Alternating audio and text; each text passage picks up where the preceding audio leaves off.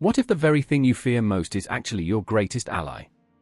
Throughout history, civilizations have bowed before the lords of death, those eerie figures cloaked in bone and shadow. But why? Why would entire cultures embrace the Grim Reaper instead of fleeing in terror? The truth will chill your bones. It's not about fear, it's about power, reverence, and the intoxicating dance with mortality. It's a twisted paradox, where death isn't an end but a gateway to something much darker, much more thrilling. Consider this: ancient Aztecs sacrificed to the gods, their hearts still warm in their chests, believing that blood spilled on the altar would nourish the sun. Irony drips from that knife. To live, they must first confront the ultimate irony, death. Fast forward to modern life, where your morning coffee is laced with caffeine, a drug that teeters on the brink of life and death, all while your alarm clock screams like a banshee. We've sanitized the concept of dying, reduced it to a mere statistic, yet cultures once painted it in vibrant colors, a vivid celebration of existence's fragility. Why? Because death, terrifying and grotesque, also offers the promise of transcendence. Imagine sitting around a fire, the crackling wood punctuating the hushed whispers of your ancestors beckoning from the shadows. Familiar? Or is it terrifying? Each flicker of flame a reminder, your time is borrowed, fleeting. Cultures that revered death weren't morbid, they were enlightened, reveling in a cosmic game that demands you play by its rules or risk fading into obscurity. But here's the kicker: rituals wrapped in mystery, cloaked in the absurd, make up the fabric of societies that understood life and death are inextricably linked. The ancient Egyptians, with their pyramids and mummies, didn't just see death as a final curtain call, they viewed it as an encore that promised immortality. Meanwhile, the Vikings set sail for Valhalla, their warriors drinking and feasting, living without the crippling fear of dying. You think your morning commute is rough? Try facing death with a horned helmet and an axe in hand. Now, let's slice through the veneer of normality. What if your fear of death is just a ticket to a grand cosmic party? What if the afterlife isn't a bleak void but a thrilling carnival of souls dancing in the dark? Cultures that worshipped the lords of death understood this. Their rituals, grotesque and poetic, were not mere obsessions but affirmations of life's dizzying beauty. As shadows stretch and ancient echoes whisper, ask yourself, are you ready to confront the specter that looms in every corner of your existence? The lords of death await, cloaked in mystery, armed with secrets that could shatter your safe little world. Unlocking their truths could unleash an exhilarating chaos that challenges everything you know about life, death, and the space between. Embrace the absurdity, understand the reverence, and maybe, just maybe, you'll catch a glimpse of the extraordinary that lies beyond the grave. The old clock on the wall chimed midnight, its sound reverberating through the dimly lit room like the tolling of a funeral bell. Outside, shadows danced under the pale glow of the moon, a witness to the struggles that lay within four senseless walls. I sat there in the dark, my fingers trembling around a photograph, ink smudged along the edges from my desperate grip. A face smiled back at me, forever frozen in time, a brother, a friend, a soul lost too soon. The air felt heavy, thick with the weight of unspoken words and unacknowledged grief. Across the room, Sarah paced like a caged animal, her breath hitching as she whispered his name, Ben, Ben. Each syllable was a plea, a prayer, a thin thread of hope unraveling in the oppressive silence. She wore the kind of anguish that cuts deep, raw, and jagged, like glass embedded in flesh. I could see it in her eyes, an abyss of despair, swirling and dark, pulling me closer to the edge. I wanted to reach out, to wrap my arms around her, but fear gripped me too tightly. What could I say? I remember, the words clung to my throat like ash. In that moment, the weight of our history wrapped around us, binding our hearts in a tapestry of shared memories. Each thread woven with moments of laughter, joy, and heartache, all leading us to this unyielding present. I remember the night we spent by the river, laughter bubbling up like champagne, our cheeks flushed with youthful abandon, the world stretched before us like an open book. But now, Ben's absence felt like a black hole, consuming everything, leaving us trapped in the gravitational pull of grief. Then there was Isaac, his face pale beneath the harsh fluorescent lighting, as if he were a ghost haunting the memories of the living. He leaned against the wall, arms crossed, fidgeting with the hem of his shirt, avoiding our eyes like they were blades. "You think he's really gone?" he asked, voice trembling, a confession more than a question. Each word dripped with disbelief, like rainwater splashing against the hard pavement, leaving behind a hollow echo. I mean, what if he's just somewhere else? What if death isn't the end? I wanted to scream, to shake him until his thoughts shattered like glass, but the truth wrapped around my heart like a vice. What if death was merely a doorway, opening to a realm we couldn't comprehend? An unsettling thought, a chilling whisper in the dark, threading through cultures and ages, binding us all in the terrifying dance with mortality. I remembered the stories my grandmother used to tell, the spirits dancing in the shadows, the rituals that celebrated life even as they acknowledged its inevitable end. In her eyes, death was not something to fear, it was simply a passage, a transformation. Sarah's eyes met mine, and I could see the question swirling behind them, do you believe any of it? I could feel the tension crackling in the air, thickening like fog, each breath heavy with anticipation. In Mexico, they have the Dia de los Muertos, I whispered, words tumbling from my lips like forgotten secrets. They celebrate their loved ones, inviting them back, sharing stories and laughter. It's like they don't let death rob them of their joy. Joy? Isaac scoffed, the word dripping with skepticism. What joy is there in a grave? His voice was sharp, slicing through the moment like a knife, but I could see the cracks in his facade. He was afraid, just like us, of the shadows that loomed over our lives. But what if joy was exactly what we needed? What if the only way to combat the darkness was to stand defiantly in the light of our memories? I breathed deeply, letting the air fill my lungs, feeling the pulse of life thrumming beneath the surface. It's about honoring them, remembering the laughter, the moments that made them who they were.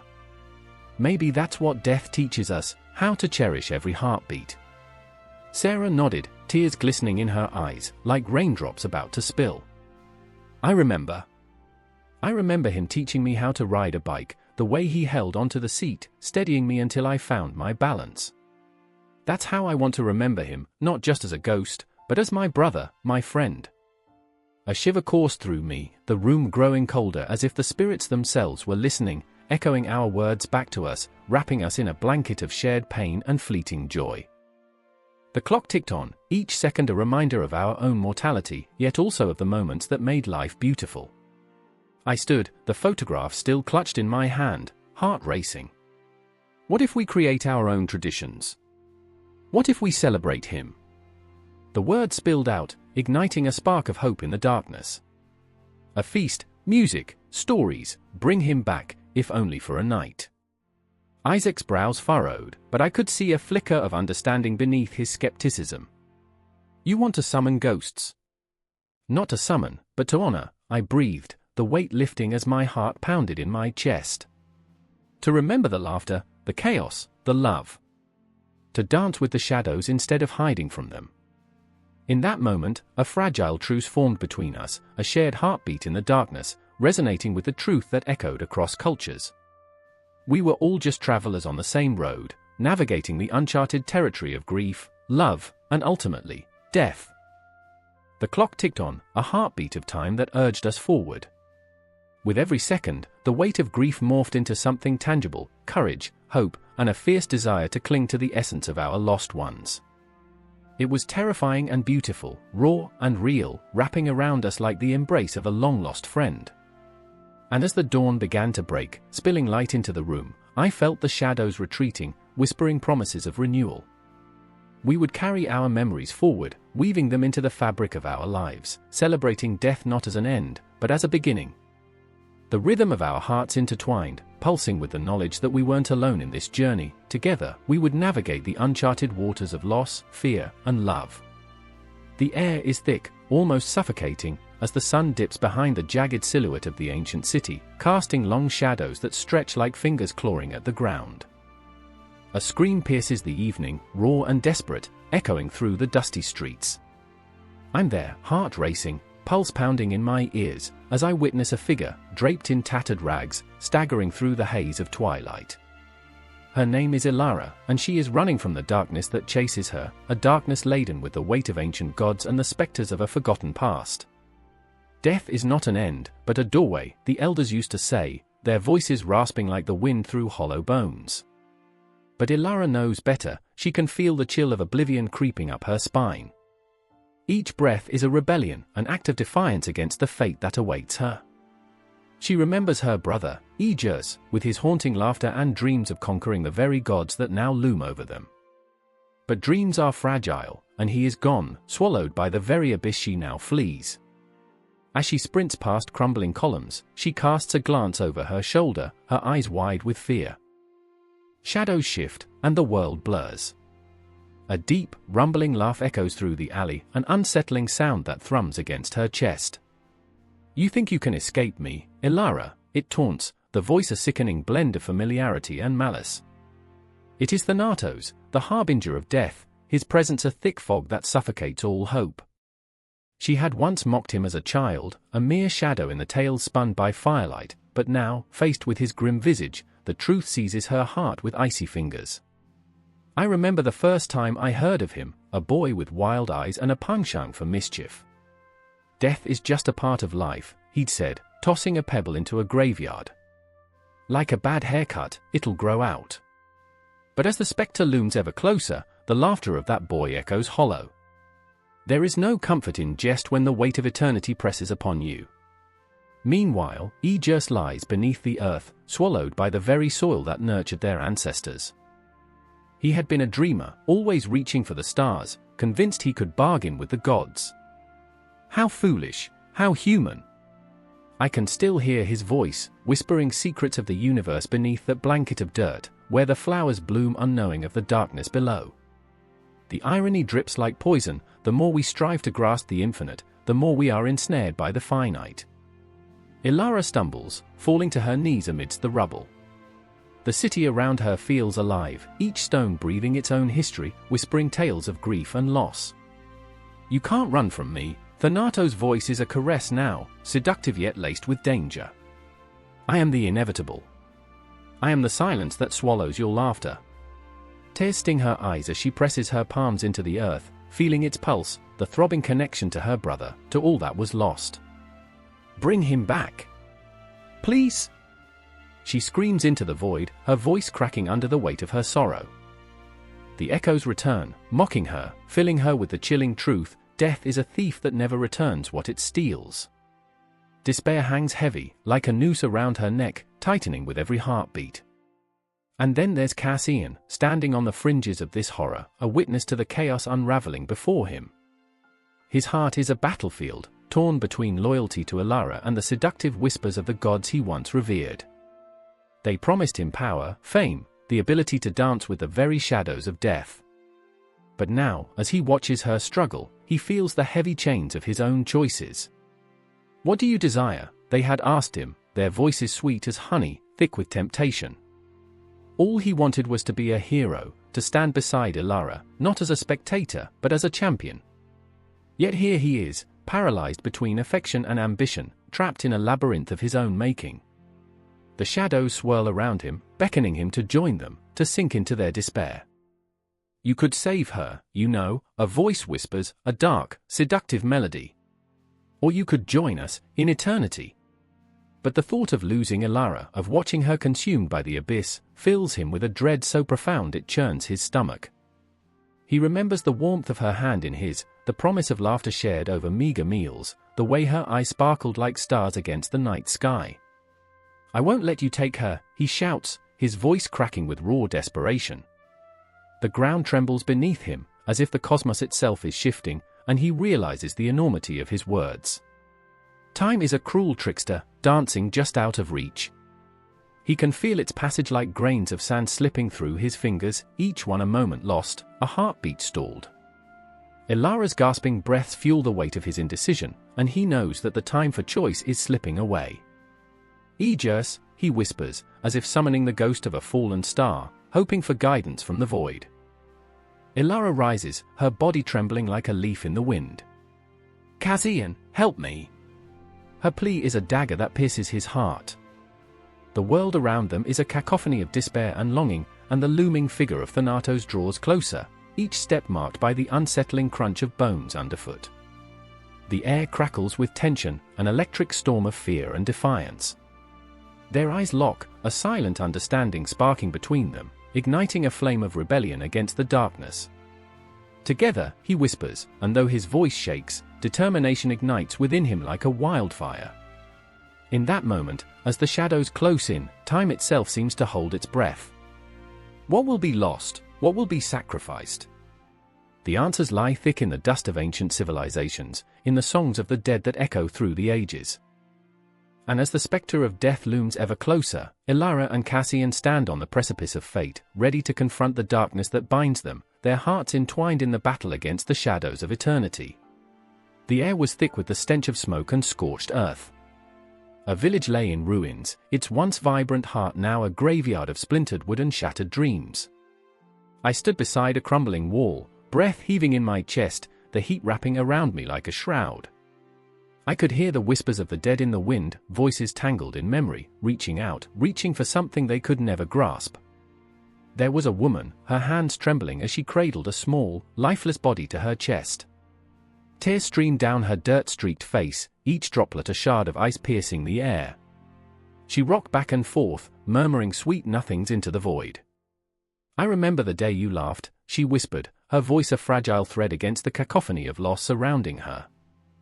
"I remember, a haunting lullaby, a requiem for the living, for those left behind." Nearby, a man knelt in the ashes, his fingers sifting through the remnants of what had been. Once, this place had been alive with laughter and light, but now it was a tomb, a cruel reminder of the fragile line between existence and oblivion. "Why?" he muttered, anger spilling from his lips like venom. "Why did you take her?" The question echoed, a hollow sound that reverberated through the empty streets, wringing my heart like a wet rag. Death had come for them, as it comes for us all, cold and inevitable, a thief in the night. I felt its weight, heavy on my chest, a reminder that every heartbeat is borrowed time. I was not just a spectator, I was tethered to their pain, an unwelcome witness to the rawness of grief. The woman's wailing rose, a tempest of sorrow, swirling into the air like dark clouds pregnant with rain. In that moment, I could see the ancient shadows of death looming behind her, cloaked figures etched in the fabric of mythology. They danced and flickered, looming figures draped in sorrow, guardians of the departed. In every culture, in every whisper of history, death was a constant companion, a deity revered and feared. I saw her then, the figure of a goddess standing at the edge of the village, a silhouette against the flames, her hair a cascading river of shadows. She bore witness to their suffering, her gaze unwavering, the weight of eternity carried in her eyes. They called her Persephone, the queen of the underworld, a bridge between realms. She knew loss, knew the ache of separation, and even in her power, she wore the mantle of grief like a crown. The man looked up, his eyes meeting hers, and in that heartbeat, I felt the tremors of the universe. "What do you want from us?" he shouted, voice raw with desperation. "What is the purpose of this pain?" Persephone lingered in the air, a ghost in the flames. "Life cannot exist without death," she seemed to whisper, a truth that shook the very ground beneath us. "You must learn to let go." But how, when every fiber of your being screams to hold on? I remembered my own losses, the faces of those who had slipped through my fingers like sand. I remembered the laughter that turned to silence, the warmth that turned to ash. As the sun dipped below the horizon, shadows lengthened. I felt the chill of night creeping in, wrapping around me like a tight embrace. The man stood, fists clenched, teeth gritted against the encroaching darkness. "You are not real," he spat. "You cannot take her from me." Oh, but death was as real as the ground beneath our feet, as inevitable as the setting sun. A raven flew overhead, a herald of the inevitable, its call echoing through the stillness. It was a reminder that even in grief, life continues to march forward, relentless and unyielding. "Remember," the goddess seemed to say, though she remained silent. "Remember the love more than the loss. The stories you tell will breathe life into those who have passed." I could feel the memories thrumming in the air, the weight of them pressing down like a heavy fog. The woman, still clutching her child, began to sing softly, a melody that curled around the ruins, weaving through the ashes. It was a song of remembrance, of joy mingled with pain, a celebration of life even in the face of death. The man faltered, listening to the notes that reached out like tendrils of light, illuminating the darkness. He dropped to his knees, the fire of anger extinguished, replaced by a flicker of understanding. "I remember you," he breathed, voice shaky, tears spilling down his cheeks. I remember, in that moment, a fragile thread was spun between the living and the dead, a connection that transcended the shadows that sought to consume them. It was a reminder that death was not the end, it was another chapter, a doorway to something beyond. And then the sky cracked wide open, stars spilling forth like liquid silver, illuminating the path ahead. I could feel the pulse of the earth beneath me, the rhythm of life and death intertwined, an eternal dance. Each heartbeat echoed with the weight of history, every breath a testament to resilience. I caught the eyes of the goddess, and in her gaze, I saw the truth: death is not a thief, it is a teacher, a guide through the labyrinth of existence. We cling to our pain, but in letting go, we find freedom. As the village burned, as memories intertwined with the smoke, I felt the weight of it all: love, loss, and the bittersweet embrace of mortality. The echoes of their grief hung in the air like an unfinished symphony, each note a reminder of life's impermanence. And thus, the night deepened, shadows stretching longer, yet something glimmered in the darkness, a flicker of hope, a promise. Because even in death, life finds a way to persist, to thrive, to be remembered. The clock ticks ominously, the sound swelling in the silence like a heartbeat in the dark. In that cramped room, shadows twist and curl around the walls, whispering secrets of the past, secrets that cling to the air like fog, heavy and suffocating. I find myself standing there, breathless, clutching my chest as if to hold back the weight of despair. My fingers tremble, tracing the edge of an old, cracked mirror, its surface smeared with layers of dust and memories. I see her there, Amara. Her eyes, wide and hollow, reflect a darkness that feels both familiar and alien, like the cold touch of death itself. "Are you afraid?" she asks, her voice a chilling lullaby, jagged and raw. The question lingers, curling around us like smoke, as if it knows the answer already. I want to say no, to laugh it off, to pretend that death is an abstract concept, a distant threat. But the truth bubbles up, too powerful to suppress. I am terrified. Terrified of her, terrified of the very idea of death looming just beyond the threshold, waiting like a predator in the night. And then there's Ben. Oh, Ben, my co-conspirator in this macabre dance of existence. He stands to the side, hands shoved deep into the pockets of his tattered coat, eyes darting nervously from Mara to the rusted clock on the wall, as if it holds the answers to questions we haven't even dared to ask. "We're not going to die," he mumbles, though even he doesn't sound convinced. His voice is shaky, a fragile thread weaving through an atmosphere thick with foreboding. "Not today. We just need to," but what? What do we need to do? The air crackles with unsaid words, each one sharper than the last. I watch as Ben's hands shake, a physical manifestation of his fear, of our collective denial. He swallows hard, and I can almost see the memories replaying behind his eyes, ghosts of lost moments, of family dinners and laughter that now feels like it belongs to someone else, someone who didn't know the sting of loss like we do. "Death isn't something to fear," Mara whispers, her voice a melody woven with madness. "It's a companion, a friend waiting patiently for you to acknowledge it."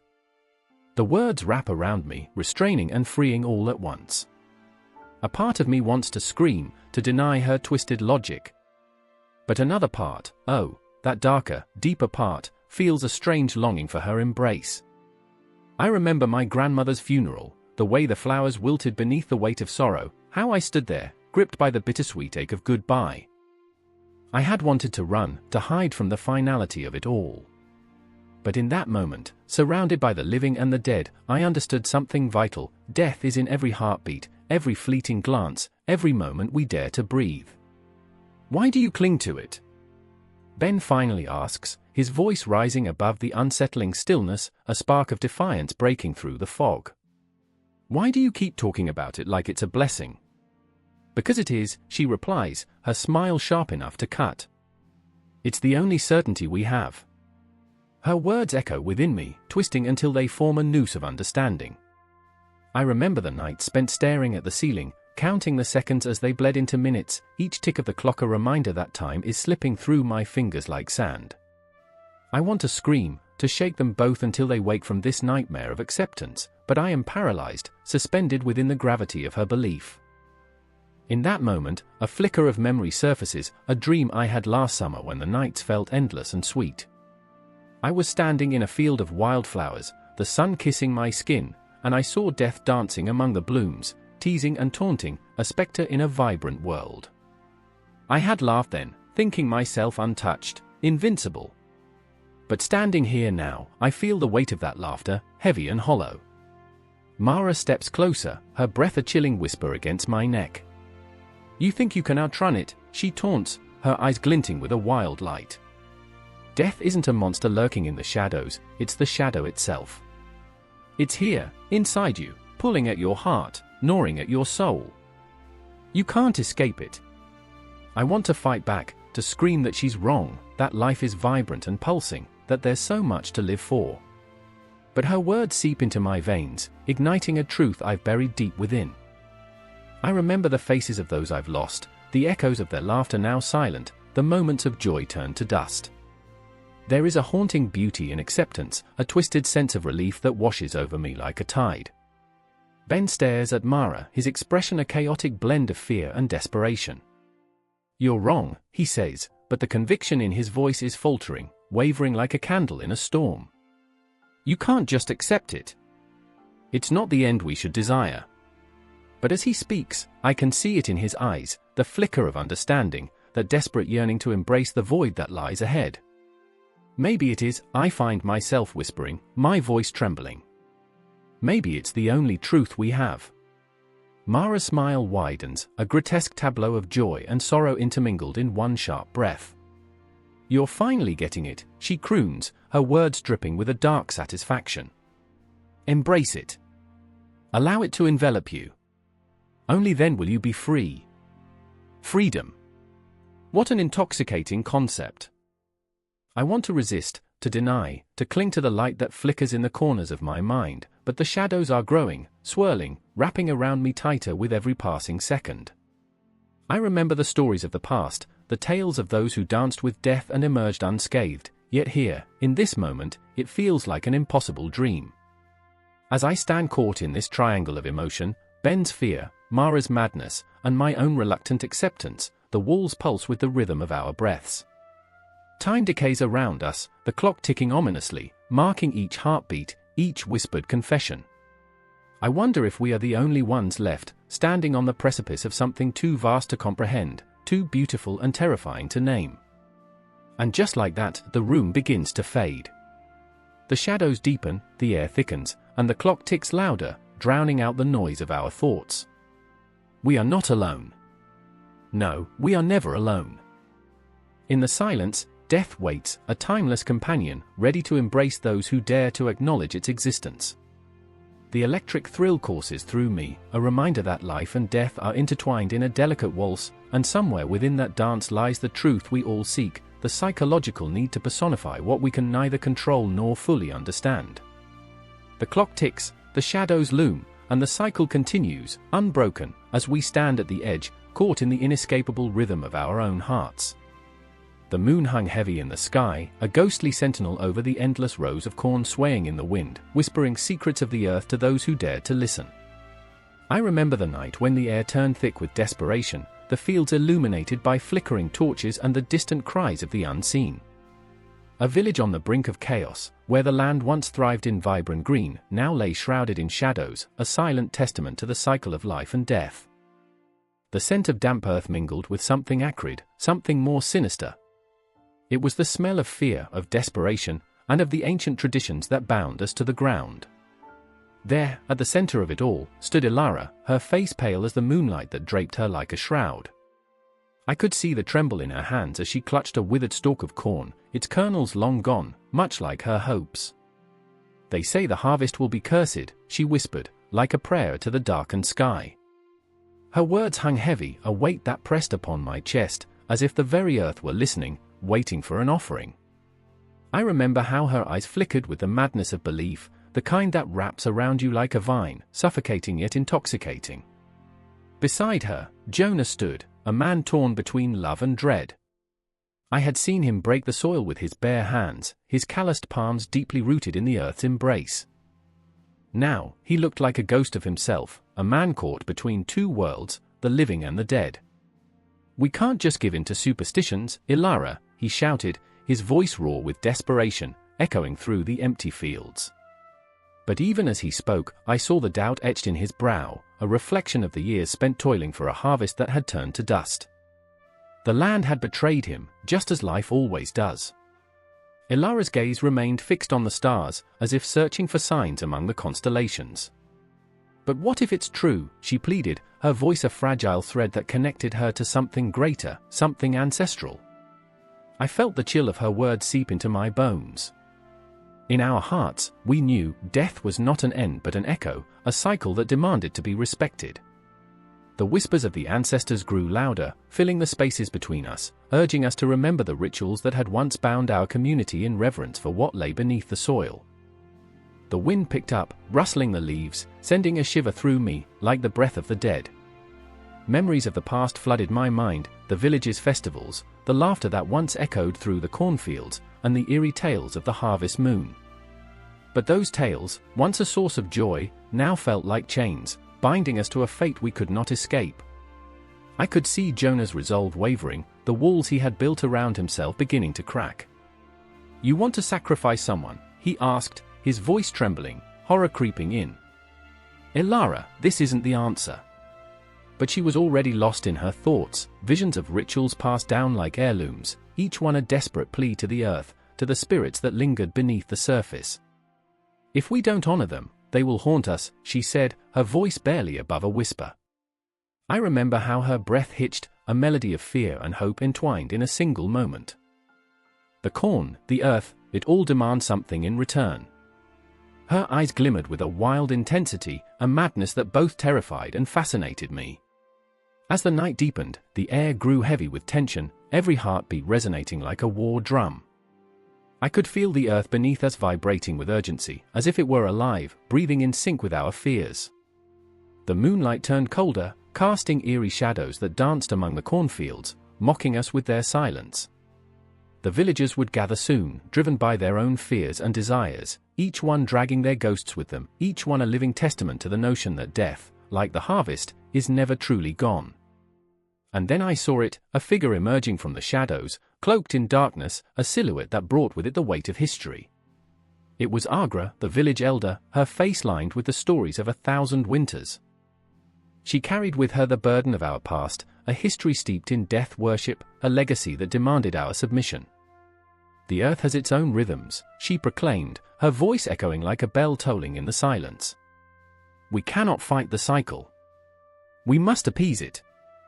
Ilara's gaze shifted to Agra, a mixture of yearning and fear swirling within her. "What must we do?" she asked, her voice trembling, an offering wrapped in desperation. Jonah stepped forward, his body tense as a drawn bowstring, ready to unravel. "No. This isn't the answer," he shouted, his voice cracking like a whip in the still night. But the words hung in the air, met only by the whispering wind, a futile protest against the tide of tradition. It was the moment that would change everything, the confrontation that would rip the fabric of our lives apart. I could feel the earth tremble beneath us, the weight of our ancestors pressing down like a hand on our shoulders, urging us to remember. The cornfield swayed in a macabre dance, a reminder that life feeds on death, and death feeds on life. As the villagers began to gather, drawn by the promise of sacrifice, I felt a darkness envelop us, the shadows lengthening and creeping closer, a reminder that the past is never truly buried. And in that moment, standing between the two forces, I understood the true nature of our plight. The harvest was more than grain, it was a symbol of our fears, our desires, and the inescapable grip of mortality. The confrontation was not merely between Ilara and Jonah, but a battle within us all, a struggle against the shadows that loom over our existence.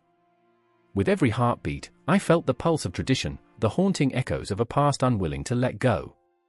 The torches flickered, illuminating faces twisted in anticipation and dread, a grotesque masquerade of humanity caught in a cycle they could neither escape nor understand.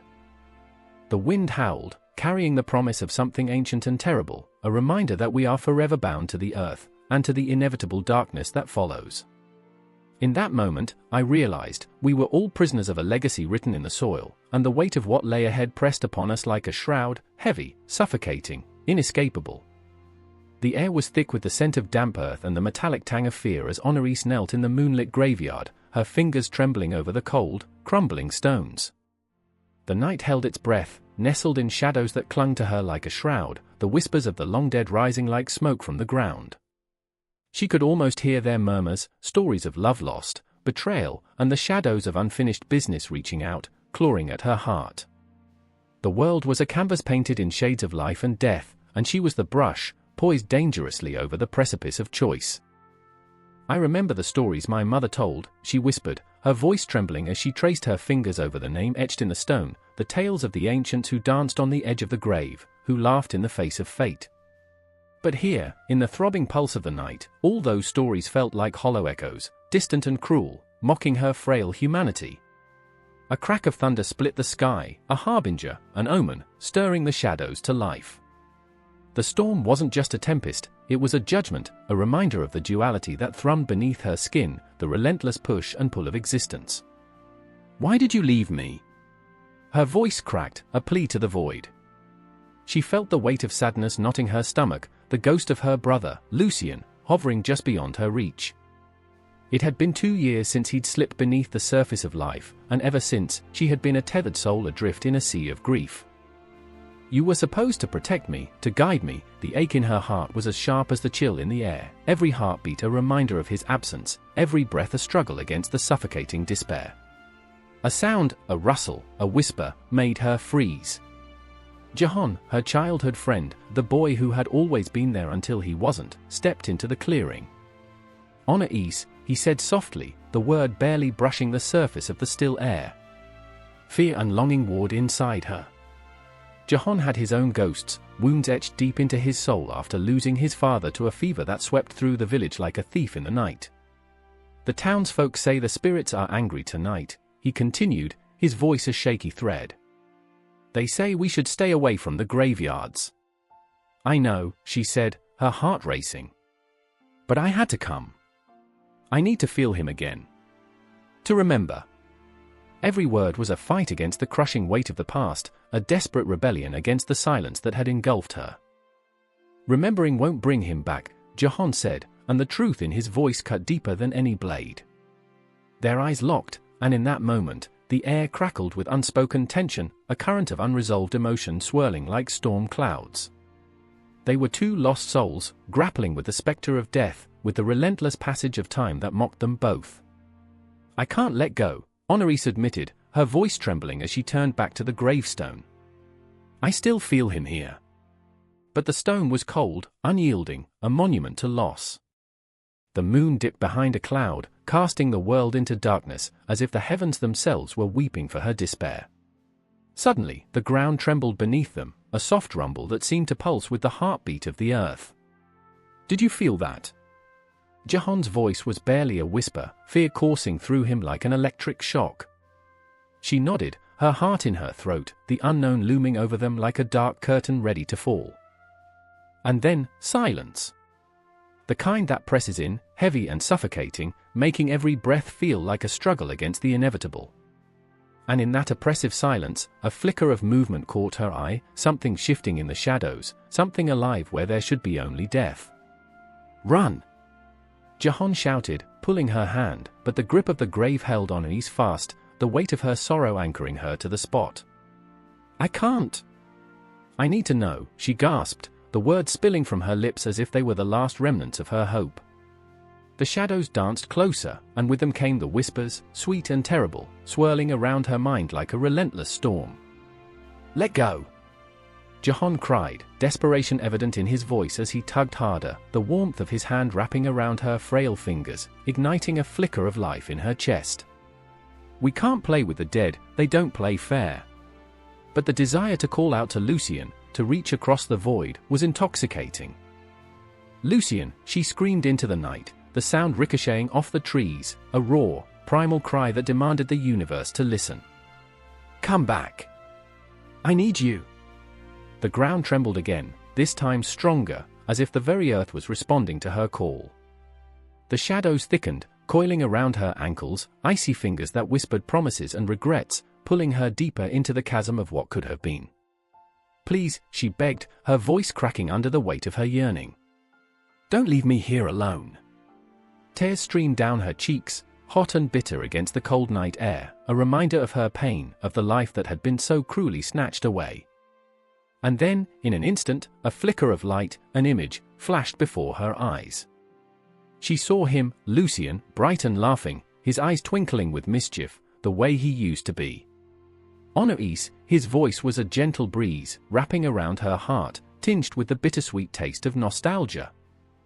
"You must remember the joy, not just the sorrow." But the shadows pressed in tighter, the specters of lost moments tugging at her heart, blending fear with longing, death with life in a dizzying whirl. The duality of existence surged within her, a reminder that to live was to embrace the sorrow just as fiercely as the joy, that love and loss were two sides of the same coin, eternally spinning in the dark. "I can't do this without you," she screamed, the weight of despair crashing down as realization struck her like a blade. "Then live," he whispered, the sound fading like smoke in the wind, leaving her grasping at the emptiness, the shadows flickering away like a dying flame. And as the darkness threatened to swallow her whole, Osiris felt Jahann's hand tighten around hers, anchoring her to the world of the living. The storm rolled back, the moon breaking free from the clouds, casting light over the graveyard, a fragile reminder that even in death, there was life, even in loss, there was love. "Let's go, Osiris." Jahann's voice was softer now, filled with a raw urgency that pulled at her heart. "Let's not be caught in the shadows." And with one last look at the stone, the name etched deep into her soul, she nodded. The ghosts would always be there, but so too would be the echoes of laughter, of love, of life. Together, they turned away from the graveyard, leaving behind the heavy weight of grief, stepping into a future still shrouded in uncertainty, but shimmering with the promise of dawn.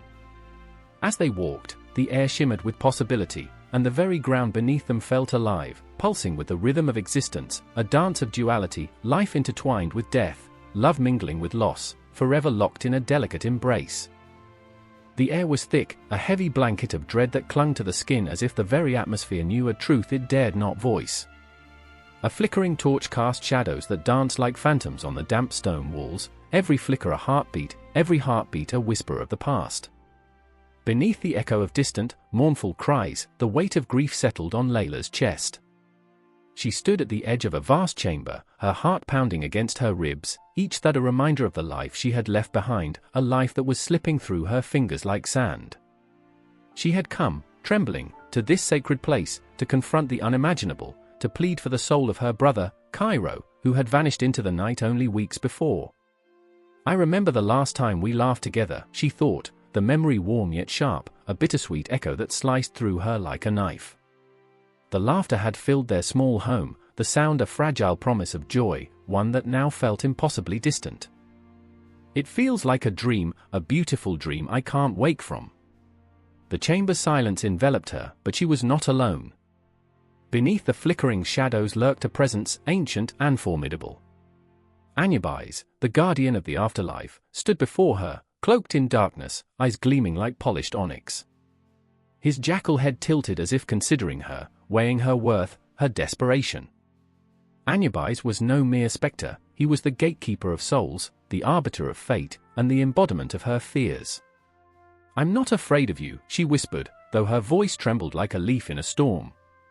The room felt smaller, the walls pressing in as if to crush her spirit. "I've faced worse than death." But the truth was, she had not. The gaping maw of loss and despair that swallowed her whole left her hollow. Cairo, her bright star, had vanished, leaving her to navigate the labyrinth of grief alone, a solitary wanderer searching for a way through the darkness. In a corner, half illuminated, a figure stirred. Hamid, Cairo's best friend, haunted by guilt, stood shrouded in shadow. His eyes, once filled with mirth, now reflected the torment of 1,000 sleepless nights. "Layla," he began, his voice cracking like brittle bone. "I shouldn't have let him go out that night. I should have stopped him." "Stop!" Layla shot back, the venom in her words surprising even herself. "You think this is your fault?" Her heart raced, fury mixing with sorrow. he would have gone anyway. He always pushed boundaries, chased the horizon like he was invincible. Hamid's face fell deeper into the shadows, the weight of his own failings draping over him like a shroud. But if I had been there, if I had just, the air hummed with tension, a taut string ready to snap. Each breath they took echoed in the hollow chamber, a reminder of the fleeting nature of life and the shadows that lingered just beyond the veil of existence. Layla turned towards Anubis, desperate for an answer, for something, anything to pull her from this consuming darkness. "What do you want from us? What is left to decide?" The guardian remained still, an unyielding statue carved from ancient stone, yet within his gaze lay an unfathomable depth, a swirling abyss of understanding and judgment. Time felt suspended, and Layla found herself trapped between the memories of laughter and the cold grip of her brother's absence. She could hear the echoes of Cairo's voice, teasing her, challenging her to be brave, to face the demons that lurked in twilight. "I remember the stars," she whispered, almost to herself, the words slipping out like a prayer. Cairo loved the stars. He said they were the souls of the lost, watching over us. Is that why he? A sudden chill sliced through the air, silencing her. Anubis moved, the shadows swirling around him like a tempest. As he stepped closer, she felt the weight of eternity pressing down. "Fear is a powerful thing," he murmured, his voice a low growl that vibrated through her bones. "It can bind you or free you." "Free?" Hamid scoffed, bitterness lacing his tone. "What does that even mean?" "We're trapped in this hell, haunting each other with our regrets and sorrow." "Regret is a chain, Hamid," Anubis replied, his eyes darkening as he surveyed them both. "But it can be unshackled. Yet you stand here, paralyzed by your ghosts." The air crackled, and Layla took a step forward, her heart racing with a reckless hope. "Then tell us how to break free." "To find him." Anubis studied her, the silence stretching between them like a taut bowstring. "You must confront the truth, seek the light amidst the shadows. The path to the afterlife is fraught with trials, and only by facing your fears can you hope to find him." "But what if the truth is too painful?" she asked, her voice barely above a whisper, the tremor betraying her. "What if it shatters us even more?" "Pain is a teacher," he said, his gaze piercing through her, igniting a flicker of determination deep within. "Embrace it. Only then can you hope to guide his soul back." A thought spiraled in her mind, a memory of Cairo's laughter, the way he had always found light in the darkest corners. I remember his smile. The way he would find joy in the smallest things, like the sun breaking through the clouds. The chamber pulsed with energy, the shadows shifting in anticipation. Anubis stood unwavering, his presence both daunting and reassuring. For a moment, Layla saw a glimmer of hope, a thread of possibility weaving through the darkness. "Together, we can face the shadows," she whispered, reaching out to Hamid, feeling the warmth of his presence, the shared pain and longing. Hamid hesitated, but the spark of determination ignited behind his eyes at her words. "Together," he echoed, his voice steadier now, as if the promise alone could lift the weight from their shoulders. The air shimmered, charged with the unspoken resolution that bound them.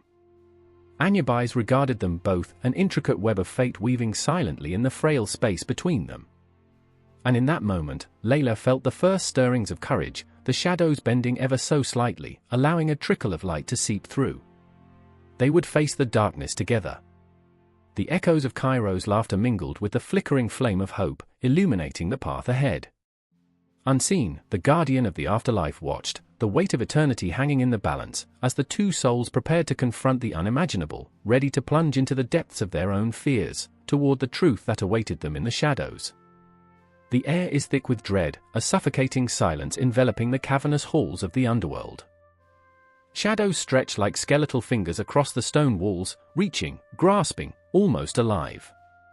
Haid stands at the threshold, his eyes dark pools reflecting the souls of the lost, flickering like distant stars in a suffocated sky.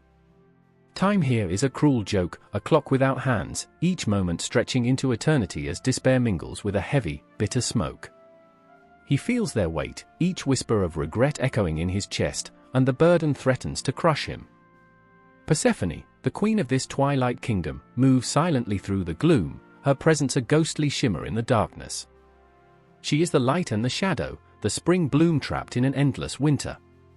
Her heart wrestles with its own demons, a longing for the sun, the warmth of life above, but also a fierce loyalty to the realm she has come to know, a love for Hades that pulls her deeper into the abyss.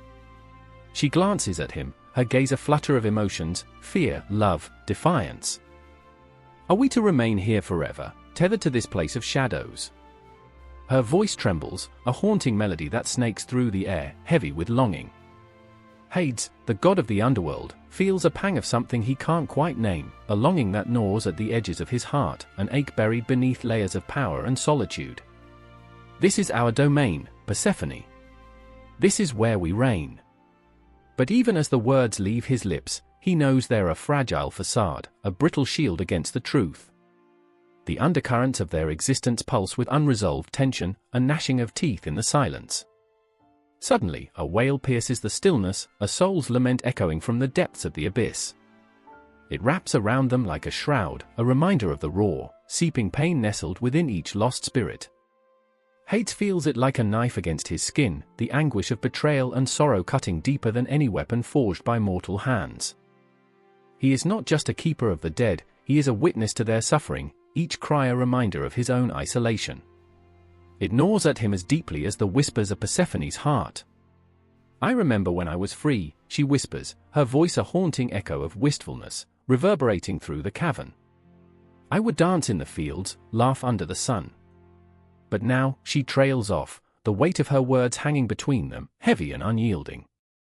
Now I am chained to this dark eternity. Chained. That word clinks in his mind like a bell tolling for the damned.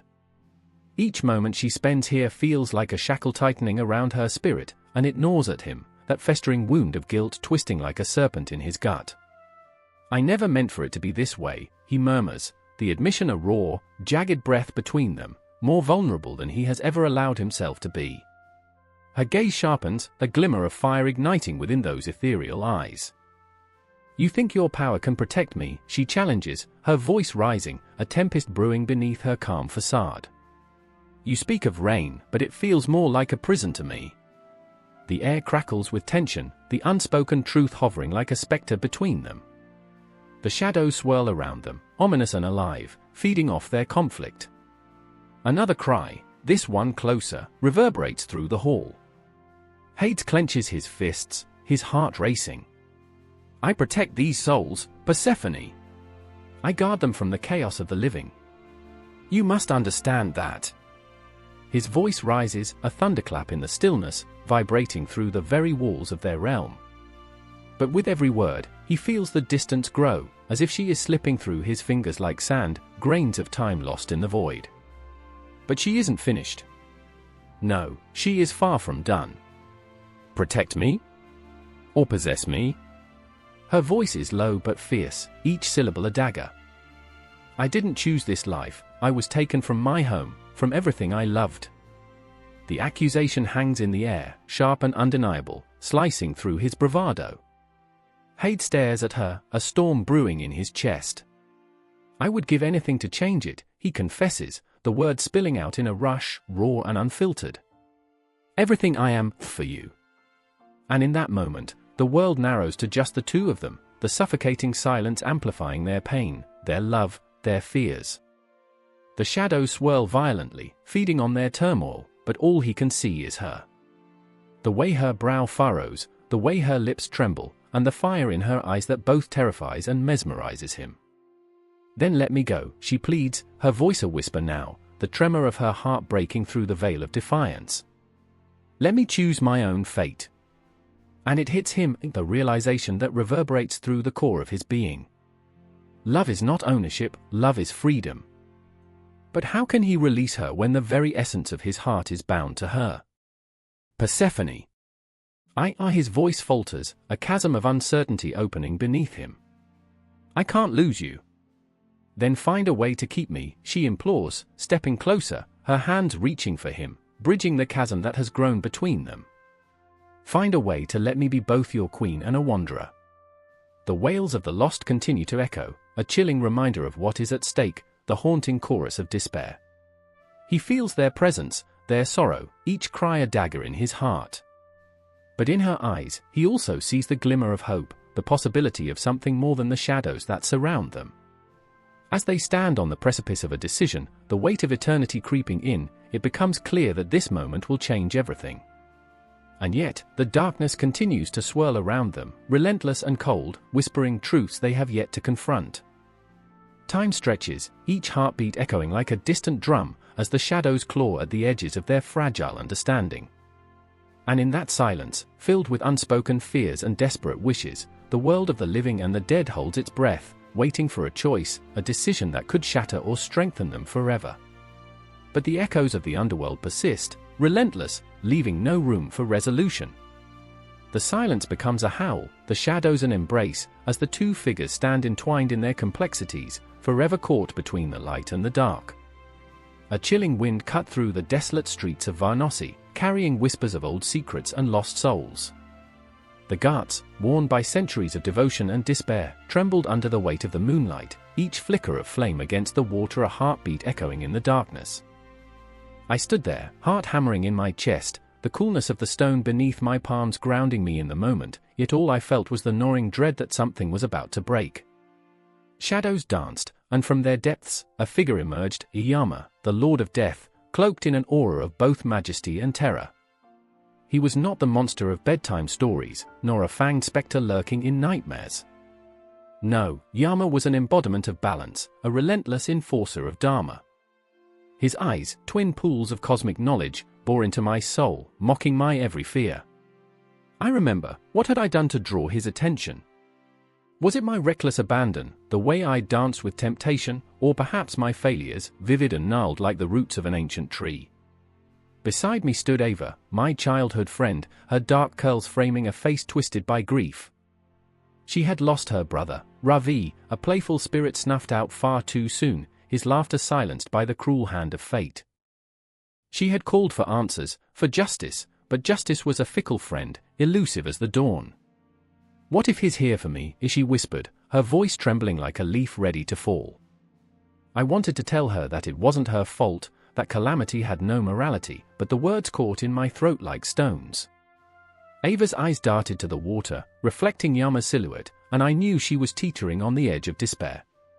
I remember the way she had once laughed, genuine and bright, before life had painted her world in shades of grey. The ghost of her brother lingered, a reminder of all that had been lost, and her heart was a fragile vessel, teetering dangerously on a precipice. "Why him?" she choked out, her anguish raw, unraveling in the cold air. "Why take him?" The question hung between us, a tormenting echo, the weight of helplessness pressing down.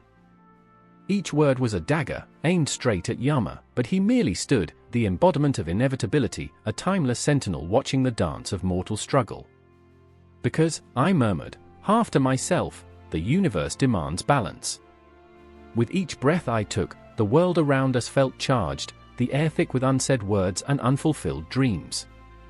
I thought of the city, alive but dying, where lovers carved their names into crumbling walls, and the scent of spices wafted through the air, mingling with the sweet decay of mortality. Time was relentless here, and yet it felt suspended, the clock ticking in the background like a heartbeat, steady but inevitable. I turned to see Yama closer now, a figure woven from shadows and starlight, his presence stirring something primal within me. I felt a strange kinship, an understanding that resonated deep, a truth that made my heart race. What if he wasn't just a harbinger of death, but also a keeper of stories, a witness to the chaos of life? "Yama!" I shouted, my voice faltering, yet fierce. "What do you want from us?" He merely watched, his eyes like rivers of time, and in that gaze, I saw flashes of all who had come before us, the mothers who mourned, the lovers who parted, the children whose laughter faded into silence. Each reflection seeped into my bones, anchoring me to the ground as if the weight of human tragedy yearned to pull me down into the depths. Ava stepped forward, trembling, her hand reaching toward the figure draped in night. "I want him back," she cried, a sound that shattered the stillness, a prayer that might as well have been a curse. "I want to know why he had to die." Her voice broke at the end, raw and desperate, echoing into the void. And in that moment, Yama's lips twitched, a slight, almost imperceptible smile, as if he understood the futility of her wish, the ways of the universe far beyond her comprehension. But then he pointed toward the river, the eternal current that flowed, relentless, unyielding. Life and death, intertwined like the threads of fate, a cosmic dance choreographed by forces unseen. "Do you see, Ava?" I whispered, my own heart aching with her pain. "He is not the enemy. He is the closure we seek, the finality we dread. He is the keeper of balance." The river surged beneath the stars, a tapestry woven with dreams and despair. I remember the stories my grandmother told me of souls navigating this world, searching for peace. And now, as I stood beside Ava, I felt the weight of every tale, every loss, every moment of joy entwined with sorrow. But the confrontation loomed, an emotional storm brewing on the horizon. Yama was patient as a mountain, but Ava? She was a wildfire, her grief a force of nature, raging and uncontrollable. "You took him. You took my brother." Her screams pierced the air like arrows, desperate and unyielding. "I took nothing," Yama's voice resonated, deep and echoing, laced with the wisdom of ages. "The cycle of life and death is not mine to control. I am but a guide, a facilitator of the law. Your pain is part of the journey." And with that, time shifted. The air thickened, a tension that felt almost tangible, a weight pressing down on us as if the universe itself held its breath. I caught the shimmer of unshed tears in Ava's eyes, the flicker of hope battling despair. In that moment, I was not just a bystander, I was a part of this cosmic drama, caught between the sacred and the profane. I reached for her hand, squeezing it tightly, and perhaps for the first time, I felt the weight of my own existence. "We can't change what happened, but we can remember him," I urged, the urgency rising in my voice. "We can carry his light." And so we stood there, the three of us, Yama, the embodiment of the inevitable, Ava, a storm of grief, and me, caught between understanding and helplessness, the weight of our shared mortality pressing down. The world around us faded, the sounds of the city muted, leaving only the rhythm of our hearts. The river continued its eternal flow, reflecting the moon's glow, an endless cycle, life, death, and the spaces in between. And just as the tension reached its peak, when it felt like the very fabric of reality might tear apart, Yama turned away, shadows curling around him like a lover's embrace. He was gone, swallowed by the darkness, leaving only echoes of his presence behind. In that silence, I could feel Ava's breath, quick and shallow, the weight of her sorrow still hanging heavy in the air.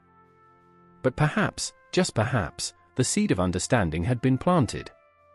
Amidst the chaos of loss, amid the shadows that danced and flickered, a new story began to take shape, one that would linger like a ghost in the corners of our hearts, forever intertwining our fates with the Lord of Death and Dharma. The moon hung low and heavy in the sky, a ghostly eye casting beams of silver light over the desolate landscape. Shadows stretched like fingers across the ground, reaching for the warmth of forgotten souls. Beneath this chilling glow, I stood at the edge of a yawning chasm, my heart thundering in my chest like a war drum. I could almost hear the whispers of the damned, the lost, the forgotten, echoing from the depths below. Mictlantecuhtli, the Lord of the Dead, awaited with insatiable hunger, a presence that dripped with both dread and allure. I remember the first time I glimpsed the underworld. It was not a place of fiery torment like the stories my mother told, but a shadowed expanse, where silence reigned, thick and suffocating. I remember my brother, Ignacio, standing beside me, eyes wide with awe and terror, his fingers curling into my arm, as if I might pull him back from the brink. "What if there are ghosts?" he whispered, the tremor in his voice betraying his bravado. I smirked in response, masking my own fear. "Ghosts don't bite," I said, but even as I spoke, the chill in the air seeped into my bones. The underworld was not merely a resting place for the dead, it was a living entity, throbbing with the pain and sorrow of those who had crossed the threshold. Each soul that fell into Mictlantecuhtli's grasp added to the weight of his dominion. I could see the shadows shifting in the corners of my vision, each flicker a reminder of those who had been lost. The scent of damp earth and decay filled my lungs, mixing with the acrid aroma of fear. Then, there was Maria, my heart's pulse, standing resolute against the abyss, her fierce spirit like a flame in the gathering dark. She had always been my beacon, the one who found joy in the bleakest moments. "You think he'll take us?" she asked, her voice steady, though her eyes betrayed an inner tempest. She had a way of spinning hope from despair, but even she felt the weight of Mictlantecuhtli's presence. "I won't let him," I breathed, though my heart quaked with uncertainty. The ground quaked beneath our feet, and the air crackled with energy. I could feel it. Mictlantecuhtli stirred, perhaps amused by our defiance. He watched from the darkness, a skeletal figure cloaked in shadows, his eyes hollow pits that devoured light. He was the end, the inevitable conclusion, and yet, in his gaze, I sensed an unsettling hunger, a desire to consume not just souls, but the very essence of what it meant to live. It was intoxicating and terrifying all at once. I remember, Maria's voice trembled, the stories of the brave who defied him, who returned with tales of valor.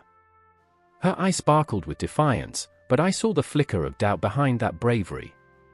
But where are they now? My heart ached for her strength, yet I felt the pull of despair grasping at my soul, trying to drown out the light she brought. We were not the first, nor would we be the last to stand at this precipice.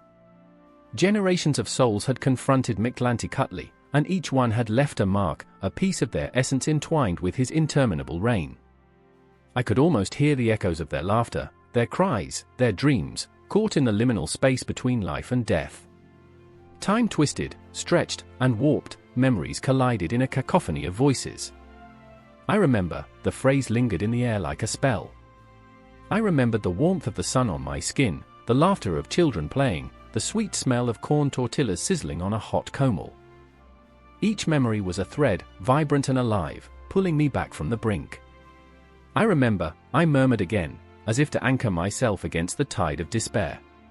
I held on to those moments, my fingers curling around them like lifelines cast into the dark. As the shadows deepened, a low growl rumbled from the chasm, vibrating through the earth and rattling my bones. "He's coming!" Ignacio shouted, his voice cracking with fear. Panic surged like wildfire in my veins.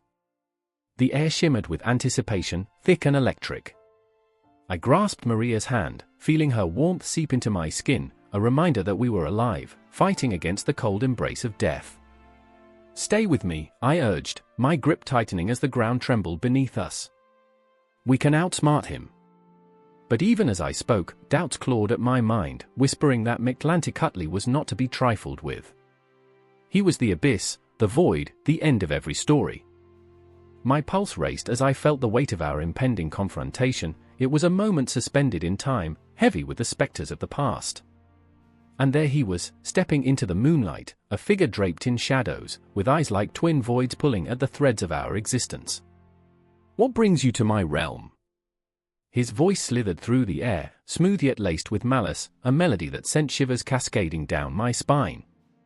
I felt Maria stiffen beside me, her body coiling with tension, ready to spring or flee, though I knew she would stand her ground. Mictlantecuhtli's skeletal hand extended, beckoning us closer, and I could feel the abyss pulling at my thoughts, urging me to surrender to despair. "You wished a bargain," he hissed. "But what do you have to offer?" The words reverberated within me, echoing the fears I had long buried. What could we possibly offer a god of the dead? Our dreams? Our lives? Our very souls? "I remember," I said again, but this time it felt like a plea, a lifeline tossed into a void. "I remember hope." And in that moment, I felt the power of our memory surge, a tide rising against the darkness. The echoes of laughter, the warmth of love, the pulse of life itself began to weave a cocoon around us, a fragile shield against the inexorable pull of death. Maria's grip tightened around my hand. "We'll fight," she declared, her voice firm, cutting through the dread that threatened to consume us. "We won't be lost to you." The resolve in her voice ignited a spark in my heart, a reminder that even at the edge of despair, we could find strength, a flicker of defiance against the eternal night. The confrontation crackled with intensity, a battle not just of flesh against bone, but of life against death itself. Mictlantecuhtli loomed large, but in that moment, we were no longer merely terrified souls standing at the edge of the abyss. We were warriors, hearts beating as one, and the shadows shivered at our defiance. And as we stood at the brink of the abyss, I felt the weight of countless souls pressing against us, lingering specters of the past urging us onward, whispering of hope and love, of life that could never truly be extinguished. A crack splits the ground, jagged as a broken promise, and the air thickens with the scent of damp earth and something far worse, fear. I stand frozen, heart pounding against my ribcage, the remnants of last night's dream still swirling in my mind. Shadows dance like lost souls beneath the flickering light, and for a moment, I can't tell where the darkness ends and I begin.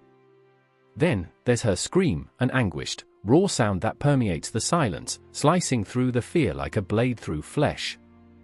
My sister, Ilara, voice cracking in sheer terror.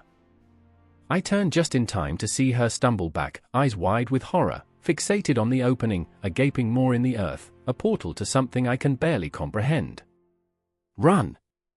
It's coming! But we've been running for too long, haven't we?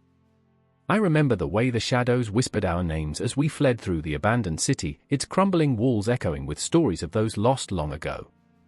The echoes still cling to the air, taunting us, reminding us of those chthonic deities that dwell beneath, spirits entwined with the very roots of the earth. They hunger, always hungry, and we, mere mortals, are nothing but a fleeting thought in their vast, eternal scheme. Emmett, please! Ilara cries again, and in her voice is the weight of our shared history, the pain of our childhood, the countless nights spent clutching each other in fear of the dark. She's always been braver than me, but now, in this moment, I see the truth in her fear. Shadows swirl around us, weaving in and out of sight, each one a manifestation of our worst nightmares. We can't let it take us. Something stirs beneath the surface, a palpable tension that electrifies the air. I remember whispers, my mother's bedtime stories of the chthonic gods, of Persephone and Hades, of the life that blooms and dies in the underworld's embrace. The thought does little to comfort me now, dragging me back to a time when I believed in fairy tales and happy endings. But there are no happy endings here. Only darkness. The ground trembles beneath our feet, and I feel it in my bones, a call, a beckoning. There's a pull, a magnetic force urging me toward that abyss, a promise of answers that I've spent years seeking. Ilara, we can't leave it. I scream, but my voice feels small against the encroaching dread. She shakes her head vehemently, her curls bouncing like the hopes of our youth, wild and untamed. Don't you dare. It's not worth it. Her words crack like thunder, electrifying the night air with urgency. But there's something in me that stirs, something primal and insatiable, urging me to step closer to the edge. What if we could understand it?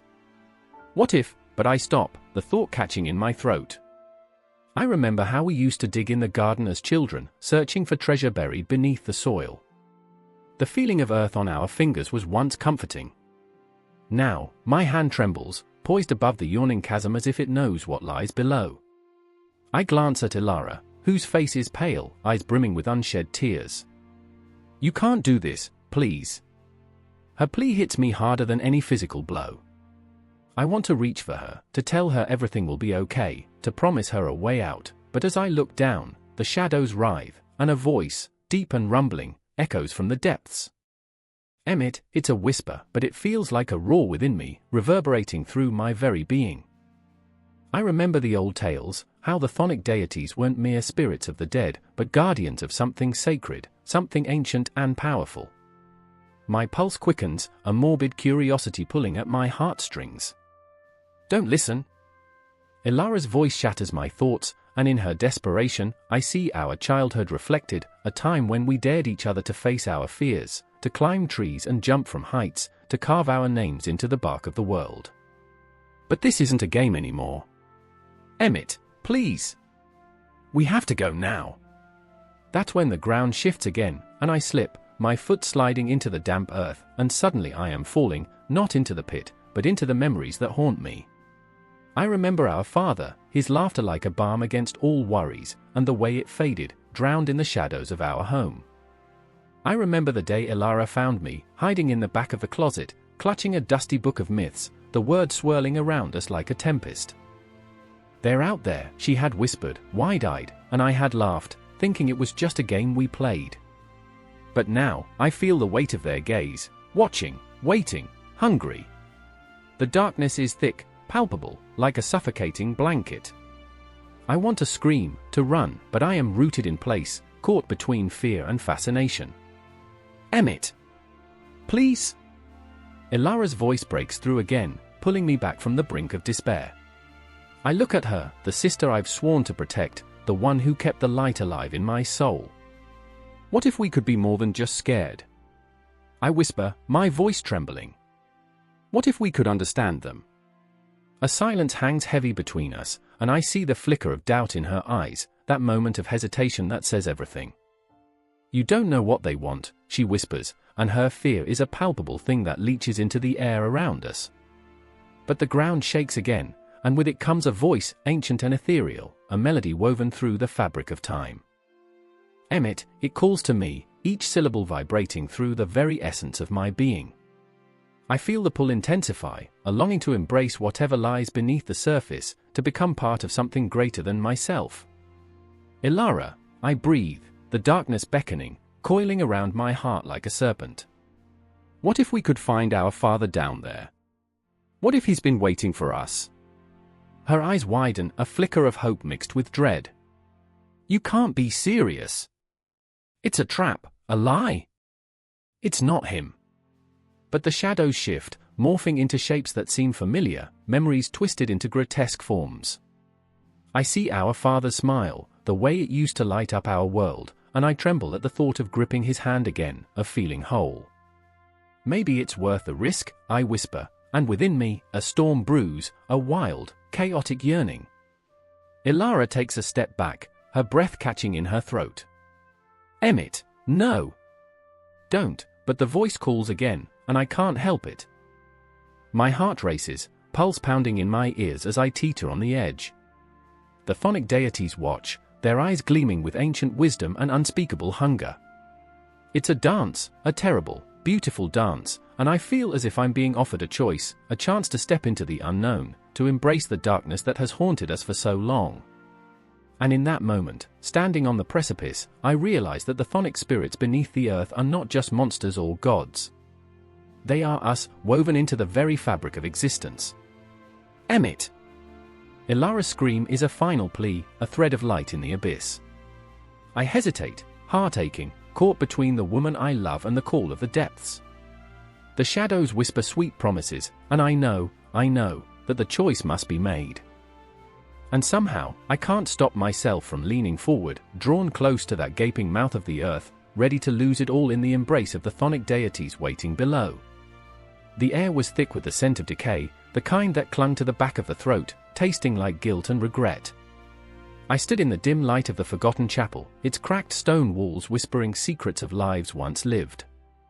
The shadows flickered, dancing ominously in the corners, taunting me with their silence. A single skull rested on the altar, its hollow eyes gazing into the abyss, seemingly mocking the fragile nature of existence. I could feel the weight of its stare, a reminder of mortality that sent shivers down my spine. Isabella, she was here. Her breath quickened, echoing against the stones as she hesitated at the threshold. I could see the tremble in her hands, fingers trembling like autumn leaves, caught in a storm. We shouldn't be here, she whispered, voice quaking with the weight of unshed tears, memories flooding her mind like a relentless tide. Are you afraid of ghosts, Bella? I teased, though the jest felt hollow, the laughter dying in my throat. I was the fool who had dragged us here, chasing the thrill of the eerie, the unknown, while I felt the chill of those who had once walked this earth pressing down on me. Her gaze drifted to the skull, and for a moment, I saw a flicker of fear, a primal recognition of what lay ahead. It's more than ghosts. It's what they represent, the past that never really dies. She stepped forward, drawn as if by an invisible thread, her heart beating in sync with the whispers of the dead. I wanted to reach for her, to anchor her to the world of the living, but I was ensnared by the allure of the morbid, the intoxicating promise of revelation.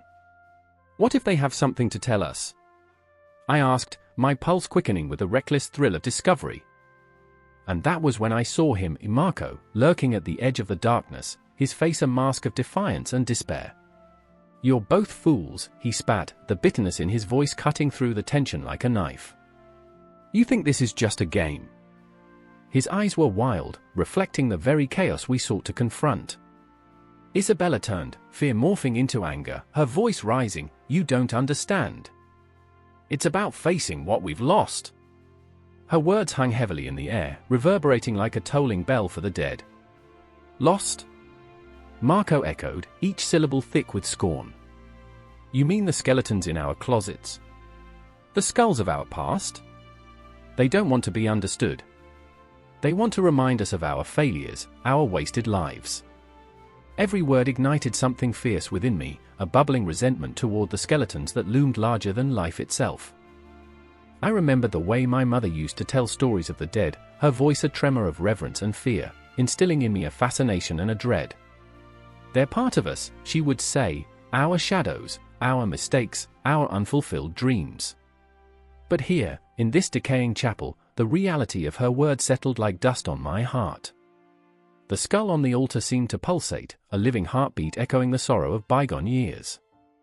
I could feel it, the weight of their stories crushing down on my chest, the hope and despair mingling in a grotesque dance. Isabella stepped closer to the altar, her breath shallow, eyes glazed as if recalling a distant memory. "I remember the first time I saw a skeleton," she murmured, her voice barely above a whisper. "I was young, curious. It felt like I was staring into the truth of life, raw, unfiltered. Death was just another part of the cycle. I wanted to scream. To shake her back to the present, to remind her of the living, of the laughter we had once shared. But the shadows were too thick, wrapping around us like a shroud. But now..." Marco's voice sliced through the air, dripping with disdain. "Now you're just a moth drawn to the flame. You think they hold answers, but they're just reminders of what you've lost." His words struck like a thunderclap, and I felt the ground tremble beneath my feet. I wanted to shout back, tell him it wasn't just about loss, it was about understanding, confronting the ghosts that haunted us. Isabella straightened, fire igniting in her spirit. "They're not just reminders, they're revelations. They show us what we're afraid to acknowledge." The joy intertwined with the pain, the beauty in the decay. There was a haunting beauty in her passion, but it felt like a candle flickering against a storm. I could see the doubt creeping into her eyes, the fear of what truth might unravel in the presence of these ancient remnants. "Do you really want to know?" Marco challenged, stepping into the light, his expression a mixture of challenge and vulnerability. "Do you want to see what those bones have to say about you? About us?" And in that moment, a silence fell over us, heavy and potent. The shadows seemed to draw closer, and the skull on the altar grinned, a grotesque mockery of our confrontation. I took a step forward, heart racing, feeling an inexplicable pull toward the truth buried within those hollow eyes. "What if it's the reckoning we need?" I asked, voice trembling with uncertainty. "What if facing their shadows sets us free?" Isabella looked at me, a flicker of hope igniting in her gaze. "Or it could bind us to our regrets forever," she whispered. The tension escalated, thickening like the fog that clung to the earth at dawn. The past was no longer a distant memory, it loomed before us, alive and pulsating, the echoes of laughter and cries mingling in the air. And as the chapel creaked around us, I felt the weight of those skeletons, their stories yearning to be told, their whispers pulling me into the depths of their darkness. The air grew heavy with anticipation, every heartbeat echoing the inevitability of what was to come. In that chapel of shadows and bones, amidst the swirling emotions of fear, anger, and longing, we stood on a precipice. The past beckoned us closer, promising truths that could shatter or heal, as the skull's hollow gaze bore witness to our confrontation, our own dance with death.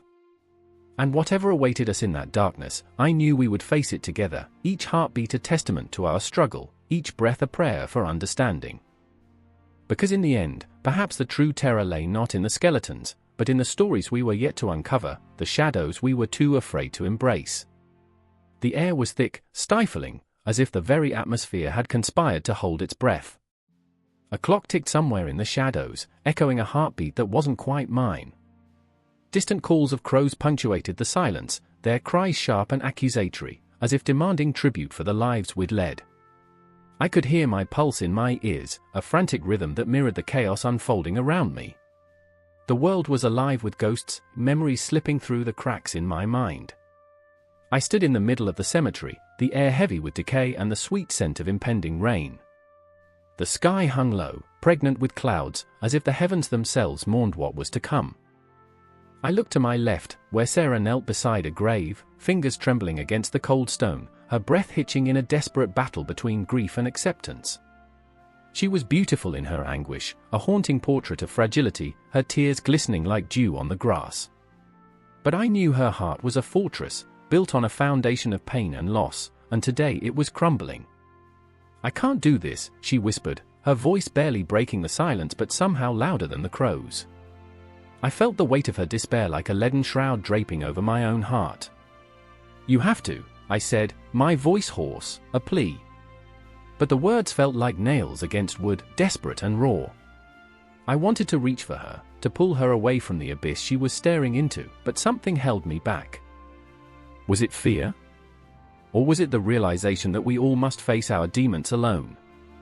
And then there was Marcus, standing a few paces behind us, his hands shoved deep into his pockets, shoulders hunched like a man burdened by unspeakable guilt. The shadows danced across his face, highlighting the lines etched by sleepless nights and bitter regrets. He had been my friend, my confidant, but now he felt like a ghost himself, slipping away from the warmth of friendship into the cold grip of grief. I saw his jaw clench, the way it always did when he was on the brink of breaking, and it made my heart ache for the man who had once been filled with laughter. I remember, I started, but the memories felt like shards of glass. Memories of us as children, running through fields of wildflowers, laughter echoing beneath the golden sun. Now that sun felt far away, obscured by the shadows of loss. I remember when we thought death was just a story, a tale told to frighten children. We believed we were invincible, untouchable, I continued, words tumbling out in a fevered rush. But here we are, standing at the edge of it all, staring into the void. Sarah's gaze flicked up to meet mine, her eyes a tempest of confusion and pain. "What do we do now?" The question hung in the air, a noose tightening around our throats. The cemetery was a graveyard of dreams, a resting place for all that once was. The gravestones stood like sentinels, each one a testament to a life, a story cut short. I felt the weight of 1,000 lives pressing down on me, echoes of laughter mingled with cries of despair. "Maybe we just let go," Marcus said finally, his voice barely above a whisper. "Maybe we need to face it, to embrace it. The pain, the loss, it's all part of us now." Embrace it? The very idea sent shivers down my spine. I thought of the countless moments we'd spent as a trio, nights filled with secrets and dreams, days lost in the innocence of youth. And now, everything was tainted. What if embracing it means losing ourselves? I asked, my voice thick with emotion. What if we can't find our way back? The rain began to fall, soft at first, a gentle reminder of the tears we had yet to shed. It splattered against the ground, washing over the grass, mingling with the sorrow that lingered in the air. I felt it on my skin, a cold shiver that awakened something deep inside. Perhaps that coldness was a reminder that life was fleeting, that the moments we took for granted could disappear in an instant. "I don't want to." "I can't," Sarah's words faltered, her breath hitching. "I can't say goodbye." The words sliced through me, raw and bleeding. I understood then that we weren't just standing at the grave of a friend, we were standing at the precipice of our own lives. Each of us entangled in the web of fear, of loss, of what came after. "Maybe it's not about goodbye," Marcus murmured, his expression softening as he stepped closer to Sarah. "Maybe it's about holding on to the memories, the love. It's about keeping them alive within us." As he spoke, I felt the world shift, the fabric of reality bending and twisting. The shadows closed in, but in that moment, they transformed into something beautiful, a tapestry woven with threads of our past. I saw flashes of laughter, joy, and shared secrets, images that danced in the corners of my mind. I remember, I chanted, the mantra spilling out like a prayer. Each repetition echoed in my heart, stitching together the fragments of our lives. The storm raged around us, but inside, we were sheltered by the warmth of shared memories, a flicker of hope in the darkness.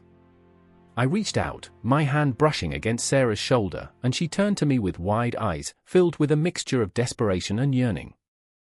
"Don't let go," she said, her voice trembling with the weight of unspoken fears. "I won't," I promised, even as the shadows whispered lies of finality in my ear. The clock continued to tick in the distance, each second a reminder that time was slipping away. I could feel the pulse of the earth beneath my feet, a reminder that life and death were intertwined, two sides of the same coin. And as the rain fell harder, drenching the ground, I felt a shift within me. The fear began to ebb, replaced by a fierce determination, a desire to face the inevitable with open arms. The cemetery, once a place of sorrow, transformed into a sanctuary of memories. In that moment, we stood together, united against the darkness, ready to confront the ghosts that lingered in the corners of our souls. The rite of passage was upon us, the transition from life to death weaving through our hearts like a sacred thread, guiding us into the unknown. And as the storm raged on, I knew that no matter what lay ahead, we would face it together, bound by the love we carried for those we had lost, and the memories that would never fade. The clock kept ticking, but we were alive, and for now, that was enough. The air was thick with the weight of mourning, a shroud that wrapped around the gathering as they stood in a crumbling cemetery, shadows looming like uninvited ghosts. The whispers of the wind carried an unsettling symphony of sorrow, rustling through brittle leaves, an echo of the life that once pulsed within the stones. I remember the moment, the tightness in my throat, the bitter taste of grief clinging to the back of my tongue. I was there, at the edge of everything, with my mother's hand gripping mine like a lifeline, her eyes glazed over, lost somewhere between the past and the haunting present. Around us, the mourners shifted uneasily, dressed in muted blacks and greys, faces etched with grief, yet cracking with the absurdity of the moment. Each hallowed whisper carried a weight, each bow of the head a testament to a life extinguished, a flicker snuffed out in the relentless march of time. But even in their sorrow, jokes slithered through the cracks. "Did you hear? They bathed once a year. Romance must have been earthy." A brief chuckle, nervous laughter clinging to desperation, juxtaposed sharply against the backdrop of despair. Yet my heart raced, pounding like a war drum as I caught sight of her, the corpse, draped in white, a fragile shell of the vibrant woman she once was. I remembered her laughter, the way her voice danced through the air, alive and electric. Now she lay still, a stark reminder of the fragility of existence. I wanted to scream, to shake the hands of the clock that ticked mindlessly, robbing us of moments that could never be reclaimed. "Why do we do this?" I blurted out, my voice trembling, drawn into the emotion swirling around me. "Why bury our dead instead of keeping them close?" My mother turned to me, her eyes reflecting a tempest of sorrow and irritation, the unspoken message hanging thick in the air. This was not the time for questions.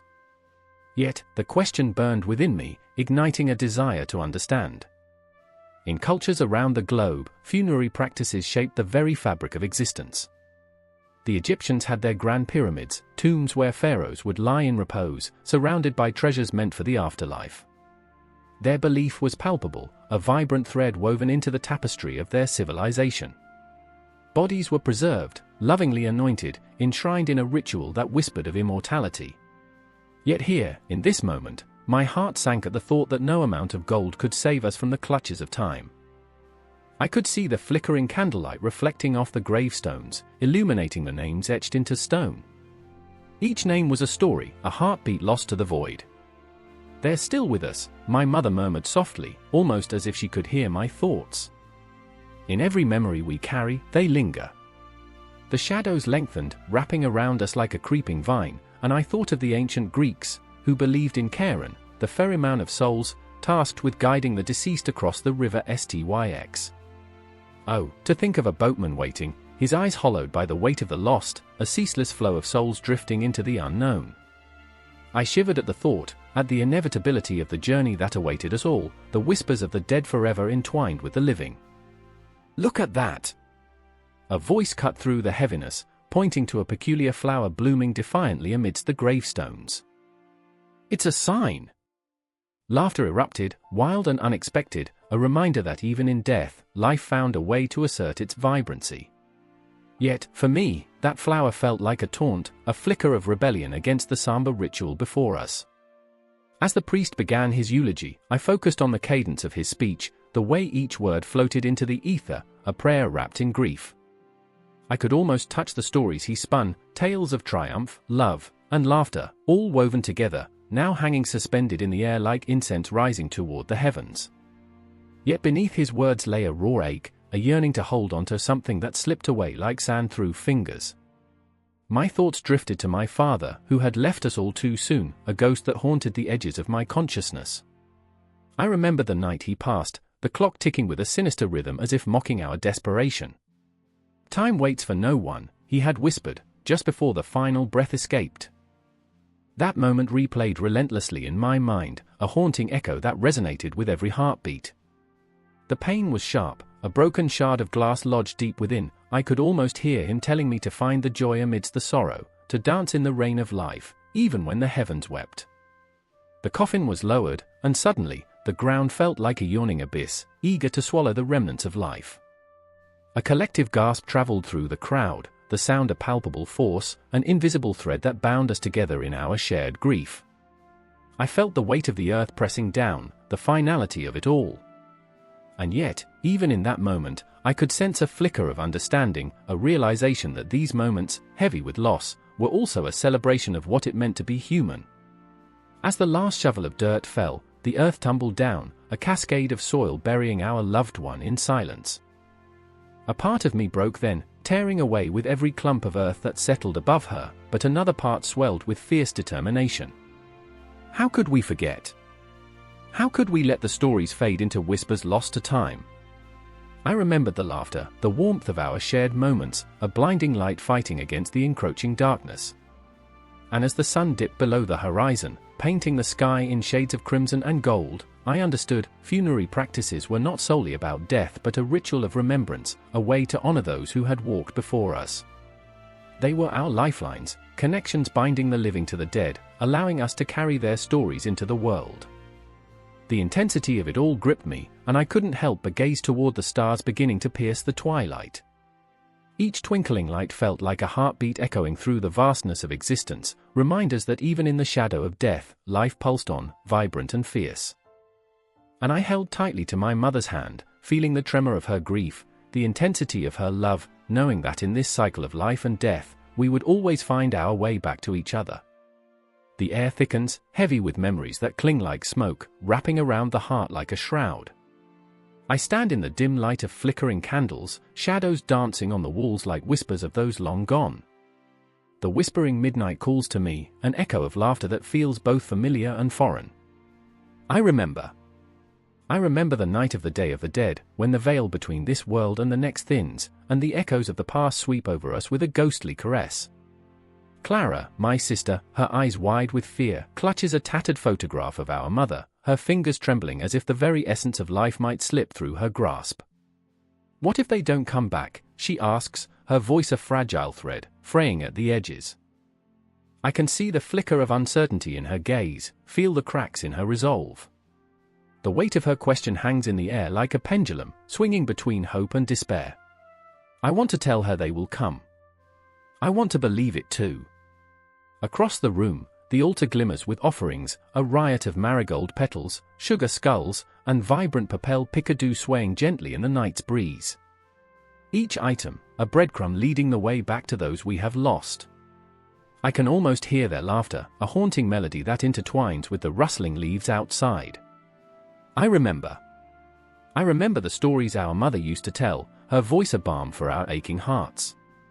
I can't shake the feeling that this night is different, more electric, charged with an energy that leaves the air thick and crackling. And then there's Miguel, our cousin, his face shadowed, a storm brewing in his eyes. He stands apart, arms crossed tightly across his chest, every muscle coiled in tension. The ghosts of our ancestors loom behind him, specters caught in the web of unresolved grief. Miguel lost his father too soon, snatched away by the cruelty of fate. He's angry, a fire burning within him, raw and unrelenting. Why do we celebrate? They're gone, he spits out bitterly, each word a dagger aimed at the heart of tradition.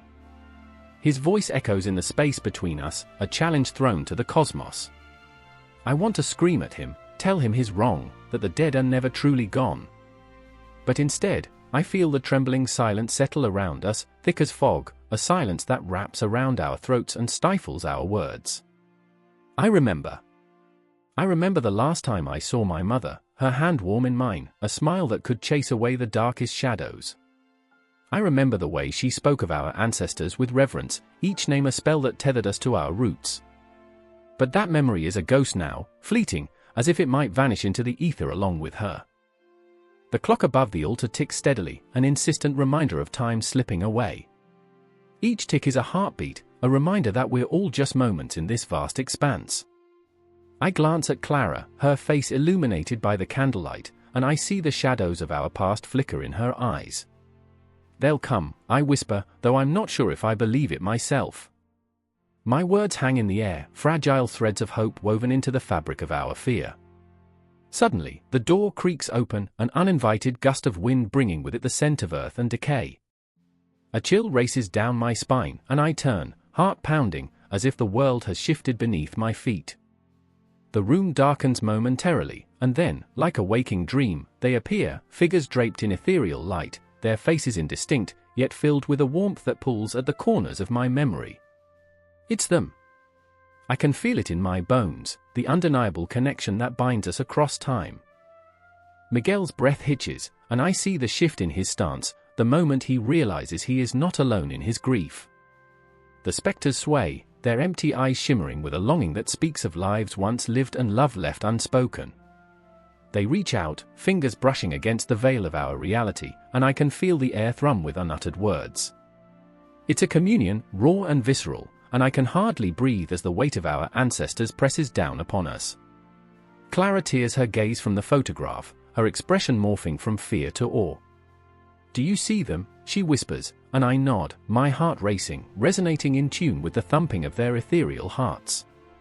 I remember our grandmother's tales of the Day of the Dead, how the spirits dance among us, reclaiming their stories for just one night. The flicker of hope ignites within me, fierce and unrelenting. The air glows, a living tapestry of remembrance and sorrow, the shadows of our past melding with the present. I can hear them now, their voices rising in a haunting chorus, each note a testament to the love that never truly dies. It is chaotic, beautiful, a cacophony of joy and sorrow intertwined in a way that feels almost sacred. My heart breaks open, spilling forth the ache of longing, the need for connection. Miguel steps forward, his anger unraveling like thread caught on a thorn. "I'm sorry," he breathes, voice cracking like glass. The admission is a release, a bridge spanning the chasm between us and our ancestors. The spirits seem to reach for him, an enveloping warmth that draws him closer. I can see the flickering light of understanding bloom in his eyes. He is not alone. None of us are. In this moment, time suspends, past, present, future collide, and we stand, united in our shared grief, our shared love. I can hear our mother's laughter, mingling with the wind, enveloping us in a cocoon of warmth. I remember that love is not bound by death, it seeps through the cracks of existence, filling the spaces we thought were empty. And as the candles flicker, casting dancing shadows that mirror the entwined souls before us, I realize this is not an ending. It's a promise that reverberates through the night, a vow of connection that transcends time and space.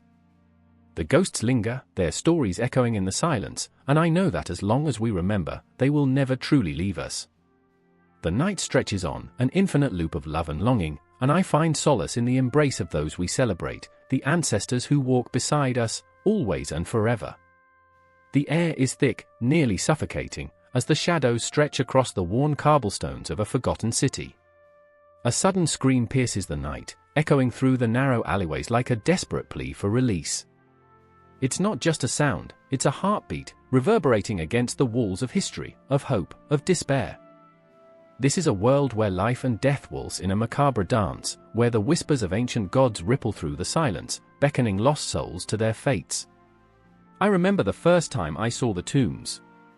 They were not mere graves, they were doorways to the underworld, dark, ominous portals guarded by demons, eternally hungry for the warmth of the living.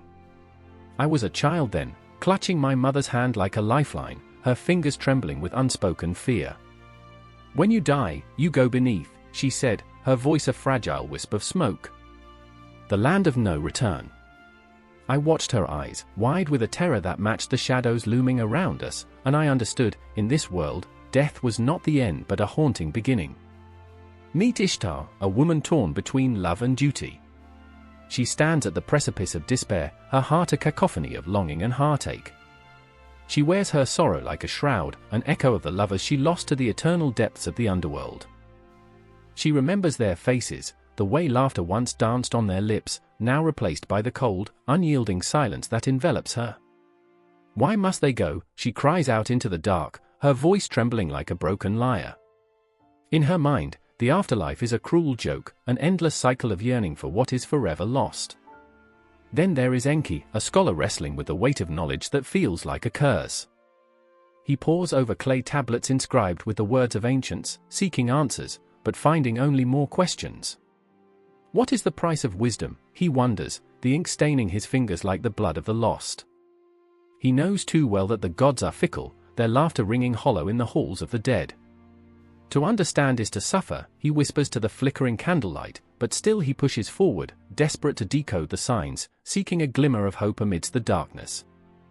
One fateful night, as the moon hung low, casting eerie shadows across the city, Ishtar and Enki's paths intersected. The tension crackled in the air, thick as the smoke from the temple fires. You seek to understand death. Ishtar spat, her eyes blazing with the fury of 1,000 storms. What good will it do you? They are gone, swallowed by the earth, and I am left to wander, haunted by their memories. Enki, undeterred, replied with a quiet intensity.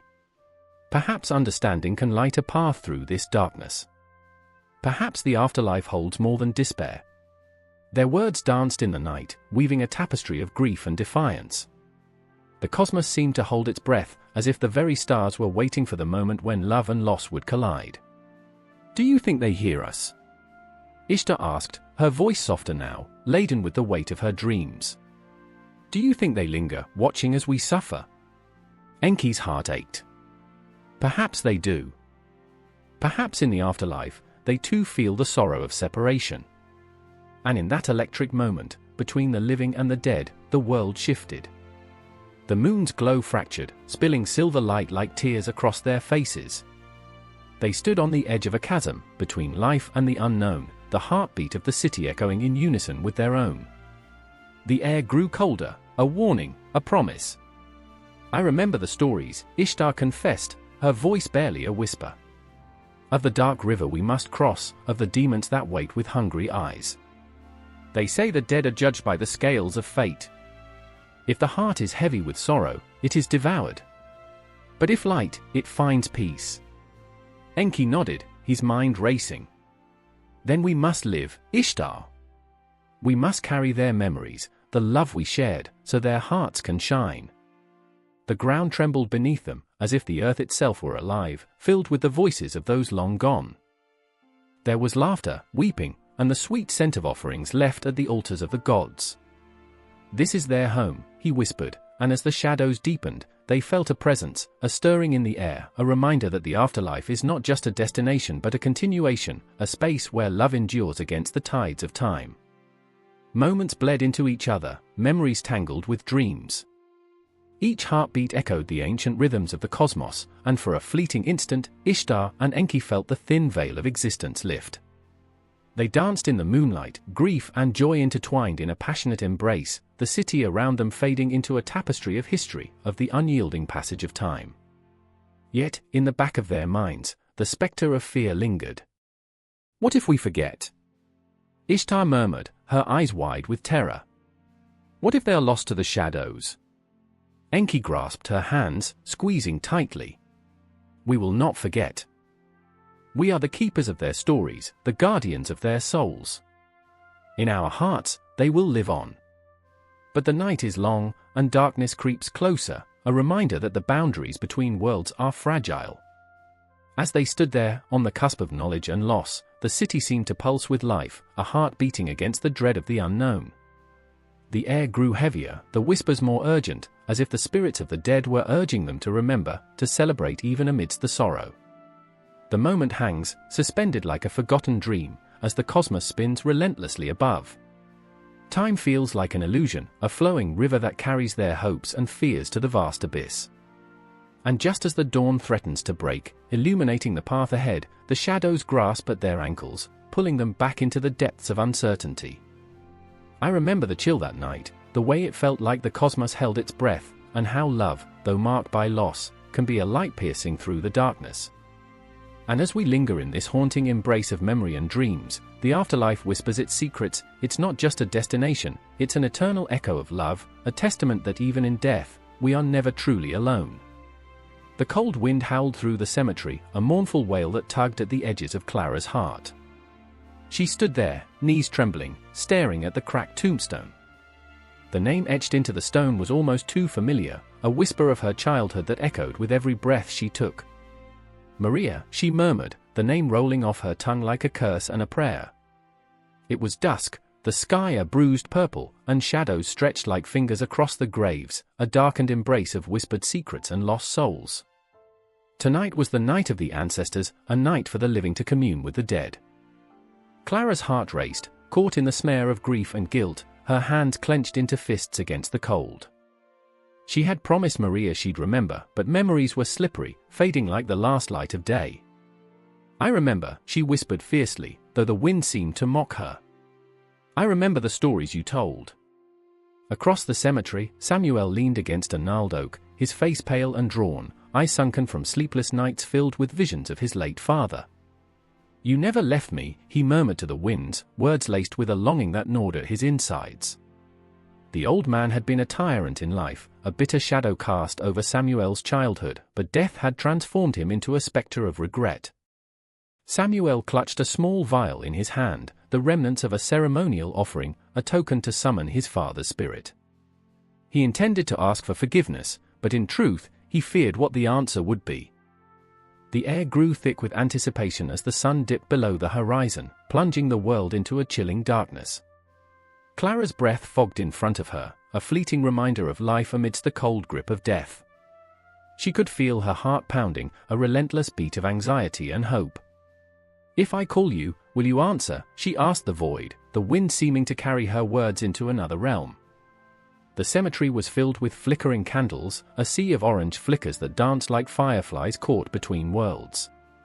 Clara could hear the hushed whispers of the living, recounting tales of those who had passed, each story a thread woven into the fabric of their ancestry.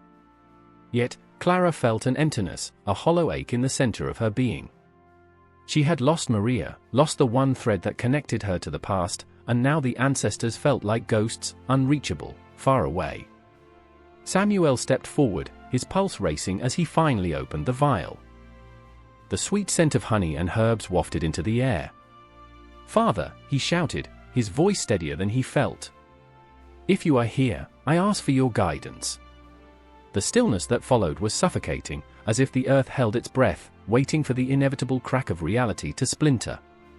Clara's mind raced back to the stories Maria had spun, tales of how the ancestors walked among the living on this night, how they took form in the shadows cast by flickering candles, how the veil between life and death thinned to a whisper. "Come back to me," she begged into the night, her voice trembling with the weight of her sorrow. But all that returned was the haunting echo of her own desperation. And then, a flicker. A momentary flash of movement behind Samuel, a shadow that shifted, a whisper that snaked through the silence. Clara's heart pounded harder, a drumbeat of fear and longing. The air grew electric, charged and alive, as the past clawed its way into the present. "Do you feel them?" Samuel's voice cracked, tinged with both dread and yearning. His gaze snapped to Clara, their eyes locking in a moment of shared anxiety. "It's like they're here." The shadows deepened, swirling around them as if the very earth was bending to allow the ancestors' passage. Clara's breath caught in her throat, a knot of fear coiling tight. The ground beneath her felt alive, throbbing with histories long buried and pains unspoken. "Maria, if you're here, show me a sign." She could almost taste the desperation in the air, thick and cloying, choking her. And then, just as quickly, it happened. A gust of wind spiraled through the cemetery, snuffing out candles, plunging them into darkness. The world fell silent, the only sound was the thudding of hearts, Samuel's, Clara's, and behind them, the whispers of the ancestors rising like smoke, swirling into a cacophony of forgotten tales and unfulfilled wishes. "Father!" Samuel's voice echoed into the void, the desperation edged with a primal fear. "Answer me!" The shadows twisted and morphed, and suddenly Clara saw them, faces flickering in the darkness, caught in the glow of memory. She stumbled backward, her heart racing, but they didn't feel threatening. They felt familiar. "Maria," she gasped, the wind carrying her voice like a feather caught in a storm. As if in answer, a cold breath of air brushed against her skin, a whisper of longing that felt like a hug. The shadows swirled, and for a fleeting moment, Clara caught a glimpse of Maria's smile, bright and encouraging, illuminating the darkness. "Remember," it echoed, a mantra that wrapped around her soul, squeezing until tears brimmed in her eyes. "Why did you leave me?" Clara cried out, the words tumbling from her lips like a flood. "Why did you abandon me to this life?" And then, as if the universe itself had taken a breath, the shadows began to recede, pulling back into the night, leaving Clara and Samuel alone, trembling in the stillness, the weight of the ancestors heavy in the air. "Did you see that?" Samuel whispered, his eyes wide, reflecting the spark of something unnameable. "Did you?" But Clara couldn't hear him. She was lost, spiraling in the current of her grief, the shadows of the past still wrapping around her heart. The night was thick with the essence of the ancestors, and in that moment, she understood, they were not just memories. They were echoes that shaped the living, a call to remember, to honor, and to confront the ghosts that clung to the edges of their lives. "I remember," she murmured again, and with that, she felt a flicker of hope ignite amidst the sorrow. The night was far from over, it was only just beginning. As they stood on the precipice of the unknown, Clara and Samuel couldn't shake the feeling that the past was alive, whispering, waiting for them to listen.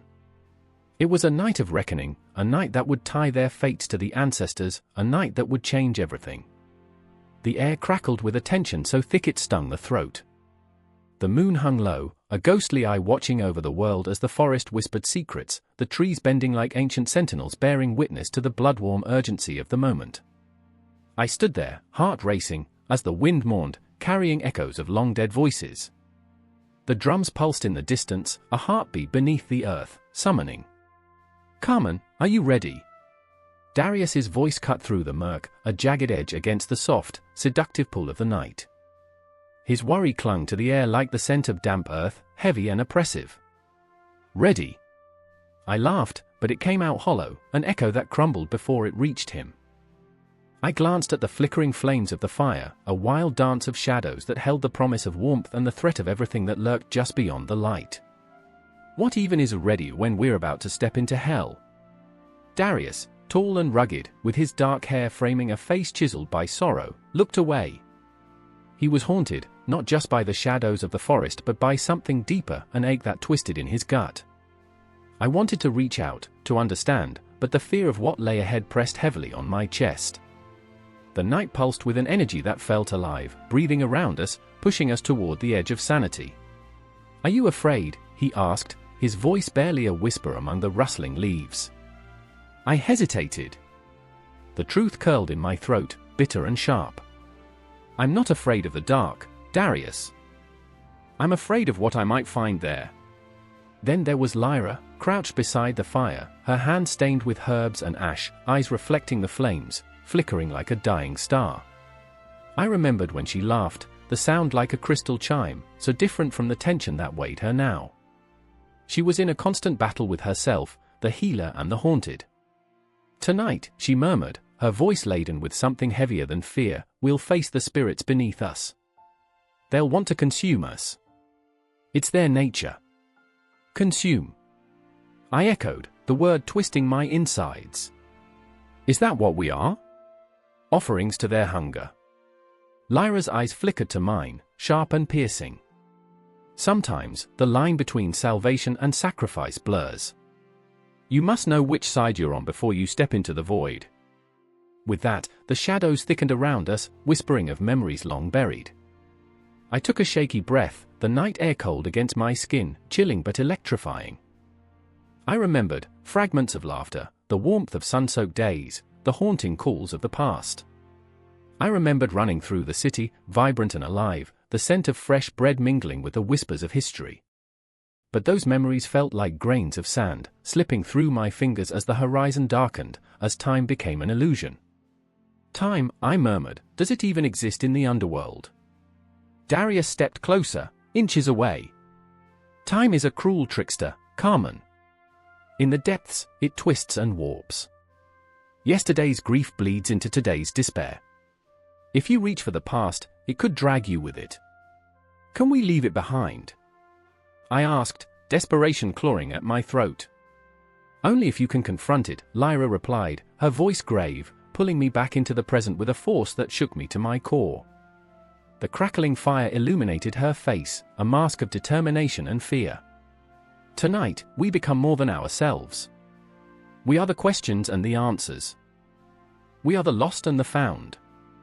As the drums thudded louder, a rhythm that pulsed through the ground, I felt the pull, the beckoning of an abyss beyond comprehension. The night air thickened, charged with unspoken promises and untold horrors. The time for hesitation slipped through our fingers like elusive smoke. "Let's go," Darius said, his voice steady despite the quaver in his hands. The shadows seemed to stretch and yawn, revealing a path that led into the deep, dark woods, a chasm that swallowed light and hope. The trees loomed like giants, their limbs stretching toward the heavens as if pleading for release. I stepped forward, the ground swallowing my fears with each footfall, but the fear remained, pulsing through my veins. The weight of the unseen pressed down upon me, a shroud ready to suffocate. The deeper we ventured, the more the world fell away. The air grew thick, suffocating, a blend of damp earth and something primal, something ancient. I could hear my heartbeat, a relentless drum of panic echoing in my ears, drowning out the whispers of the lost souls that lingered just out of sight. I remembered what it meant to feel alive, to breathe under a sky that wasn't tainted by tragedy. But here, reality felt like a cruel joke, a twisted reflection of what was. "Do you think they know we're coming?" I asked, the question slipping from my lips, heavy with vulnerability. Darius's eyes were dark pools, holding secrets that threatened to drown me. "They know. They always know." Lyra's breath quickened, the air thick with tension. "Stay close. Do not stray. The shadows feed on fear and doubt." Suddenly, shadows shifted, creeping closer, echoing whispers that felt like icy fingers crawling across my skin. I could sense them, the lost souls, their breath mingling with the wind, a haunting melody of regret and longing. Panic surged, the primal instinct to run clawing at my insides, but I stood rooted, drawn into the abyss, the pull of the underworld beckoning like a siren's call. "Everything is a choice," I whispered to myself. "Every step, a decision." As if in response, the ground trembled beneath us, a deep growl rising from the depths, and I realized we were not just stepping into the dark, but into a confrontation with our own shadows. The air was electric, a charged moment frozen in time. The forest was alive, and the night was just beginning, stretching out infinitely, a canvas painted with fear and hope, darkness and light. "Are you with me?" I asked, voice cracking, the question hanging in the air like a fragile thread. Darius nodded, determination etched on his face, while Lyra's eyes glowed with a fierce resolve. Together, we stood on the precipice of a chasm that could swallow worlds, each heartbeat echoing the timeless truth: we were here, now, and the journey into the underworld would redefine us forever. The drums thrummed louder, a primal heartbeat that resonated with our own, and we stepped forward into the blackened embrace of the night, ready to confront whatever lurked in the shadows, but knowing it might change us irrevocably. The sky hung heavy with a bruised twilight, the air thick with the acrid scent of damp earth and something more unsettling, a whisper of decay. A lone crow cawed, slicing through the silence like a jagged knife, heralding a moment that felt ominous. Ivy clung to the weathered stones of the old cemetery, wrapping around the gravestones like fingers grasping at memories long since buried. Here, under the looming shadows of gnarled trees, the ground trembled, pregnant with both life and death. I stood there, heart pounding, staring at the freshly turned soil. This was not merely a grave, it was a wound in the earth, a dark promise of what had been lost. I remember the day we buried my mother, her laughter now echoing in my mind like a haunting melody. "A mother's love is the soil from which all life grows," she used to say. But here, in this desolate patch, where every breath felt like a betrayal, I wondered if life sprouted only from death, like flowers from ashes. "Do you think it's too late?" Elena's voice trembled beside me, cutting through my reverie. She was a storm contained in a fragile frame, raw and electric, her dark eyes reflecting the storm clouds brewing in her heart. The weight of her question hung between us, heavy and unbearable. She had lost her child 5 weeks ago, cradling emptiness instead of the warmth of a baby in her arms. I could see the flicker of desperation in her gaze, the same look I wore when the world tilted off its axis. "No," I choked out, but my voice faltered, the lie tasting bitter on my tongue. I wanted to promise her the impossible, that hope could bloom even in the barren soil of grief, but the truth was a specter that loomed large. I remember the moment I first heard her scream. The sound had torn through the hospital walls, a raw wail that echoed in my bones. It was the sound of death, of dreams shattering like glass. The wind picked up, swirling around us, carrying with it the scent of rain, nature's way of cleansing sorrow. I could almost hear it whispering secrets, of life nestled close to death, entwined like lovers in a grim dance. "You know," I began, "they say the soil of a grave can take on a new life. Sometimes, it's the place where the roots of something new take hold." My words hung in the air, fragile but desperate, a lifeline thrown into a churning sea. Elena's eyes narrowed, searching mine, demanding truth. "Is that what you believe?" Her voice was thick with pain, a fragile thread spun from the depths of despair. That my child could somehow become something else. In that moment, I saw the flicker of belief and doubt struggle within her, a battle played out on the canvas of her face. I remember the first time I saw her laugh, a light that could cut through the heaviest of storms. It was a fleeting moment, but so powerful, a reminder that life persisted, even when the shadows loomed large. "Yes," I whispered, each syllable heavy as lead. "I believe that life fights to emerge, even from the darkest places." The wind howled, a banshee's wail, and I felt a shiver race down my spine. The clouds above roiled and churned, as if the universe itself mirrored the turmoil in our hearts. Elena turned her gaze back to the grave, eyes glistening with unshed tears, reflecting the tumult of emotion swirling within her. "Will it hurt?" she asked, her voice barely a whisper, as if the answer might summon the pain she feared. I reached for her hand, our fingers intertwining, a fragile connection forged in the crucible of shared sorrow. I wanted to shield her from the truth, to wrap her in the comforting embrace of denial. But life had a way of shattering illusions, and I knew better than to lie.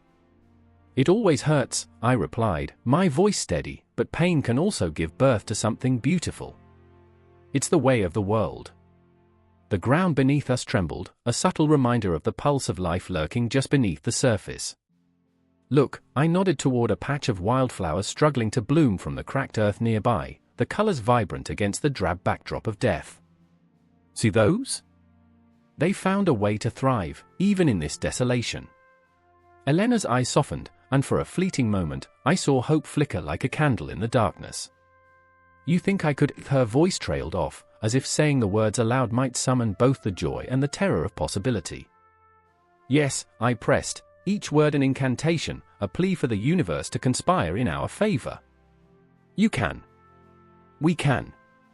Just then, thunder rumbled in the distance, a growl of warning, and the first drops of rain began to fall, cold against our skin, a baptism of sorts, the world cleansing itself of sorrow. I closed my eyes, feeling the droplets wash over me, mingling with the salt of my own grief.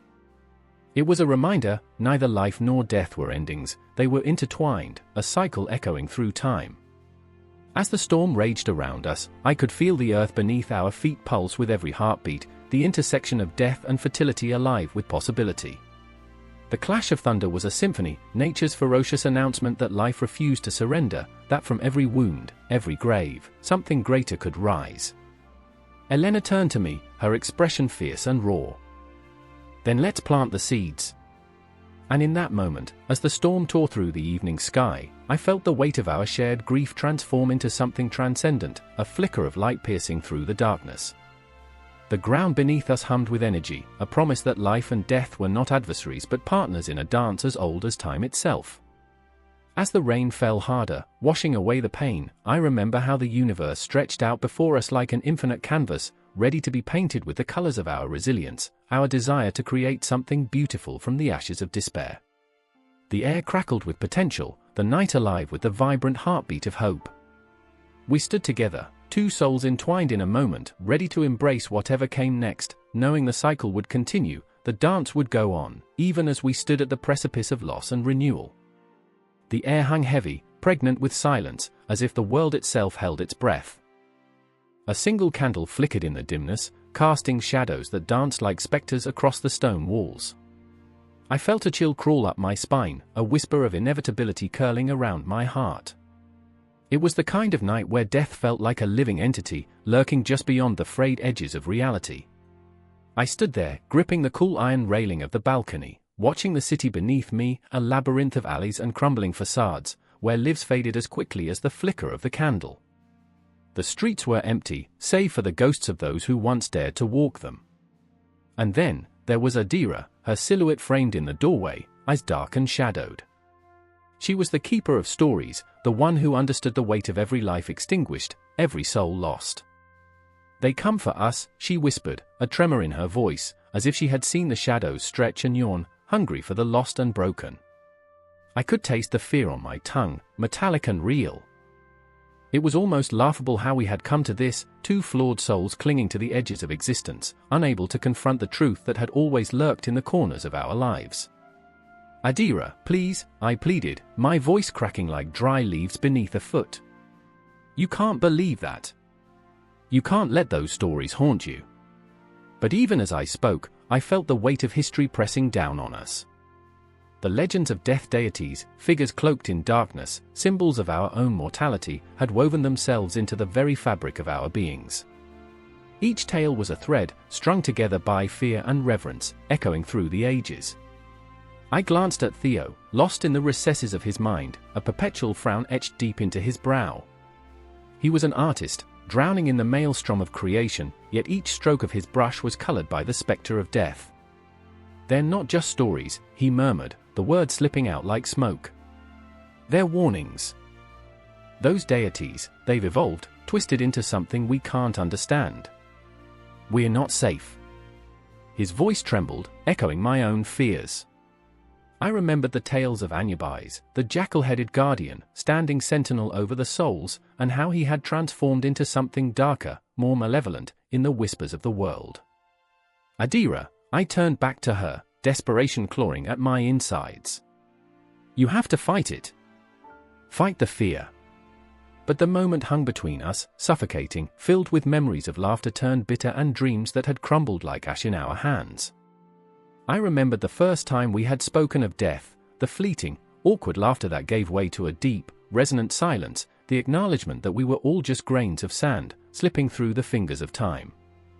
"Do you remember the stories our parents told us?" Adira's voice was a haunting melody, echoing through the void. "The ones that painted death as a gentle embrace? A soft kiss, an eternal sleep? They were wrong. Death is cold, it is cruel. It is the dark chasm that swallows you whole." She leaned against the doorframe, the candlelight flickering over her face, illuminating the shadows that clung to her features. "Yes, but," I hesitated, searching for a thread of hope in the darkness. "Death has always been a part of life. We can't hide from it, we can't let it consume us. Look at the way it's evolved. In some cultures, they dance with it, celebrate its inevitable arrival. Isn't there beauty in that?" I could see the uncertainty etched on her face, the conflict warring within her. Theo scoffed, the sound breaking the tension. "Beauty? You think the Grim Reaper, in all his cloak and side glory, is beautiful? Or the harbingers of disease and pestilence? They're not our friends. They're not kind. They are just manifestations of our fears, our deepest anxieties made flesh, a reflection of what we refuse to face." His voice rose, harsh and raw, a jagged edge against the soft candlelight. "But they're also reminders," I shot back, my heart racing, blood pounding. of the life we have, the moments we cherish. They teach us to live, to love fiercely, because it all ends. We can't ignore that. I remembered the tales of the Aztec Mictlantecuhtli, the lord of the underworld, adorned in bone and shadow, a stark reminder of the inescapable fate awaiting us all. I found myself yearning for understanding, for clarity amid the chaos of our emotions. Adira stepped closer, her breath hitching. What if we're not meant to understand? What if the evolution of death deities only reflects our own inability to accept the truth of our lives? The candle flickered violently, as if echoing her anguish. And then silence fell, thick and suffocating. Each heartbeat echoed in my ears, a reminder of life's fragility. I felt the weight of centuries pressing down upon me, the ancient names of deities whispered in the wind, their stories entwining with ours, their shadows mingling with our light. I remembered the stories of Hades, his realm of the dead both feared and revered, a mirror reflecting our darkest fears. We are part of that evolution, I murmured, realizing the truth in my own words. We carry their weight, their legacies. We honor them by remembering. My own voice sounded foreign, brittle, yet it resonated with the truth we carried in our hearts. The fear was there, yes, but so too was the love, the joy of being alive, however fleeting. Adira reached out, her fingers brushing against mine, and in that moment, I felt the connection, an unbroken thread woven through time, through the stories we told, through the deities that watched over us, even in their twisted forms. Then let's not succumb to fear, she whispered, her voice a soft resolve. Let's embrace the darkness and turn it into something beautiful. The shadows danced around us, the candle's light flickering as if in agreement. The night felt alive, a tapestry woven with emotion, memories, and the echo of souls long past. And in that moment, amid the shadows and the flickering light, the evolution of death deities became not just a tale of darkness but a celebration of life itself, chaotic, flawed, and achingly beautiful. And as the candle flickered, a reminder that even the smallest light can push back the encroaching darkness, I realized we would never truly be alone in this dance with death. We would carry the stories, carry the weight of our fears, and in doing so, perhaps we might even find a way to love fiercely against the inevitable tide. The city below remained silent, its ghosts whispering secrets only the night could hold, while we stood together under its vast, unyielding sky, caught in the delicate balance of life and death, forever entwined. The wind howled through the desolate street, wrapping around corners and slipping through the cracks like an uninvited ghost. I stood there, feeling the chill seep into my bones, a sudden chill that coiled tighter and tighter around my heart. It was a night heavy with the promise of death, the kind of night when shadows stretch and breathe, when the stars flicker like dying candles in a haunted chapel. Is it happening? Lena's voice trembled, barely above a whisper, fear painting her features in stark relief against the dim light of the flickering street lamps. I met her eyes, those pools of sorrow and defiance, knowing the answer was etched into the very fabric of our city. Yes, it was happening. The exchange was here. Across the cobblestone road, in a dilapidated building draped in thick ivy and secrets, shadows moved. I couldn't see them clearly, but I could feel their weight, 1,000 stories of loss, love, and betrayal folding into one another. I remembered my grandmother's tales, how she'd sit by the fire with her wrinkled hands clasped, her voice thick with nostalgia and fear. When the dead visit, they bring with them stories, she'd say, as glinting with something silent and heavy. But beware, sometimes they demand a story of equal weight in return. Lena shivered, and I felt the tightness in my chest echo her fear. I knew too well what this night meant for us, for the people who dared to tread too close to the edges of the abyss. We were not mere spectators, we were the unwilling participants in a ritual that wove through the tapestry of our very being. A ritual that demanded blood, grief, the kind of sorrow that leaves a permanent mark. "Do you think they'll come for us?" she asked, her voice barely breaking through the night air. I wished I could give her hope, but the truth was a jagged knife that sliced. If we don't share our stories, they'll come for someone else. They always do. The truth hung between us like an unspoken promise. We were haunted by our own tales, each one a ghost in its own right. I remembered my brother, lost to the shadows of addiction, his laughter now a distant echo. Lena remembered her mother, the way she whispered lullabies that faded into silence, the warmth of her embrace replaced by an icy void. That night, we were not alone in our grief. The streets were alive with the weight of shared loss, each person carrying their own spectre, their own myth of death. It was an exchange, a gathering of souls, each one negotiating their pain with the ghosts who lingered, bargaining for peace, or perhaps just a moment's reprieve. The clock struck midnight, its toll sharp and echoing through the night, a reminder of the fleeting nature of time. The air thickened, charged with a palpable energy. I felt something stir, a presence, a tightening in my chest, the shadows growing bolder, dancing with the flicker of the lamps. A figure emerged, stepping into the light, and everything around us stilled. It was a woman clad in darkness, her hair a cascade of night itself, eyes gleaming with a knowing that chilled me to the bone. I could almost feel the stories swirling around her, tales of death and despair, of love lost and found among the shadows. She was an embodiment of our collective fears, the keeper of the myths we thought we could outrun. "Who are you?" I managed to ask, my voice trembling, caught between the urge to flee and the need to know. "I am the tale you have not told," she replied, her voice smooth like silk but edged with something sharp, something deadly. "I am the price of your silence." Lena gasped, her breath hitching as the weight of the moment crashed down around us. The air felt electric, crackling with the weight of unspoken words, unwoven stories. I could see it in Lena's eyes, the recognition, the terrible realization that we had been holding back the very essence of ourselves, hoarding our grief like treasure, and now it was demanding to be released. "Why us?" Lena cried out, her voice raw and desperate. "What do you want from us?" The woman smiled, a thin, wicked curl of her lips that sent shivers racing down my spine. "I want nothing more than to trade. Your grief for understanding, your silence for a voice."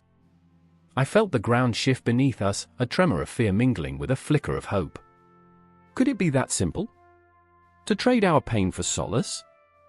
But the woman's gaze pierced through me, as if she could see every inch of my soul laid bare. Nothing was ever that simple. I remembered the stories, the myths that danced on the edge of every culture, how they warned of the price of truth, the toll of revealing the hidden. Death was not the end, it was a doorway, a bridge we all had to cross. "What if we refuse?" I asked, trying to steady my voice, still tethered to the fragile thread of courage. She leaned closer, and I could feel the chill emanating from her like a winter storm. "Then your stories will bind you, suffocate you. You will be lost in the labyrinth of your own making, and I shall return to claim what belongs to me." I felt Lena's hand clutch mine, the warmth a stark contrast to the cold dread that settled in my stomach. "We can't let this happen," she whispered, her voice a fragile thread. "We have to tell our stories. We have to break the cycle." And just like that, I understood. The cultural exchange of death myths was not merely a transaction, it was a reckoning. It was a chance to reclaim our ghosts, to confront the shadows that clung to us like a second skin. It was terrifying and liberating, a paradox that twisted my insides into knots. "Together," I whispered, squeezing Lena's hand tightly. "We tell our stories together." The woman smiled wider, and I could see the flicker of something like approval in her eyes. "Then begin," she beckoned. "Summon your ghosts. Let them come forth." And as the first word spilled from my lips, raw and aching, I felt the air shift again. The stories of our lives, of our losses, flooded forth, clawing their way into the night, demanding to be heard. Each word was a pulse, every syllable a heartbeat, resonating with the weight of our shared experience. And in that moment, as the shadows danced and the stars blinked overhead, I knew we were no longer merely participants in a ritual. We were the storytellers, weaving together the threads of our existence, our pain, our joy, and the lingering spectre of death that tied us to one another. This was the beginning of our reckoning, and though it was far from over, the echoes of our stories would ripple through the night, binding us together in ways we had yet to understand. The clock strikes midnight. An echo reverberates in the empty hall, a sound that bids farewell to the living and welcomes the forgotten. The air feels thick, heavy with whispers of past lives snatched away in a heartbeat. Shadows stretch across the floor like fingers reaching for warmth, yet only coldness remains. I stand at the edge of the abyss, caught between the flickering candlelight and the encroaching darkness, where time loses its meaning and the weight of existence presses down like a leaden shroud. There she is, the keeper of secrets, cloaked in black, her eyes pools of ancient sorrow. Each blink holds the weight of centuries. I remember the first time I saw her, when the dust of forgotten stories danced in the air, swirling around her like moths to a flame. Her name is Selene, but the world knows her better as the harbinger of lost souls. I can feel her gaze piercing through me, unraveling the tightly wound threads of my memories, each one a talisman of pain and joy. Selene breathes life into death with every stroke of her brush, painting the very essence of despair. She wields her palette like a weapon, mixing colors that drip with the anguish of those she has taken. The canvas before her is a chaotic whirlpool of emotions, crimson for blood spilled, azure for tears shed, and obsidian for the void that swallows all hope. As she works, her fingers graze the surface, and I can almost hear the heartbeat of the world, a painful thrum that resonates through the walls, begging for release. Then there's Thomas, a poet lost in the labyrinth of his own mind, where every word is a dagger and every stanza a wail. He scribbles furiously in a tattered notebook, the ink bleeding onto the pages like the memories he can't escape. I remember his laughter, how it once filled the room, a sound so rich and warm it could chase away shadows. But laughter has become a ghost, a fleeting memory that haunts him as he grapples with the specter of mortality. Why do I write? He asks the empty air, his voice thick with despair. To make sense of this madness, to capture what slips through my fingers like sand. The irony is that Thomas dances with death every day, yet he fears it more than anything else. He crafts verses about the end, yet remains terrified of its approach, as if he could bargain with fate by penning the very thing he loathes. Selene understands, he mutters, his gaze flickering toward her. She's embraced it. But how could he know that deep down, Selene is but a reflection of his own struggle? A mirror held up to the darkness he cannot bear to face. Their paths intertwine, bound by the invisible threads of grief and longing. I watch as Selene lifts her gaze from the canvas, her heartache spilling into the air like a forgotten song. Their unspoken connection is electric, pulsating with raw emotion. She feels his pain, recognizes the beauty in his anguish. It is a dark, twisted romance, the artist and the poet, both teetering on the precipice, staring into the abyss of despair. The gallery walls pulse with life, though lifeless forms are frozen in time, trapped within the confines of their canvases. I can hear the brushstrokes whispering her name, calling her back, pulling her deeper into the night. But the darkness is intoxicating, and in their shared silence, a storm brews. Do you remember that summer? Thomas breaks the stillness, his voice like thunder on the horizon. When we thought we could outrun the shadows. I remember, she replies, the words like a prayer. But shadows are relentless. With every heartbeat, I feel my chest tighten, as if the very essence of their emotions is wrapping around me like a noose. The air grows thicker, and I can taste the bitterness of their regret on my tongue. I can see the flicker of hope dimming in Thomas's eyes, like an ember that knows its time is nearly up. And yet, there's something beautiful in this moment, an understanding that pain and art are inseparable, that each brushstroke and each word is a dance with the inevitable end. The gallery darkens, the shadows creeping closer, as if they too wish to partake in the turmoil that unfolds. I can't keep doing this, he whispers, the weight of his own words crashing down around him. What's the point of capturing the abyss when it's consuming me? Selene steps closer, her breath mingling with his, and in that fleeting moment, the world fades away. Because in each stroke, in each stanza, we defy it, she murmurs, her voice a haunting lullaby. We become immortal, if only for an instant.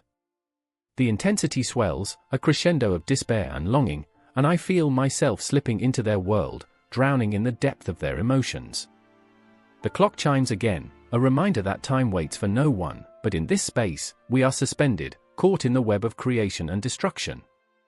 Thomas's pen scratches against the paper like a confession, raw and unfiltered, while Selene's brush dances across the canvas, each stroke a silent scream. And then, in a moment that pulls at every heartstring, they turn to face the shadows that loom beyond the light, a confrontation with the very thing they've both been avoiding. In that instant, I remember the weight of the universe, the infinite cosmos that swirls around us, filled with stars that flicker like dying dreams.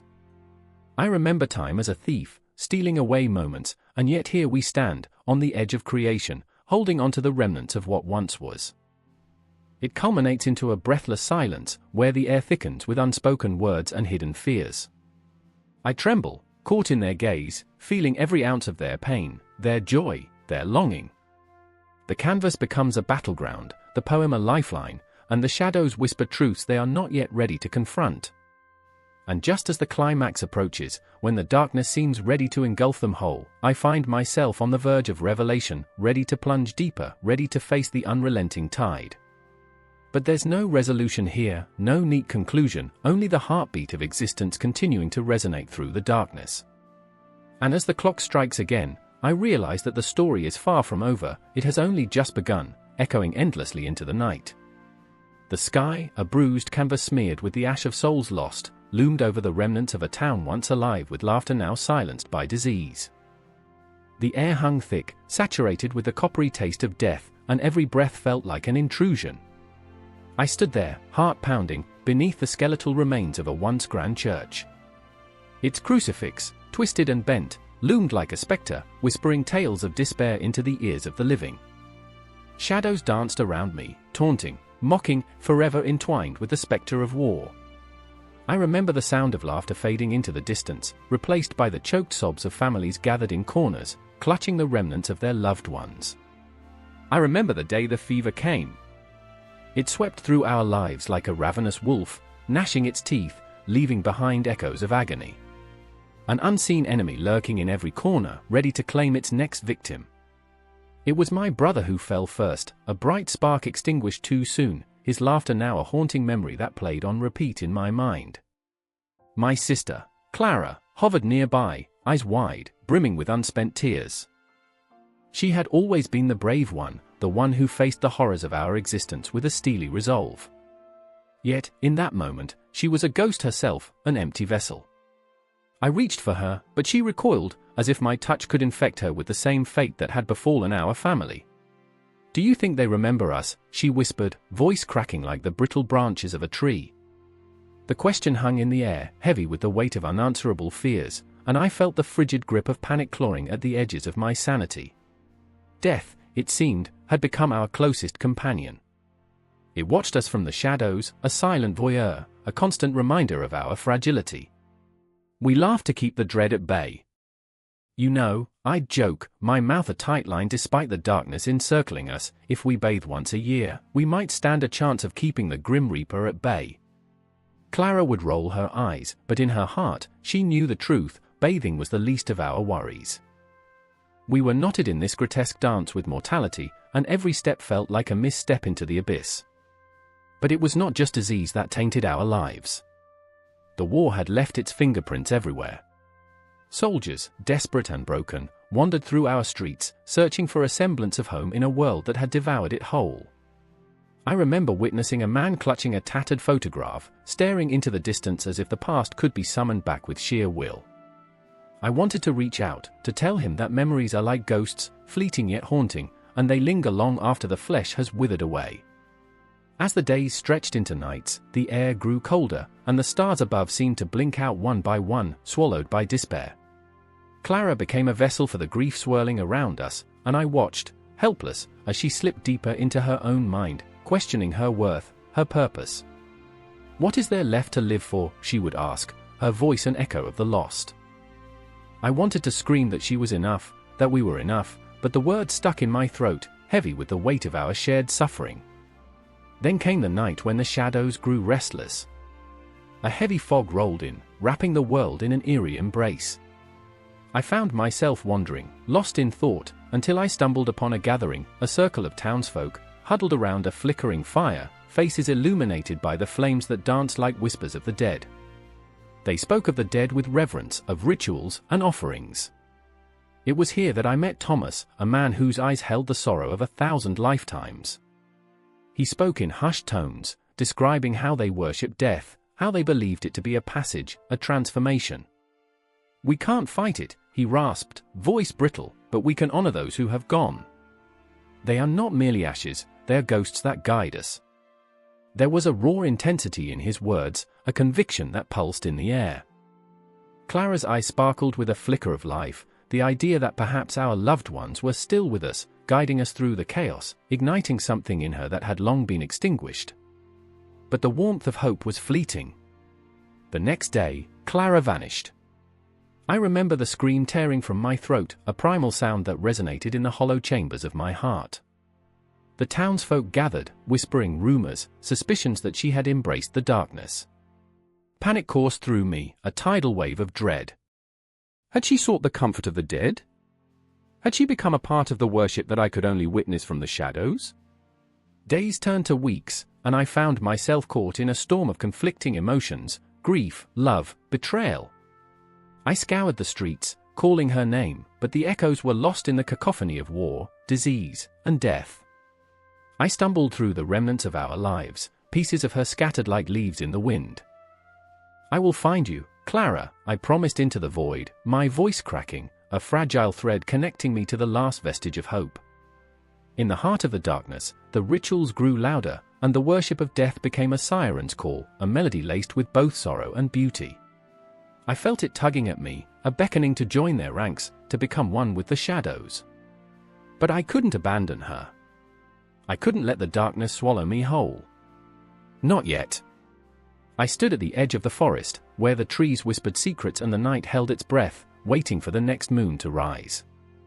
The air was thick with tension, a brewing storm of emotion, fear and longing wove together like the threads of a tapestry. I clutched the photograph of Clara, a remnant of her warmth. "I will not forget," I murmured fiercely, my heart a drum echoing in the silence, punctuating the stillness with the promise of a reckoning yet to come. Time stretched and warped around me, the cosmos a vast, indifferent expanse as I searched for a flicker of her spirit among the shadows. The moon, a ghostly lantern hanging in the night, seemed to nod knowingly. Death had tightened its grip, but as I pressed on, I felt the faint stirrings of life, a fragile thread, a heartbeat against the void, beckoning me forward on this path woven with grief and hope, leaving me on the precipice of an unknown fate. And so I stood, caught in the web of dreams and memories, a reluctant worshipper at the altar of death, heart racing, hands trembling, spirit ignited as I prepared to fight for the very essence of what it meant to live and to love. The confrontation loomed, but it was not a battle against the dead, it was a reckoning with my own heart, tangled in the legacies of war and disease, echoing through time, waiting for resolution in the silence that fell heavy around me, wrapping us all in its cold embrace. The air hangs heavy, thick with the scent of sage and sorrow, as the sun sinks below the horizon, swallowing the last vestiges of light. The village is a ghost town, but the whispers of the ancestors linger, shivering through the trees, brushing against the skin like cold, clammy fingertips. I stand in the clearing, the fire pit a mere circle of cold ashes, shadows dancing in the twilight, and the weight of expectation wraps around me like a shroud. Gone are the days when death was a celebration, a passage into the spirit world, marked by vibrant songs and shared stories. Now, all that remains is a chasm of silence, a yawning void that echoes with the loss of what once was. And there she is, Myra, her fingers trembling like fragile twigs as she clutches a bundle wrapped in woven grasses. This is the last gift she will ever give to her brother, the last chance to say goodbye. I remember when laughter echoed through this place, when her voice rang clear as the river, but now it is a haunting melody, a lullaby for the lost. She kneels, the earth cool beneath her, and I can see the flicker of fear in her eyes, a reflection of the darkness that looms over us all. "What do I do?" she whispers, the question heavy with the weight of 1,000 unspoken words. I remember, oh, how I remember, the stories of our people, the rituals that bound us to the earth, to each other. But the colonizers came, like a black tide, washing away the very fabric of our existence. They brought their clocks, their sterile ways, their belief that death was an end rather than a beginning. Now, Myra's brother lies beneath that unforgiving soil, stripped of his song, and I can feel the pulse of grief, sharp and relentless, coursing through the air. The moon rises, a silver sentinel, illuminating Myra's face as she places the bundle down. "I miss him," she chokes out, and we are both submerged in that lament, the rawness of loss. I want to reach out, to tell her that he is still here, that the spirits dance in the shadows, but instead, my words cling to my throat, thick like fog. The memory of the last time I saw him, laughing, alive, bursts forth, an intimate flash against the darkness. I remember the way he teased her, how they danced naked under the stars, their laughter weaving through the night like a golden thread. But then the colonizers arrived, their eyes cold and hungry, their faith a weapon. They came with their shovels and their faith, transforming our sacred grounds into mere plots of land. I remember the day they desecrated our ancestors' resting place, bulldozers roaring to life, the sacred ground stripped bare. Myra's brother had stood there, fists clenched, defiance shining in his eyes, but they laughed at him, a cruel, hollow sound that still rings in my ears. They took our rituals, our sacred songs, and twisted them into mockery. Help me, Myra's voice breaks through my reverie. Help me honor him. Tears glisten in her eyes, and I can see the tremors in her hands. This is the moment, a fleeting chance to reclaim what was lost. The world around us seems to hold its breath, the trees silent witnesses to our desperate resolve. I remember the songs, I whisper, barely above a breath. We can sing him home. The words sound fragile, but they are laced with hope, a thin thread connecting past to present. We gather the little we have, a few scattered feathers from the sacred birds, a piece of the earth he loved, the remnants of our shared memories. The spirit of our ancestors swells around us, a swirling mist of protection and guidance. As we begin to sing, the air vibrates with our voices, a haunting melody that rises and falls like the ebbing tide. I can feel the spirits joining in, their echoes twining around us, lifting us from despair. But the harmony is shattered when the distant sound of marching boots pierces the night. The colonizers are closing in, their laughter a vile mockery, an invasion of our sacred space. Keep singing. I urge Myra, my heart pounding, a wild drum in my chest. The shadows stretch long, gathering like storm clouds, but we press on, our voices rising defiantly against the cacophony.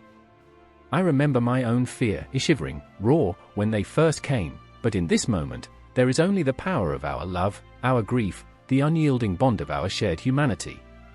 Then, the darkness bursts forth, a tide of malevolence, their laughter ringing hollow and sharp. A figure steps into the clearing, eyes glinting like cold steel, and a chill sweeps through me, a shudder that echoes with the pain of countless broken spirits.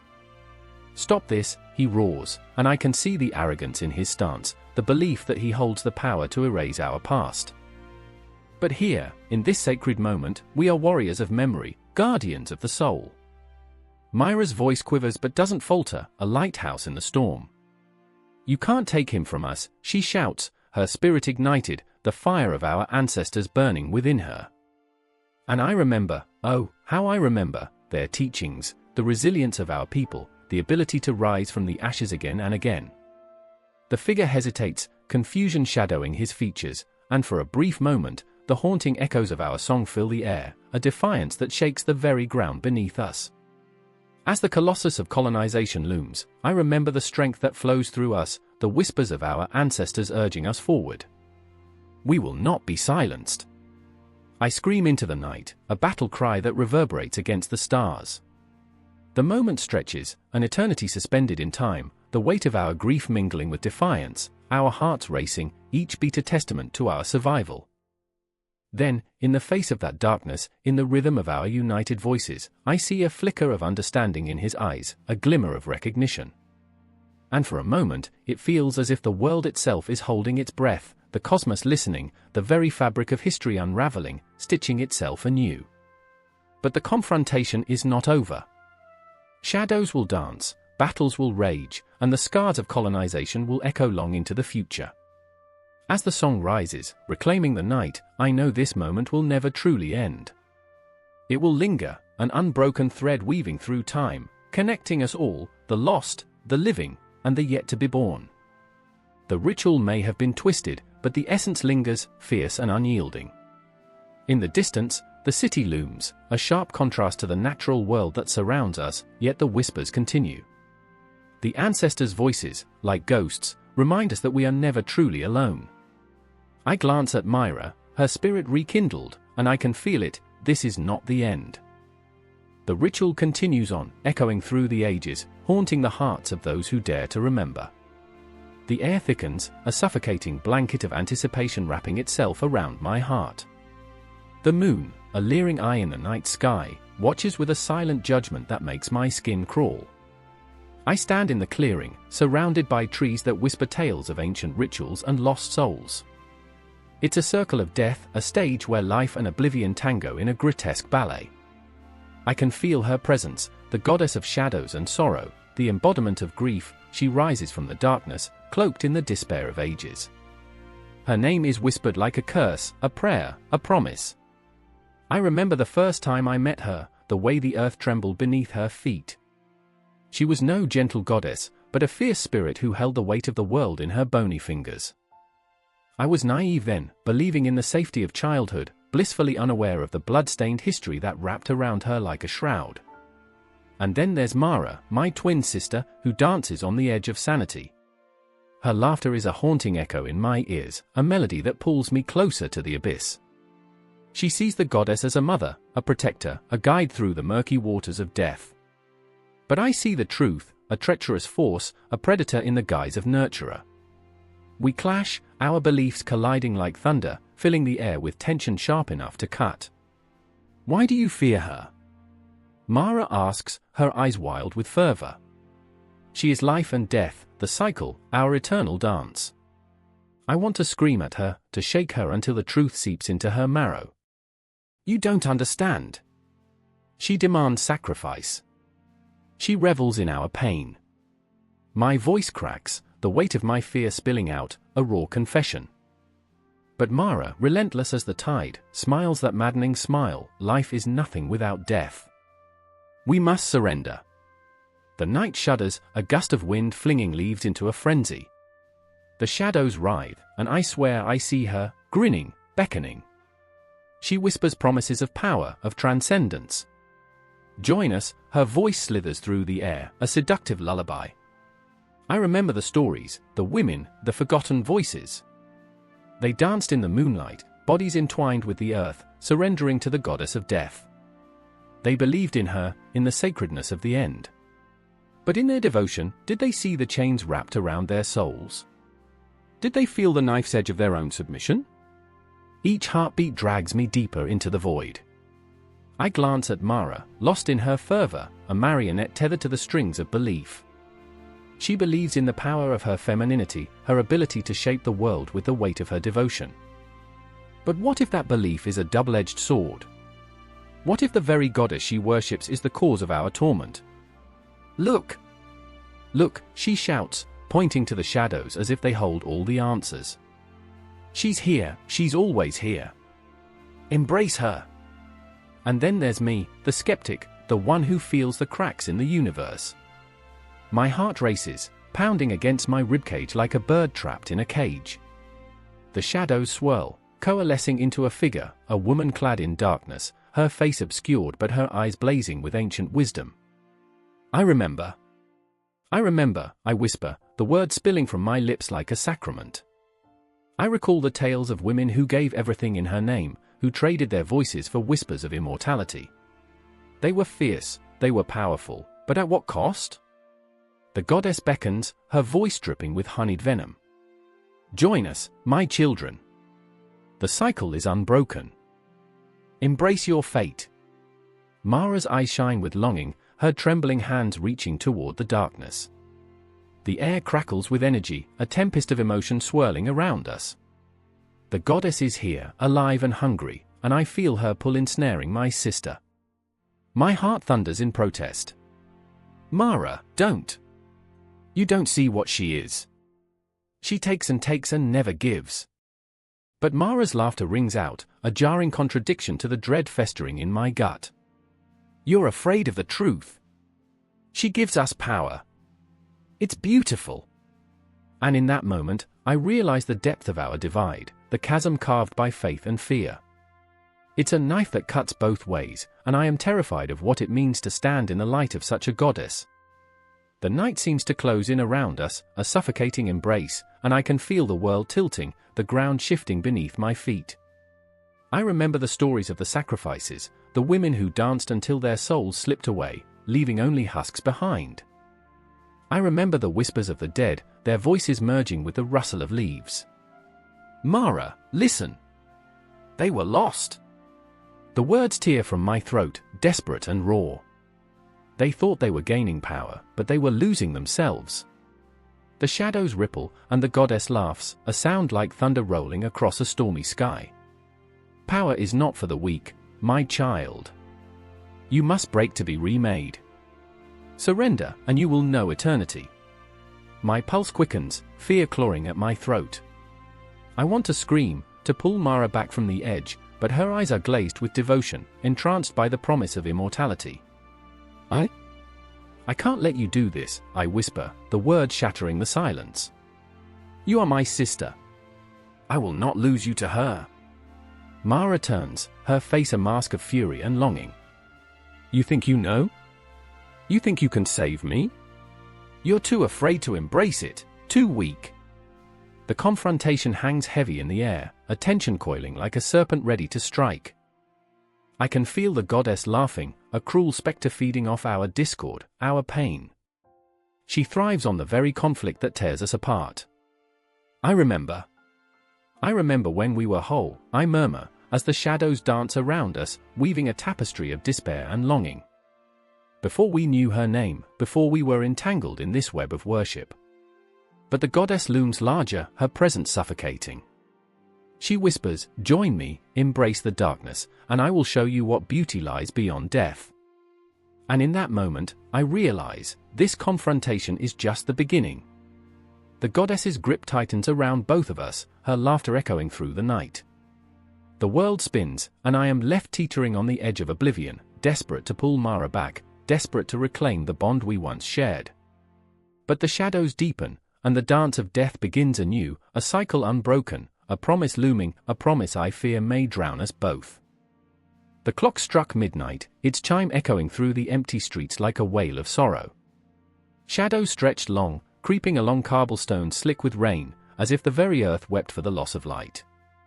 I stood there, heart racing, at the edge of the alley, my breath rising in clouds, thick with the chill of promise and dread. I could hear the distant murmur of voices, low and urgent, seeping through the damp air. Do you hear it? I whispered to myself, the words barely breaking the silence. I could almost taste the impending doom, a metallic tang brushing against my teeth. The anticipation coiled around me like a serpent. Then I saw her, Lena, her silhouette framed against the flickering light of a dying lantern, eyes wide and hauntingly beautiful. Fear wrapped around her like a shroud, but there was something more, an unsettling resolve. They won't stop, she breathed, her voice a thin thread in the night. Not until they find him. And then there was Marcus, the one we feared, the one we loved. He stood apart, shoulders squared, jaw clenched, the embodiment of a storm brewing within. He was haunted but resolute, a restless spirit caught between worlds. We have to confront them, he said, his voice steady, yet it betrayed the tremor of uncertainty. We can't run anymore. I felt the weight of their emotions coalesce, a tangible force that pulled me deeper into the abyss of their conflict. This was not just a fight against those who sought vengeance, it was a reckoning with our own ghosts, the crimes we had committed in silence, the secrets we whispered only to the shadows. I remember the laughter from nights past, wild and unrestrained, before the darkness seeped in. I remember the way Lena's hair glowed like spun gold in the sunlight, how Marcus would cradle her face as if she were a precious thing, fragile and vibrant. But all that beauty had crumbled, swept away in the storm of choices we'd made. Justice, I murmured, the word tasting bitter on my tongue. What is justice when blood stains the hands of the righteous? The thought sent shivers down my spine, cold and unforgiving. I wanted to believe in justice, to cling to the notion that order could emerge from chaos, but in that moment, with the spectre of death looming, doubt gnawed at me like a ravenous beast. The whispers grew louder, the pressure building. The air vibrated with unspoken words, the electricity of anticipation crackling through the night. Lena's hands trembled as she reached out, seeking comfort, seeking strength. I took her hand, felt the pulse of fear and hope intertwine, a fragile lifeline in a sea of despair. Together, Marcus said, stepping closer, his presence warming the chill that surrounded us. We are not alone. But was that truth, or merely a lifeline thrown into the abyss? The thought rang hollow in my chest, reverberating against the walls of my uncertainty. As we moved forward, shadows shifted, whispering secrets, taunting us with every step. The alley narrowed, closing in around us, the walls veiled in darkness. I could almost hear the heartbeat of the city, the rhythm of life pulsating beneath the surface, a reminder that even in death, there was an order, a balance waiting to be restored. We emerged into the light of a flickering street lamp, its glow a feeble shield against the encroaching night. My pulse quickened. What awaited us was unclear, yet the thrill of chaos drew us like moths to a flame. Justice was a flame, but it burned fiercely, it consumed everything in its path. The whispers behind us turned to laughter, cruel and mocking. I turned, heart pounding, and my breath caught. Shadows coalesced into figures, faces obscured but their intentions clear. The association, merciless in their pursuit, their loyalty to death unwavering. They were the architects of despair, the harbingers of retribution. Justice is blind, one of them hissed, stepping forward, eyes glinting like shards of glass in the low light. But it sees you. A rush of adrenaline surged through me, a primal urge to fight or flee. I glanced at Lena, the fear in her eyes mirrored my own. With Marcus beside us, we felt the weight of our choices press upon us, like the heavy cloak of fate we could not shrug off. "We can't let them take him," Lena gasped, her voice breaking. "He doesn't deserve this." But who were we to determine who deserved what? I felt the threads of morality unravel around me, the complexity of justice laid bare, each decision a mirror reflecting our own failings. The shadows danced closer, and I could almost hear the clock ticking, each second echoing louder, a countdown to our fate. "Stay together," Marcus said, but the words felt like a prayer tossed into the void.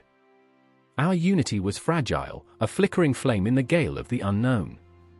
Each heartbeat grew louder, the rhythm of our fear intertwining with the very fabric of the night. And then, chaos erupted, a violent storm of limbs and voices colliding, the air thick with desperation. I was swept up in the tide, the world spinning, visceral and raw. I could taste copper on my tongue, the scent of sweat and fear mingling in the air, a heady concoction that pulled us deeper into the chaos. "Lena!" I shouted, but her voice was lost in the cacophony. I felt desperation clawing at my throat, choking me, as I searched for her among the writhing shadows. Would we find justice, or was this the end, a requiem for souls bound by the choices we made?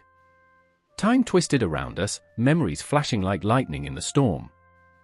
I remembered her laughter, the warmth of her touch, the way she believed in the good in people even when the world around us was painted in shades of dread.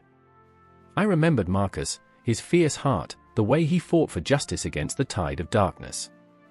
But in this moment, all of that felt like a fading echo, swallowed by the void that stretched endlessly before us. The association closed in, their laughter reverberating through the night, a chilling symphony of despair. I could feel the pull of death, the cold grasp of inevitability tightening around my chest. Justice? It was a cruel trick, a mirage shimmering just out of reach. And as I stood there, heart pounding, breath coming in ragged gasps, I realized that each of us was a thread, weaving our own tapestry of fate, caught in a design beyond our understanding. And in that moment, as the shadows surged forward, I understood that the battle for justice was a battle against ourselves, our own demons lurking in the dark, waiting for the moment we would falter. Together, I whispered, clinging to that fragile hope as the chaos enveloped us, drawing us further into the night, where death and justice intertwined, leaving us gasping, suspended in a liminal space between what was lost and what might still be found. The sirens wailed, a ghostly chorus rising through the streets, piercing the silence like a knife through flesh. I stood at the window, heart pounding, eyes wide, watching shadows flicker and twist against the glow of red and blue light splashing across the walls of my cramped apartment. The city outside pulsed with chaos, but inside, a different kind of storm brewed within me, a tempest of longing and dread. My fingers trembled as I gripped the glass, the cool surface grounding me, reminding me this was real, that I was alive while others faced their final moments. I remember the way he used to laugh, deep and resonant, like a drum echoing through quiet halls. Adam, my brother, the reckless soul who lived as if every day were his last. The night he vanished, swallowed whole by the city's insatiable maw, I had felt his absence coil around me like a cold serpent. It was a grip that never loosened. I remember the echoes of his laughter haunting the corners of our childhood home, shadows of a life snuffed out too soon. The world had continued spinning, oblivious, while I was left clutching memories like fragile glass, afraid they would shatter under the weight of time. And then there was MIA, her quiet intensity a juxtaposition to the chaos. She had always been drawn to the edge of darkness, a moth circling a flame, her eyes reflecting the flickering light. Death fascinated her, captivated her. She would slip into graveyards, wandering among the departed, whispering to them as if they were old friends. "They have stories too," she would say, her voice a soft melody in the bleakness. But tonight, there was no comfort in her words, only the bitter taste of sorrow. I remember the last time we spoke. Her eyes were pools of despair, each word a pebble sinking into the depths. "What if I'm next?" she had asked, a tremor in her voice. I brushed it off, the way we sometimes do when the truth cuts too close. "You're too full of life to drown, MIA." But even then, a shadow loomed over us, a shroud of inevitability that wrapped around her like a second skin. In our pursuit of life, we had forgotten to acknowledge death, to confront it. We danced around it, like children playing hide and seek in a dimly lit room, too afraid to turn the corner. But tonight, as the sirens blared and the world outside spiraled into madness, I felt the weight of our neglect pressing down on me. Death was not a distant specter, it was here, a looming figure in the doorway, waiting patiently to claim its due. The city was alive with a symphony of sirens, each wail a reminder of fragility, of our fleeting existence. I could feel the pulse of life beneath my skin, racing, electric, but the truth was inescapable, we were all just ticking clocks, counting down to our final chime. I closed my eyes, imagining Adam, the way he used to throw his head back and laugh, the sound reverberating through my bones. "You can't escape it," he would say, his voice a blend of jest and honesty. "You can only make it interesting." MIA appeared behind me, her silhouette framed by the flickering light. "It's happening again, isn't it?" Her voice was a whisper, but it carried the weight of 1,000 unspoken fears. I turned to face her, the darkness wrapping around us like a thick fog. "Do you ever wonder if it's all a game?" I asked, the words spilling out before I could catch them. "Life and death, just a cruel game played by forces we can't comprehend." Her brow furrowed, the intensity of her gaze piercing through the haze of uncertainty. She stepped closer, the air between us crackling with unspoken tension. "Sometimes I think," she said, her voice barely above a whisper, "that death isn't the end, but the beginning of something else. Maybe we just transform." I scoffed, but the truth was, I wanted to believe her. I wanted to hold on to hope, to anchor myself against the tide of despair that threatened to pull me under. "What if it's all just a lie?" I challenged, fear coiling around my heart. "What if there's nothing after this? Just darkness, an abyss we fall into?" Her eyes glimmered with unshed tears, and I felt the weight of her anguish, the heavy burden she carried in her fragile frame. "Then we make the time we have matter. We fill it with laughter, with love, with everything we can muster. We cultivate our stories before they wither." I longed to reach out, to pull her close and drown out the noise of the world. But the sirens grew louder, a cacophony of chaos that drowned out reason. My thoughts spiraled, a tempest of confusion and fear.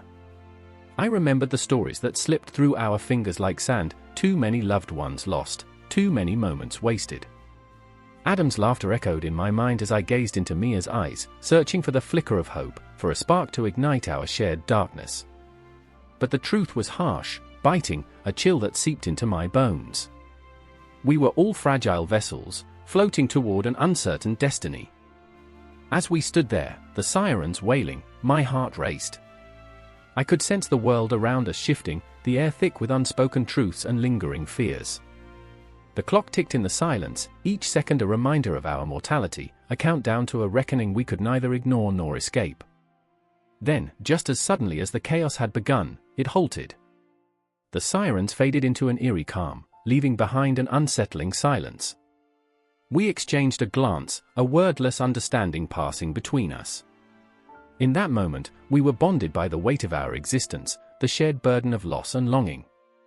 I reached out, fingers brushing against hers, the warmth spreading like wildfire, igniting a flicker of defiance against the encroaching despair. And even though the darkness loomed, wrapping its tendrils around us, we stood firm, refusing to back down. We would face the specter together, the looming shadow of death, for within the fear lay the possibility of life, a raw, unfiltered, chaotic existence that demanded to be lived, even in the face of oblivion. I remember that moment, the quiet before the storm, the tremble of anticipation thrumming in the air. The city outside remained oblivious, but inside, we were alive, flames flickering against the encroaching night. And as the clock continued its relentless ticking, we clung to hope, holding on tightly as we danced on the edge of eternity. The clock ticks with a rhythmic, almost sinister precision, echoing in the dimly lit room.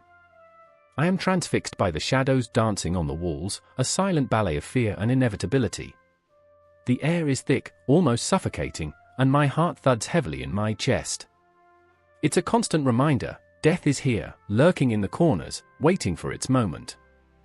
I can smell the incense curling through the air, an offering to the spirits, but it only deepens the sense of dread. Maria stands before the altar, her hands trembling as she lights the candles. Each flicker draws out memories, sharp and painful, like glass shards in my heart. I remember her laughter, bright and airy, before grief weighed her down like a stone.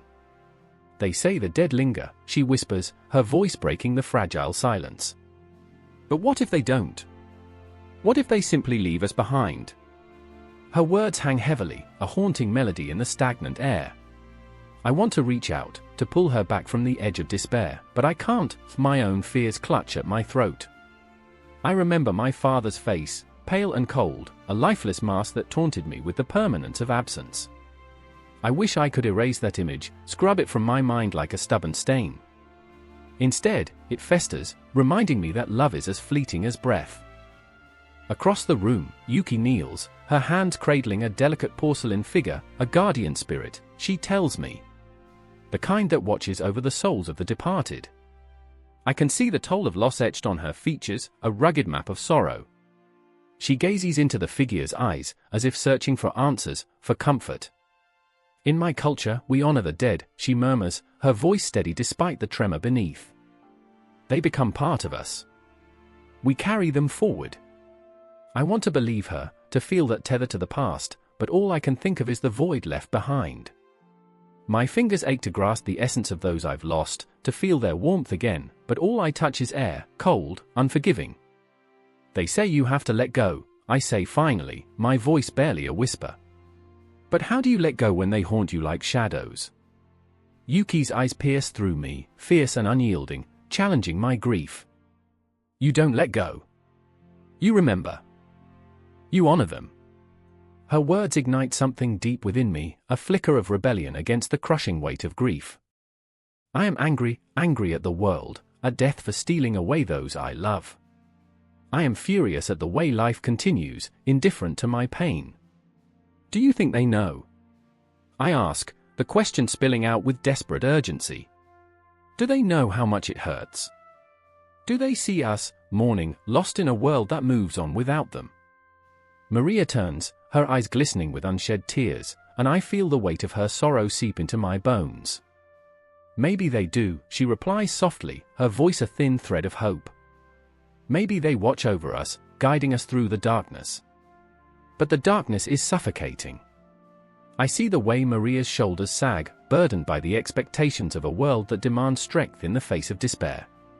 I know that feeling all too well, the pressure to smile, to pretend that everything is okay.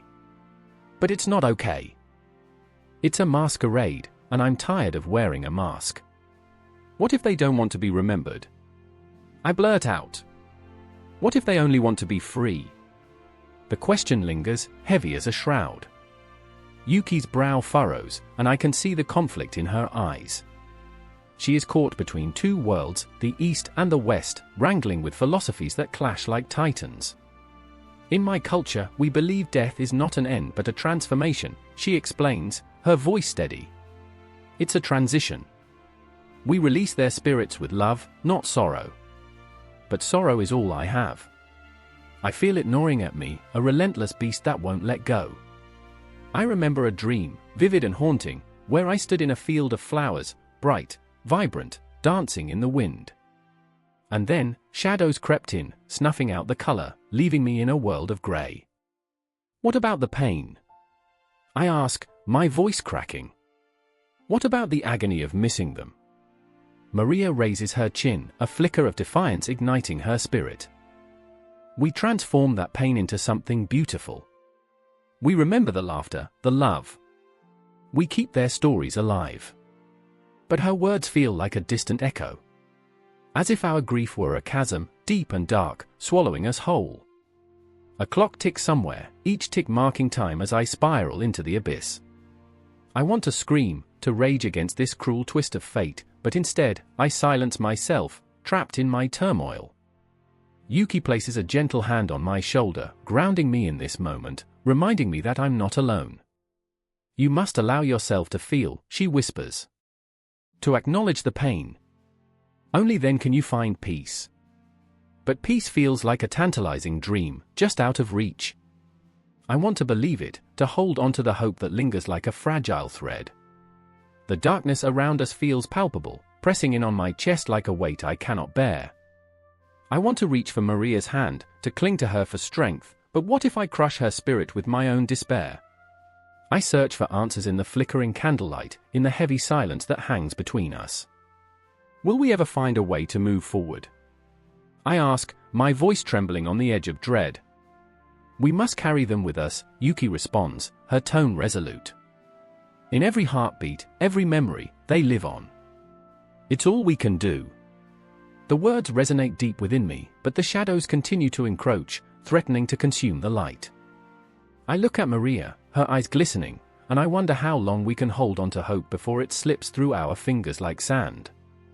And as the clock ticks, relentless and haunting, I realize that death, in all its forms, shapes us, molds us into who we are.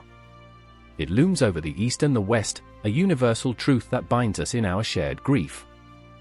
The tension in the air thickens, an electric charge, drawing us closer together, even as the darkness beckons. In this moment, I find the courage to breathe. The shadows are still there, but they are not all-consuming. Perhaps, just perhaps, within the haunting embrace of sorrow, we can find a flicker of light, a chance to honor the souls we loved and lost. The air was thick with the scent of incense, burning like the souls it aimed to guide, curling upward toward the night sky, where stars blinked like lost spirits. A crowd gathered in the flickering twilight, hearts racing, feet shuffling nervously against the cobblestone street slick with recent rain. I stood there too, my pulse hammering in my ears, the distant toll of a bell echoing through the stillness, a warning, or perhaps a summons to confront the shadows of our past. I remember the whispers. They crawled over me like tendrils of fog, the festival of the dead is upon us. Was it fear? Anticipation? Or the chilling realization that our lives were but a flickering flame, destined to extinguish? The faces around me were a mixture of reverence and dread. They wore masks, ghostly visages that hinted at the very deities we honored, grotesque yet beautiful, elegant yet terrifying. In that swirling sea of humanity, I caught sight of Mara, her face painted a haunting silver, eyes dark pools of reflection. She was my sister, my anchor, and our shared history twisted in ways I could never fully articulate. Time had been cruel to Mara. She had once danced through life, her laughter a balm on my troubled heart. But loss, like an uninvited spectre, had claimed her joy. We were orphans of a fate we didn't choose, and the ghosts of our parents clawed at her from the depths of her mind. I knew tonight would either bind us tighter or tear us apart. On the other side of the square stood Lewis, his frame rigid, shadows clinging to him like a second skin. He was the catalyst of controversy, a poet whose words dripped like honey and venom, weaving tales of love and loss under the watchful gaze of the death deities. His heart had been shattered by the spectre of grief, he had lost his partner to the cruel hands of fate, a violent twist of destiny that left him adrift. I had watched him struggle against the tide of sorrow, writing poems that caressed the line between brilliance and despair.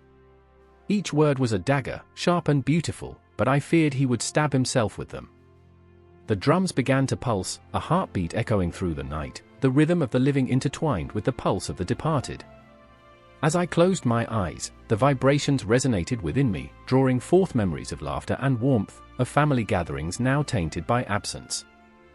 I remember the nights when we would share stories, the darkness illuminated by the flicker of candlelight, and even then, we danced on the edges of mortality, our laughter a defiant roar against the inevitable silence. I opened my eyes to find Mara drifting toward the altar adorned with offerings, flowers, food, and trinkets meant for the departed. For a moment, she seemed to meld with the shadows, her silver-painted face reflecting the flickering flames. I felt the urge to reach out, but something held me back. What could I say to a broken spirit?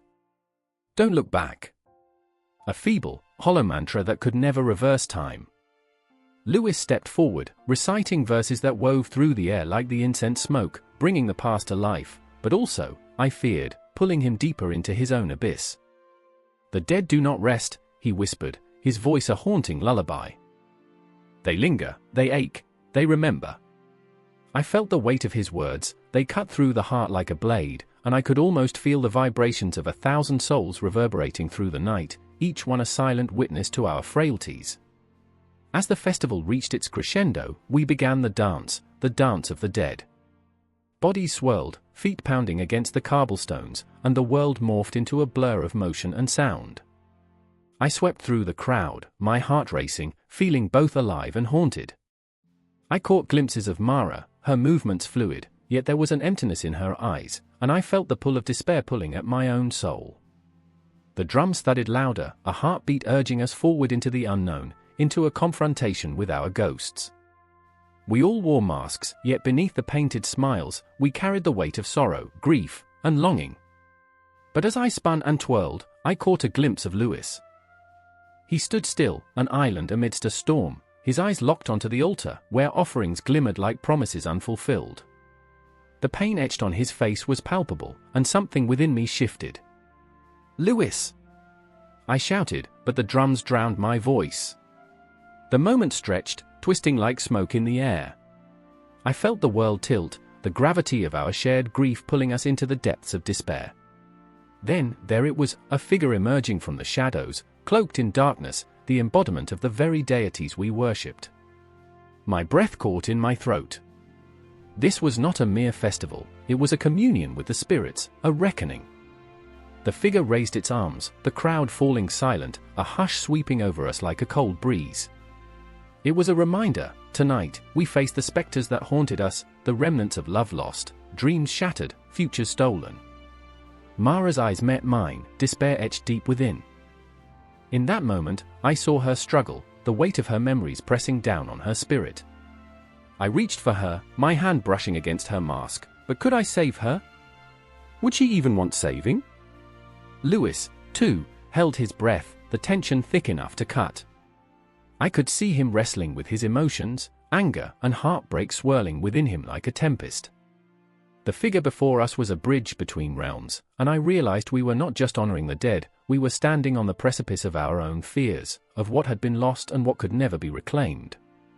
As the moment stretched infinitely, reality twisted, and I felt the world around me fade, drowning in the echoes of grief. This wasn't the end, it was merely the beginning of something darker, a descent into the very heart of our fears and regrets.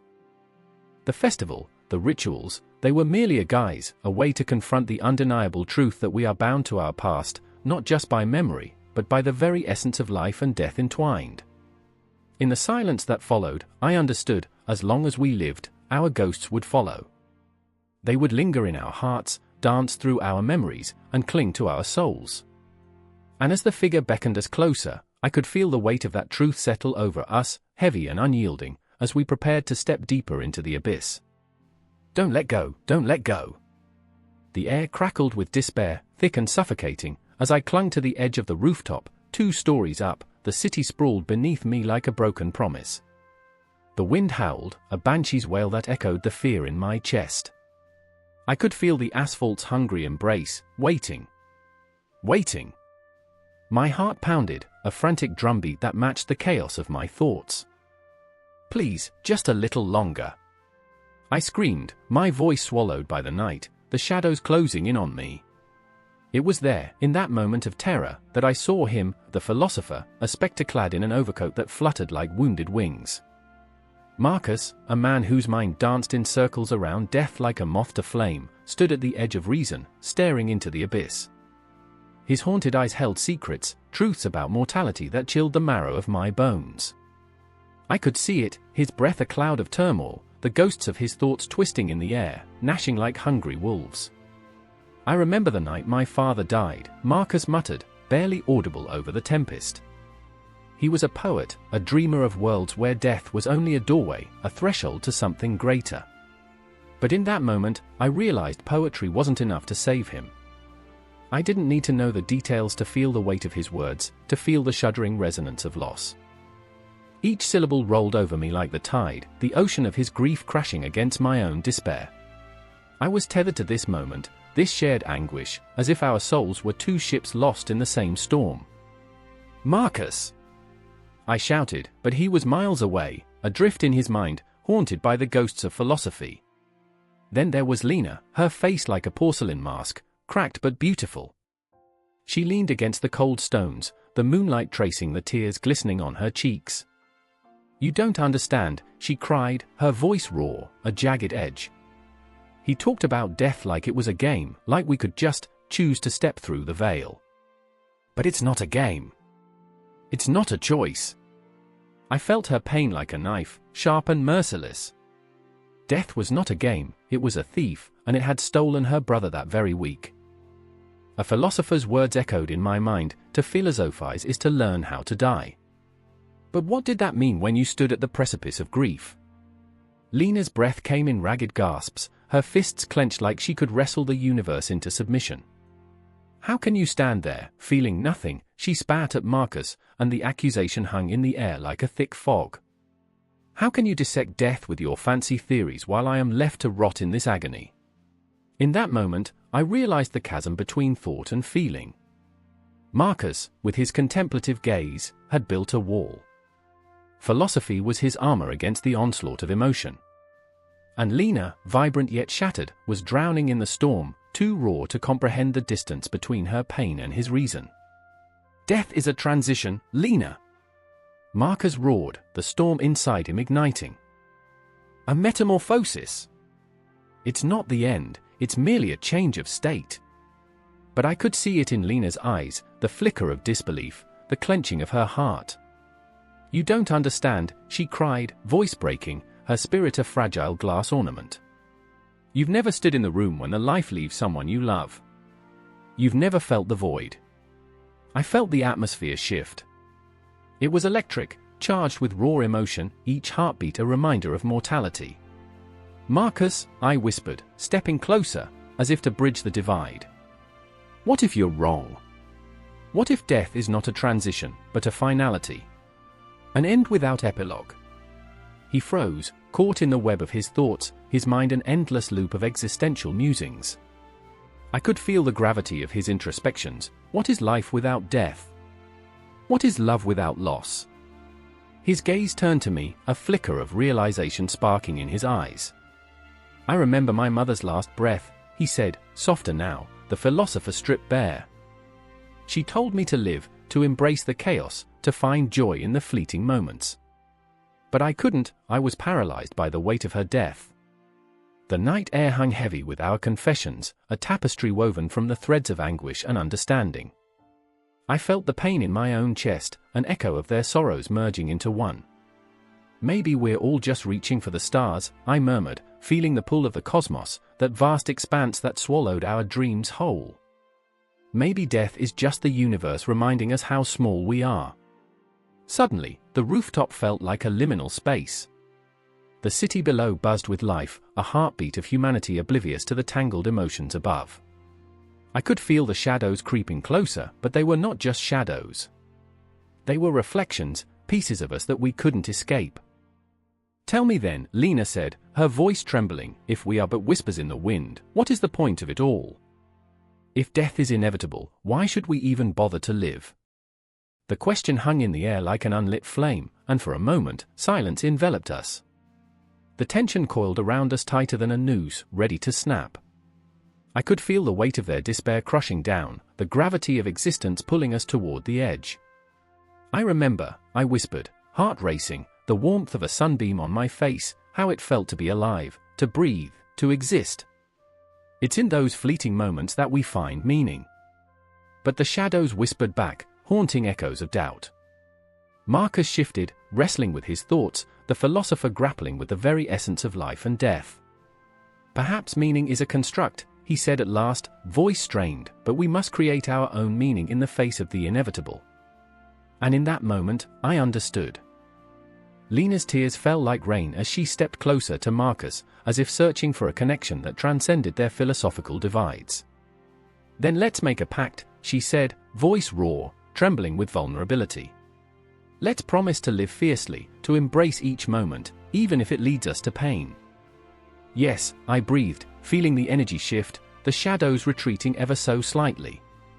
Let's promise to fight against the void. As we stood on the edge, three souls intertwined in a web of despair and hope, we felt the cosmic weight of our existence pressing down. The wind howled, and the city pulsed below, alive and vibrant, echoing our unspoken vows. Death loomed at the edges, but so did life. And in that fragile balance, we found our strength. The moment stretched into eternity, a fleeting spark against the encroaching darkness, as we grasped at life with raw, desperate hands. Time ticked on, and as the moon hung heavy in the sky, we realized that this was not the end. It was simply a beginning, not of answers, but of questions. A circle that would never close, a dance of shadows and light, spiraling endlessly into the night. The wind howled like a mourning ghost, wrapping around the ancient cherry tree as if desperate to cling to its gnarled branches. I stood there, heart racing, the cool air biting through my skin. The moon hung low, its pale light casting elongated shadows that danced like spirits come to life. Beneath the tree, the earth felt soft, almost pulsing, a reminder that life and death share the same soil. A single petal fluttered down, drifting softly past me, a fleeting memory of beauty amid the looming sorrow. The smell of incense wafted through the air, thick and intoxicating, mingling with the scent of freshly turned earth. I could taste the heaviness of loss, each breath a struggle against the unrelenting tide. "Yuki, don't!" I shouted, my voice tearing through the silence, a desperate plea mixed with panic. She stood with her back to me, trembling as the weight of our family's history pressed down upon her like a suffocating shroud. Every breath she took seemed to echo with the ghosts of our ancestors. Her fingers brushed against the carved stone of the family shrine, the names of those long gone etched into the surface, their lives reduced to mere whispers. She was so close to crossing a line, the line where the living dared to tread upon the sacred ground of the dead. "I have to know, Haru," she replied, voice a fragile whisper. "I need to understand." I could only watch as she knelt, the moonlight reflecting off her tear-stained cheeks. The air crackled with tension, a taut string ready to snap at any moment. I remembered my father's words, how he spoke of the thin veil between our world and the next, how death was not an end but a transformation. Yet, here we were, teetering on the edge of something indescribable, something terrifying. "Don't awaken them," I warned, my heart pounding in rhythm with the ancestral drums in my chest. "What if they don't want to be disturbed?" Her gaze was fierce, penetrating through my fears. "But what if they do? What if they're waiting for us?" I could see the conflict swirling within her, fear battling curiosity, sorrow grappling with hope. The seconds stretched as she traced the characters carved into the stone, fingers trembling over our family's lineage. I felt the pull of her desperation, the deep-rooted need for connection, for closure. It reminded me of the stories told by my grandmother, tales steeped in the rich soil of our past, where spiritual beings hovered just beyond the veil, a part of our daily lives, guiding us, warning us.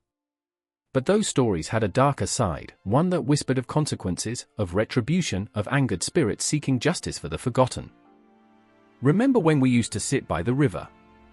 I asked, hoping to anchor her back to the living, to the laughter we once shared. "When we'd watch the fireflies dance, thinking they were the souls of the departed?" Those moments, they were beautiful.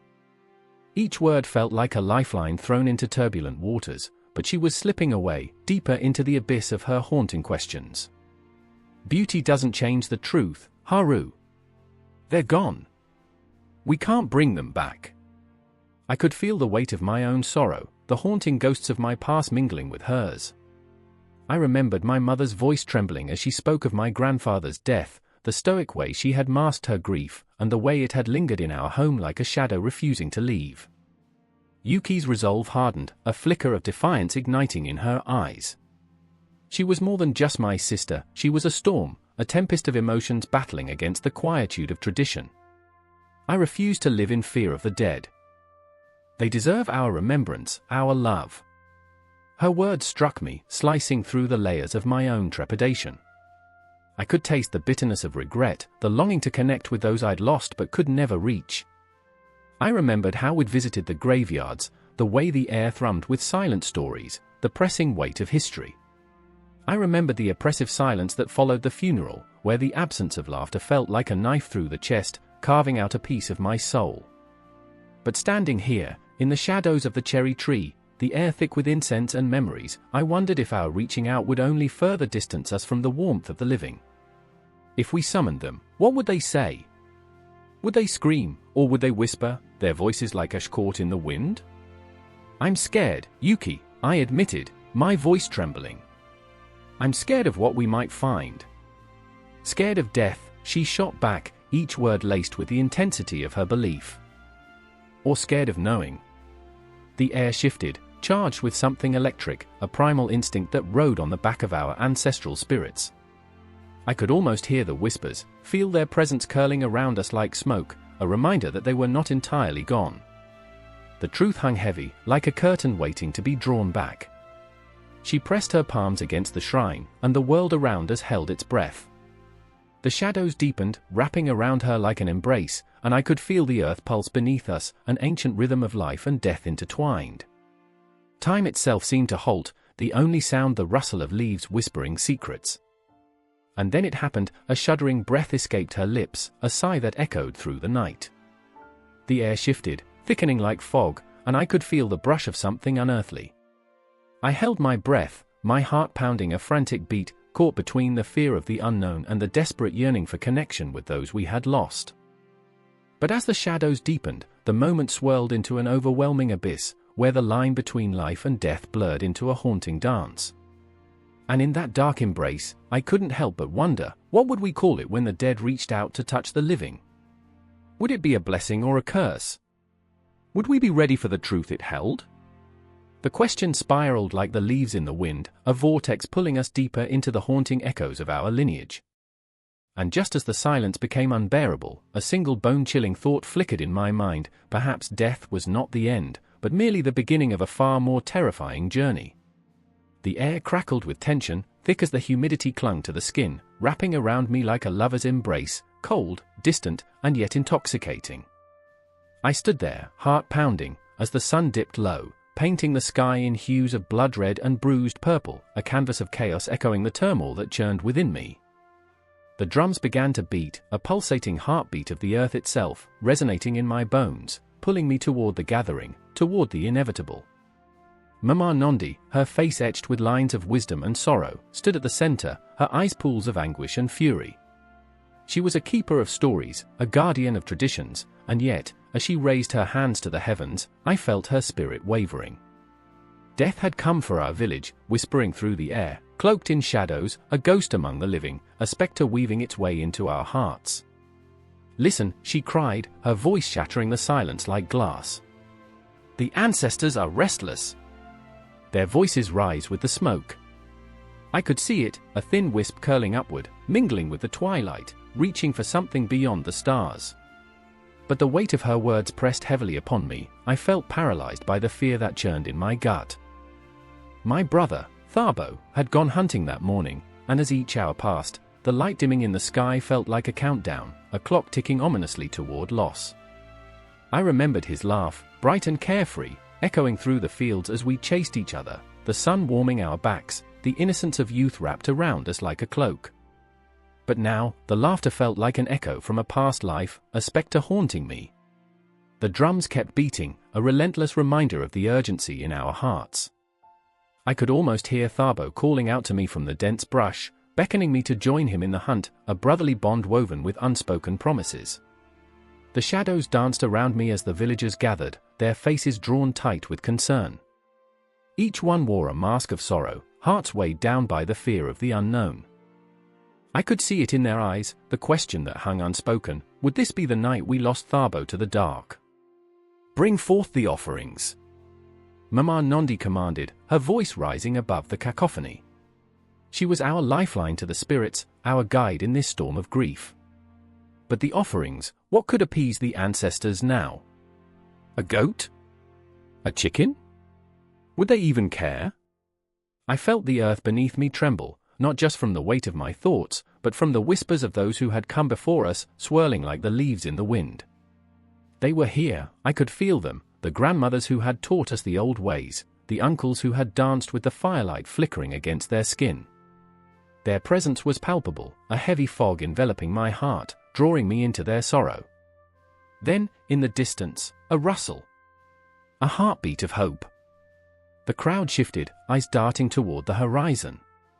I inhaled sharply, my breath hitching in my throat. Was it Thabo?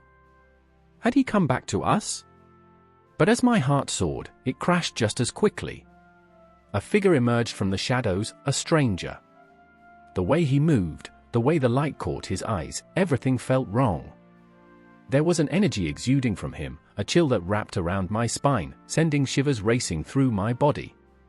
My pulse quickened as he approached Mama Nondi, their eyes locking in a silent battle. "Your brother," he said, the words rolling off his tongue like poison. "He calls for you." For a heartbeat, I felt the world tilt, the ground beneath me swaying like a ship caught in a storm. Mama Nondi's face was a mask of fury and sorrow, her eyes narrowing as she regarded the stranger. "What do you mean?" But the stranger merely smiled, a dark, twisted smile that sent a cold wave of dread crashing over me. "He is lost, wandering in the land of shadows. You need to offer something of great value to bring him back." The air grew heavy, thick with the weight of unspoken fears. I glanced around, the villagers were frozen, eyes wide, breaths held. My heart raced, the drumbeats now a haunting echo in my ears. What could I offer? What did the spirits want? My thoughts spiraled into chaos, desperation clawing at my mind. Mama Nondi stepped forward, her voice steady despite the tremor that betrayed her soul. "Speak, spirit. What would satisfy the ancestors?" His laughter was a dark melody, chilling and cruel. "Only a life can restore what has been lost." I felt the ground shift beneath me, the weight of his words anchoring me to a truth I had never wanted to confront. The villagers murmured, their thoughts a turbulent sea, their hearts pounding like war drums. I felt as though the world had shrunk, collapsing into the pit of my stomach, where fear and grief entwined like serpents. And in that moment, I saw my options unfurl before me like a dark tapestry. I could offer my own life, a sacrifice that would echo through the ages, or I could watch as my brother slipped forever into the abyss. I remembered the last time we had laughed together, the warmth of his voice, the light he brought into our lives, and suddenly, the choice became clear. Time compressed. A single heartbeat stretched into eternity. I knew I would have to confront the shadows lurking deep within my soul. The drums reached a fever pitch, racing against the clock of fate, urging me to make my decision. With a shaky breath, I stepped forward. "I will offer my life." Gasps erupted around me, but as the realization settled into the silence, it felt almost liberating, a promise to the spirits and to my brother. I looked into Mama Nondi's eyes, pleading for understanding, for reassurance as the darkness closed in, wrapping around us like a shroud. But as the shadows thickened, I felt the weight of the ancestors press against my chest, their whispers rising with the smoke, blending with the rhythm of the drums, and in that moment, I knew death was not an end but a beginning, a bridge connecting the living and the lost. The world spun, and with every beat of the drum, I was pulled deeper into the web of life, love, and loss, a cycle that promised to continue, endlessly intertwined. The clock struck midnight, the air heavy with the scent of damp earth and regret. I stood in the moonlit courtyard, heart racing, every beat a desperate plea for understanding. Shadows danced like specters on the cobblestones, twisting and curling, whispering secrets tainted with dread. And there he was, the Grim Reaper, his cloaked figure carved from the very darkness that surrounded us. The scythe glinted ominously, a cruel promise of finality. I remember a chill running down my spine, icy fingers gripping my throat as I fought to breathe. This moment wasn't a mere spectre of folklore, it was raw, breathing, alive with the weight of our insecurities. My friend, Clara, stood beside me, her hands trembling, nails digging into the flesh of her palms. She had always been the brave one, the one who laughed at death's face, but tonight she was as fragile as the glass we'd toasted with earlier, shattering beneath the weight of our shared mortality. "Why is he here?" Clara's voice quivered, a haunting melody that echoed the fear thrumming in my own chest.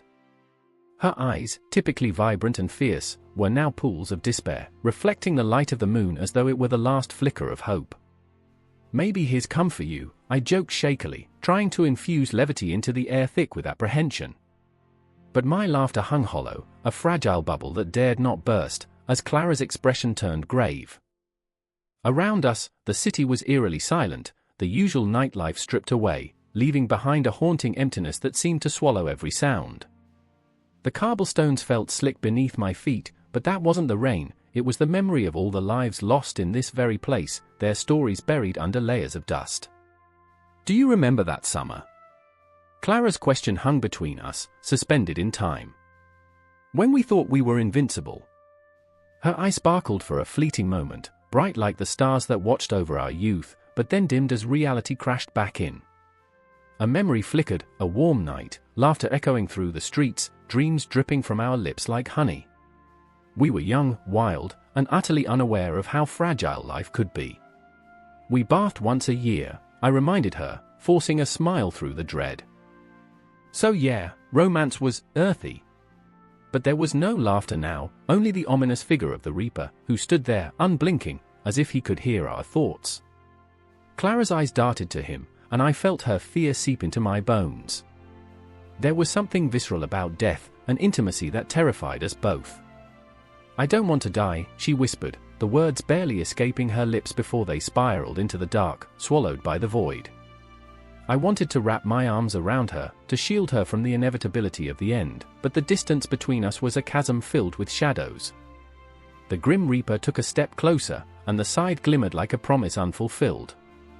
Time played tricks, grinding to an agonizing halt. I could hear the ticking of the clock in my mind, the relentless march towards our fates. "What if he's just misunderstood?" I said, grasping for some shred of absurdity to pull us from the brink. "Maybe he just needs a hug." Clara made a face, half smiling, half terrified. "Yeah, right. I'm pretty sure he's not into group therapy." Her attempt at humor fell flat, like a stone tossed into the abyss, creating ripples of anxiety that disturbed the stillness of our confrontation with mortality. But beneath the laughter, a visceral truth simmered. The Reaper was not merely a hooded figure cloaked in darkness, he was a mirror reflecting our deepest fears, our unspoken wishes. He had no intention of scaring us into submission, his presence was a reminder, life is a fleeting moment, a candle's flicker in an expansive night. "Maybe he's been waiting for us to notice," I murmured, the words barely a whisper. "Maybe he's here to remind us how to truly live." Clara's throat constricted, tears pooling in her eyes like rain clouds ready to burst. "What if living is the scariest part?" She was unraveling before me, and I felt helpless, a witness to her erosion. The Reaper stepped forward, and I sensed a shift in the air, a strange invitation that thrummed between us. The shadows elongated, stretching towards the moonlight, tempting us to confront the truth we often buried beneath distractions and laughter. "Remember the stars?" I pressed, channeling every ounce of bravery I could muster. "How they used to guide us." Clara nodded, her breath hitching as she took a step towards the darkness. "But stars die, too. They flicker out and leave us in the cold." "Yes," I breathed, desperation spilling into my words. "But they also remind us that even in the darkness, light can exist. That there is beauty in the fleeting." The Reaper stood still, an eternal sentinel of our fears. He didn't beckon us to surrender, instead, he offered the chance to embrace our fragility, to acknowledge that every heartbeat was a defiant act against the void. And then, in that moment suspended in time, we understood life and death were entwined like lovers, inseparable, each whispering to the other. "I'm not afraid," I said, the words trembling and unsure, but they felt like freedom. Clara echoed my sentiment, her voice breaking but resolute, a fragile yet fierce affirmation against the darkness. As the Grim Reaper faded into the shadows, the tension that had enveloped us began to dissolve. The city awoke, life returning in a symphony of sound, laughter lingered in the air like the scent of rain. We were left standing in the courtyard, hearts racing, still reeling from the encounter. But now, we carried a truth, raw and unyielding. We were alive, dancing on the precipice of existence, and the Reaper was not our enemy, but the catalyst for our awakening. Life was fleeting, yes, its beauty lay not in denying its end, but in embracing every moment as a gift, a reminder that even in darkness, we could find light. And with that, the story continued, breathing, shifting, the shadows flickering like memories waiting to be made. Time moved on, but the pulse of life echoed, relentless and fierce, a promise that our journey had only just begun. The clock struck midnight, each chime resonating through the thick, oppressive air of the forgotten town, where shadows clung to the cobblestones like the weight of unshed tears. I stood there, heart pounding in my chest, as the wind whispered secrets of the past. The moon hung low, a silver coin tossed in the cosmic abyss, casting eerie light on a gravestone that had seen centuries of sorrow and joy, each etched name a ghost waiting for recognition. The shadows breathed, and in that moment, fear wasn't a distant visitor, it was a companion wrapped around my throat, silencing my thoughts. "Maggie, stop!" The sound of my brother's voice cut through the night like a knife, sharp and urgent. I turned to him, his face a mask of fear and frustration, eyes darting towards the forest that loomed behind us. "You don't understand what you're messing with." His hands trembled as he spoke, and I could see the ghost of our childhood fears reflected in his wide, staring eyes. But I had to know.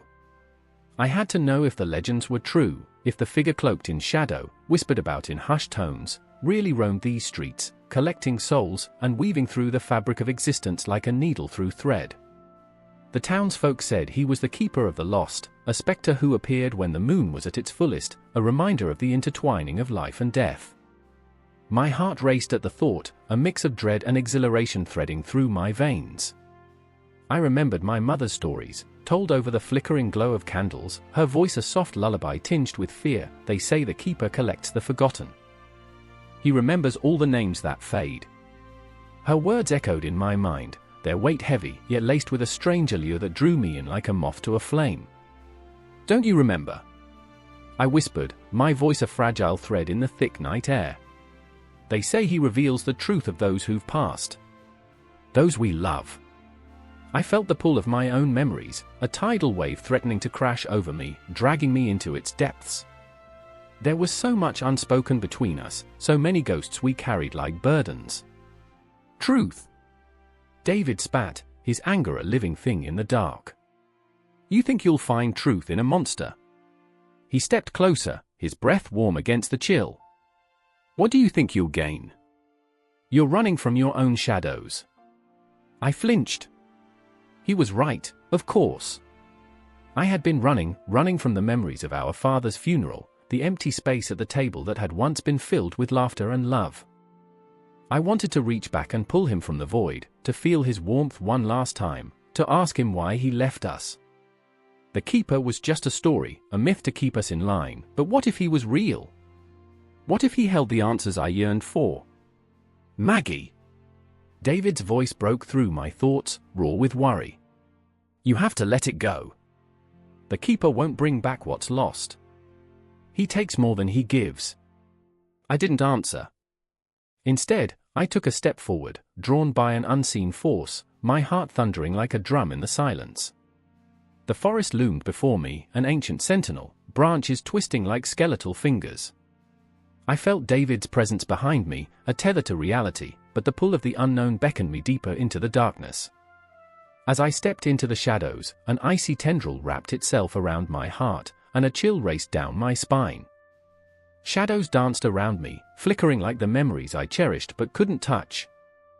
The air grew heavier, thick with the weight of an unspoken truth, and then I heard it, a whisper, soft and melodic, curling around my consciousness like smoke.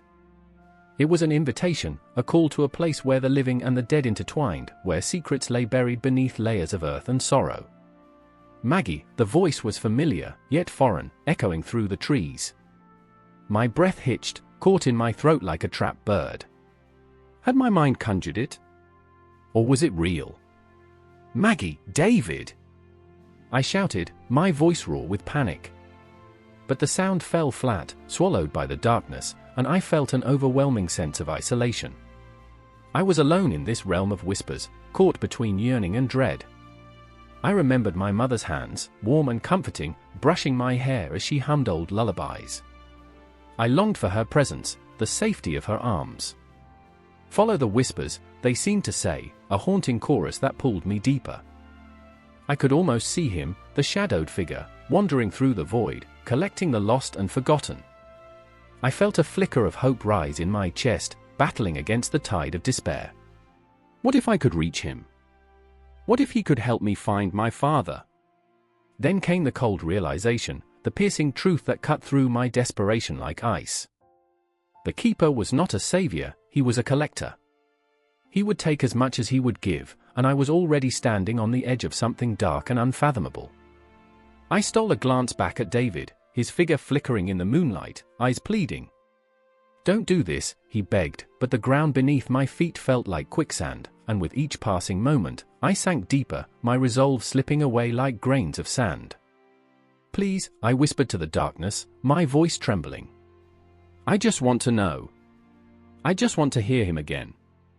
The shadows tightened around me, as if the forest itself were listening, waiting, holding its breath. I stepped forward, guided by an unseen force, into a place where the echoes of laughter mingled with the cries of the lost. The air grew thick with memories, swirling around me like leaves caught in a storm, and suddenly, I was not just a spectator. I was part of it all, part of the sorrow, part of the legends, part of the darkest corners of the human soul. Do you remember? The voice whispered again, this time more insistent. Do you remember what you lost? And I could feel it, the weight of grief, the echoes of laughter long silenced, the love that had been snuffed out like a candle in a tempest. Time stretched and twisted, and I was no longer standing alone in the forest. I was surrounded by faces, familiar yet distant, smiling yet melancholic. They were the forgotten, the lost, the ones who had slipped through the cracks of existence, and they were all reaching for me. In that moment, I realized that in seeking answers, I had opened the door to a deeper darkness, a chasm that threatened to consume me whole.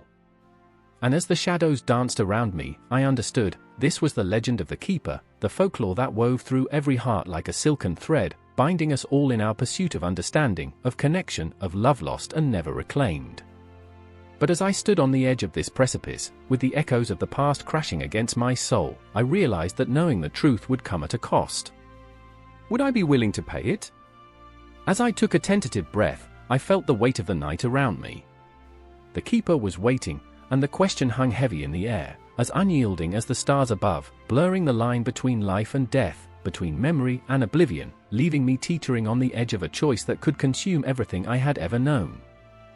And with every heartbeat, I felt the darkness closing in, and I was left to wonder, what would I sacrifice for a glimpse of the truth? The clock struck midnight, its deep chime resonating through the cavernous space as if counting down the moments until the end of everything. Shadows danced across the walls, twisting and contorting, whispering secrets of the damned. There, in the heart of the abandoned church, a flickering candle illuminated the faces of the few who dared to gather. They huddled together, a motley crew of lost souls, each clutching a relic of hope turned despair, a tattered book, an old photograph, a dried flower. Their breaths mingled, heavy with dread and anticipation, a symphony of fear echoing in the silence. Mara stood at the front, her voice trembling yet fierce. Tonight, she breathed, her eyes glinting with a wild desperation, we confront what we fear most. We worship that which awaits us all. The words hung in the air, thick with the weight of her conviction.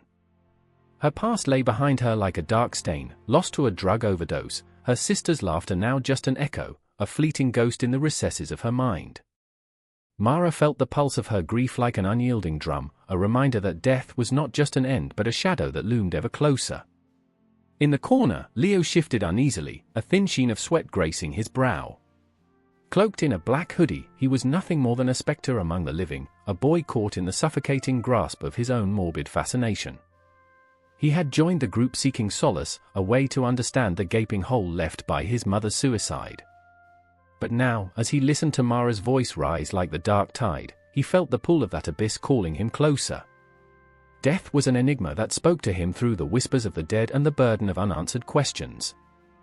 "I remember," Leo murmured under his breath, clenching his fists, the memory swirling around him like leaves caught in a storm. "I remember her smile, her laughter." A rush of warmth flooded through him, only to be snuffed out by the cold reality. A shiver ran down his spine, the candlelight flickered, and for a split second, he thought he saw her face reflected in the flames, haunting, beautiful, lost. The air thickened, charged with an energy that felt electric, almost alive. The others, their eyes wide, mouths dry, were transfixed by the rituals unfolding before them. They had come seeking closure, understanding, perhaps even a brush with the divine. But tonight, they would confront not salvation, but the very thing that haunted their dreams. They would kneel before the spectre of death, a macabre dance performed in the name of healing, yet underscored by an underlying terror. "I can feel him," Mara declared, her voice rising in fervor. "I can feel the weight of those who came before us, who suffered, who loved, and who died." A shudder rippled through the group, palpable and icy. Eyes darted, glancing at the shadows that flickered just beyond the candlelight, as if they, too, were being watched. The unseen canopy of the night pressed closer, wrapping around them in a suffocating embrace. Leo's heart raced, a relentless echo in his chest. He turned to Mara, searching for reassurance in those eyes that shone so brightly with conviction. "What if we're wrong?" he whispered, his voice barely audible over the cacophony of thoughts in his mind. "What if we're just inviting darkness into our lives?" Mara's gaze bore into him, fierce and unwavering. "We cannot be afraid of what we do not understand," she implored, her breath hitching. "To worship death is not to fear it. It's to accept it, to honor those we've lost." The words cut deeper than any blade, and Leo felt the weight of a gaping pit in his stomach, an ache that vibrated with a resonance familiar yet terrifying. Suddenly, a gust of wind howled through the cracked windows, extinguishing the candles one by one, plunging them into darkness. Gasps erupted, a chorus of fear echoing as they fumbled for their phones, the blue glow casting eerie shadows on their faces. Mara's voice quaked, "Stay together. Don't let go." But the fear was palpable, a living entity that slithered through the room, wrapping around them like ivy. Leo could feel it coiling around his heart, tightening with every passing moment. His memories flashed through his mind, his mother's laughter, the warmth of her embrace, the day she slipped away like smoke through his fingers. He wanted to scream, to break free from the chains of sorrow that bound him to this place, to this moment. The darkness pressed against him, suffocating. "I remember," Leo whispered again, as if by saying it he could conjure her back, breathe life into the memories that now felt like shadows chasing him. "I remember her hands, the way she would tuck me in at night." The words hung in the air, fragile and haunting. Mara's voice broke through the haze, urgent and fierce. "We are here to reclaim what was taken," she declared, determination lacing her words. "To stand against the fear that binds us, together." Her rallying cry echoed through the darkness, igniting a flicker of hope in the pit of despair. But even as Leo's heart surged with a flicker of courage, doubt gnawed at his insides. The air thickened again, heavy with the weight of unacknowledged grief, and he fought against the tide of despair. "But at what cost?" he shouted, his voice breaking, raw and ragged. "Is it worth it?" For a heartbeat, silence engulfed them. Then the shadows shifted, and for an instant, he thought he glimpsed a face, his mother's face, smiling, yet shrouded in sorrow. It was a fleeting vision, but it drove him to his knees, tears spilling down his cheeks. "I'm sorry," he choked out, the words a desperate plea to both the living and the dead. Mara knelt beside him, her hand on his shoulder, grounding him in the tempest of emotion swirling around them. Their shared pain connected them, a fragile thread woven through the tapestry of grief that enveloped the group.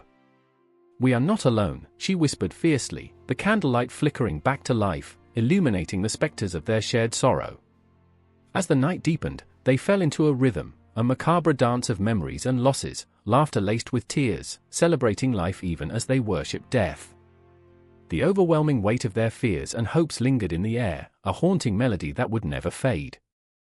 And as they faced the abyss together, they knew this was only the beginning. An eerie stillness settled over the abandoned church, the atmosphere thick with the unspoken, the sacred and the profane intertwining in a dance as old as time itself. The clock ticked on, a relentless reminder that every moment was fleeting. They were not just confronting death, they were embracing it, entwining their souls in an eternal struggle that would echo through the ages, leaving them forever changed. In this communion with the darkest corners of existence, they found a flicker of light, a shared understanding that in worshipping death, they could perhaps celebrate life. The clock strikes midnight, its echo reverberating in the empty streets. A single street lamp flickers, casting long shadows that dance like phantoms across cracked pavement. The air is thick, crackling with an unnameable tension, and somewhere, a door creaks open, releasing a gust of wind that carries the scent of damp earth and lingering regret. I stand here, at the edge of something vast, the looming specter of death, an uninvited guest that haunts every corner of our lives. I remember the night he left. David, my brother, my confidant, my anchor. It was supposed to be a mundane evening. We laughed over takeout, buried in the mundane chatter of our lives, when the phone rang, a harbinger of doom. I remember the way my heart plunged, the bitter taste of dread flooding my mouth. The voice on the other end was a cold reminder of mortality, as crisp as the autumn air that stung my lungs. He's gone, they said, and with that, the world shattered. Somewhere in the distance, a siren wails like a mournful lullaby. It lingers, its notes curling through the night, wrapping around me. Death is never quiet.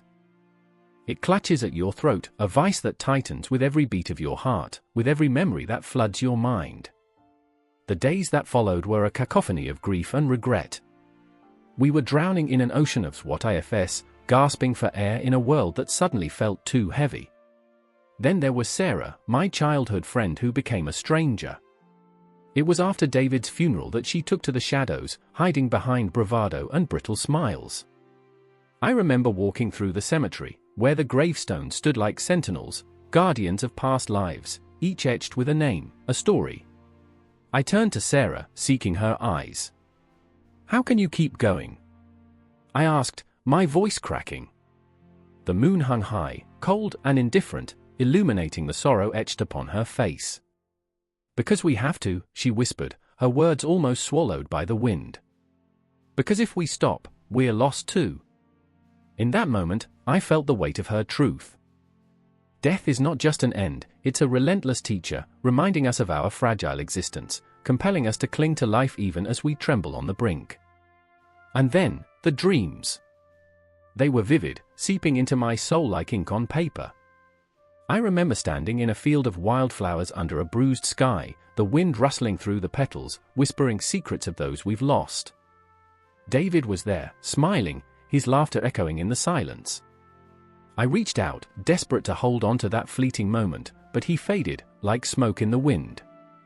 I woke up gasping, heart racing, the weight of unfulfilled desires pressing down on me. Death has a way of entwining itself in our stories, a wraith lurking in the narratives we tell and retell. Its presence is palpable in the flickering glow of movie screens, where we witness lives lived and lost, where grief is explored in the most raw and honest ways. The characters become mirrors, reflecting our own struggles, our own fears. There's a scene in a film I can't shake from my mind. A young woman stands at the edge of a cliff, the world sprawling beneath her as she wrestles with the choice between life and oblivion. The camera lingers on her face, capturing the flicker of doubt in her eyes, the weight of the decision that could change everything. I see Sarah in her, the same haunted gaze, the same longing to escape the pain. Why do we romanticize death? I asked Sarah one night, our voices low, the shadows playing tricks in the dim light. Why do we turn it into something beautiful? She laughs, a hollow sound that echoes in the darkness. Because it's easier to face it when it's dressed up in pretty words and cinematic glory. It's easier to forget that it's real. But death is not beautiful. It is the raw, ragged edges of a life left behind. It is an empty chair at the dinner table, a photograph collecting dust, a voice that no longer calls your name. Even as we fill our lives with distractions, music blaring, screens flickering, we are haunted by the ghosts of those we've loved. I remember the night when the final confrontation came to a head. Sarah stood in front of me, tears streaming down her face, the rawness of her pain palpable in the air. "I can't do this anymore," she cried, fists clenched, the tremor in her voice betraying her strength. "I can't keep pretending that everything is okay." And in that moment, the dam broke. We stood in the flickering light, two souls stripped bare, confronting the darkness that had wrapped itself around us. The shadows danced, the air thick with unspoken truths, the weight of death pressing down like a heavy fog. "We have to face it," I murmured, the words like a prayer. "We have to let it in, let it seep into our bones." The clock ticked on, a relentless reminder of time slipping through our fingers, each second a heartbeat closer to the inevitable. The world outside kept turning, but within us, a storm raged. We were alive, fiercely alive, even in the face of loss. As the night deepened, we held onto each other, a fragile lifeline in the chaos. The shadows around us whispered of endings and beginnings, of loss and love, of a world forever changed. In that moment, I understood, death is not the end. It is a part of us, woven into the fabric of our existence, shaping who we are and who we become. But just as we began to breathe again, just as we thought we could find solace, another siren wailed in the distance, and I realized that the night was far from over.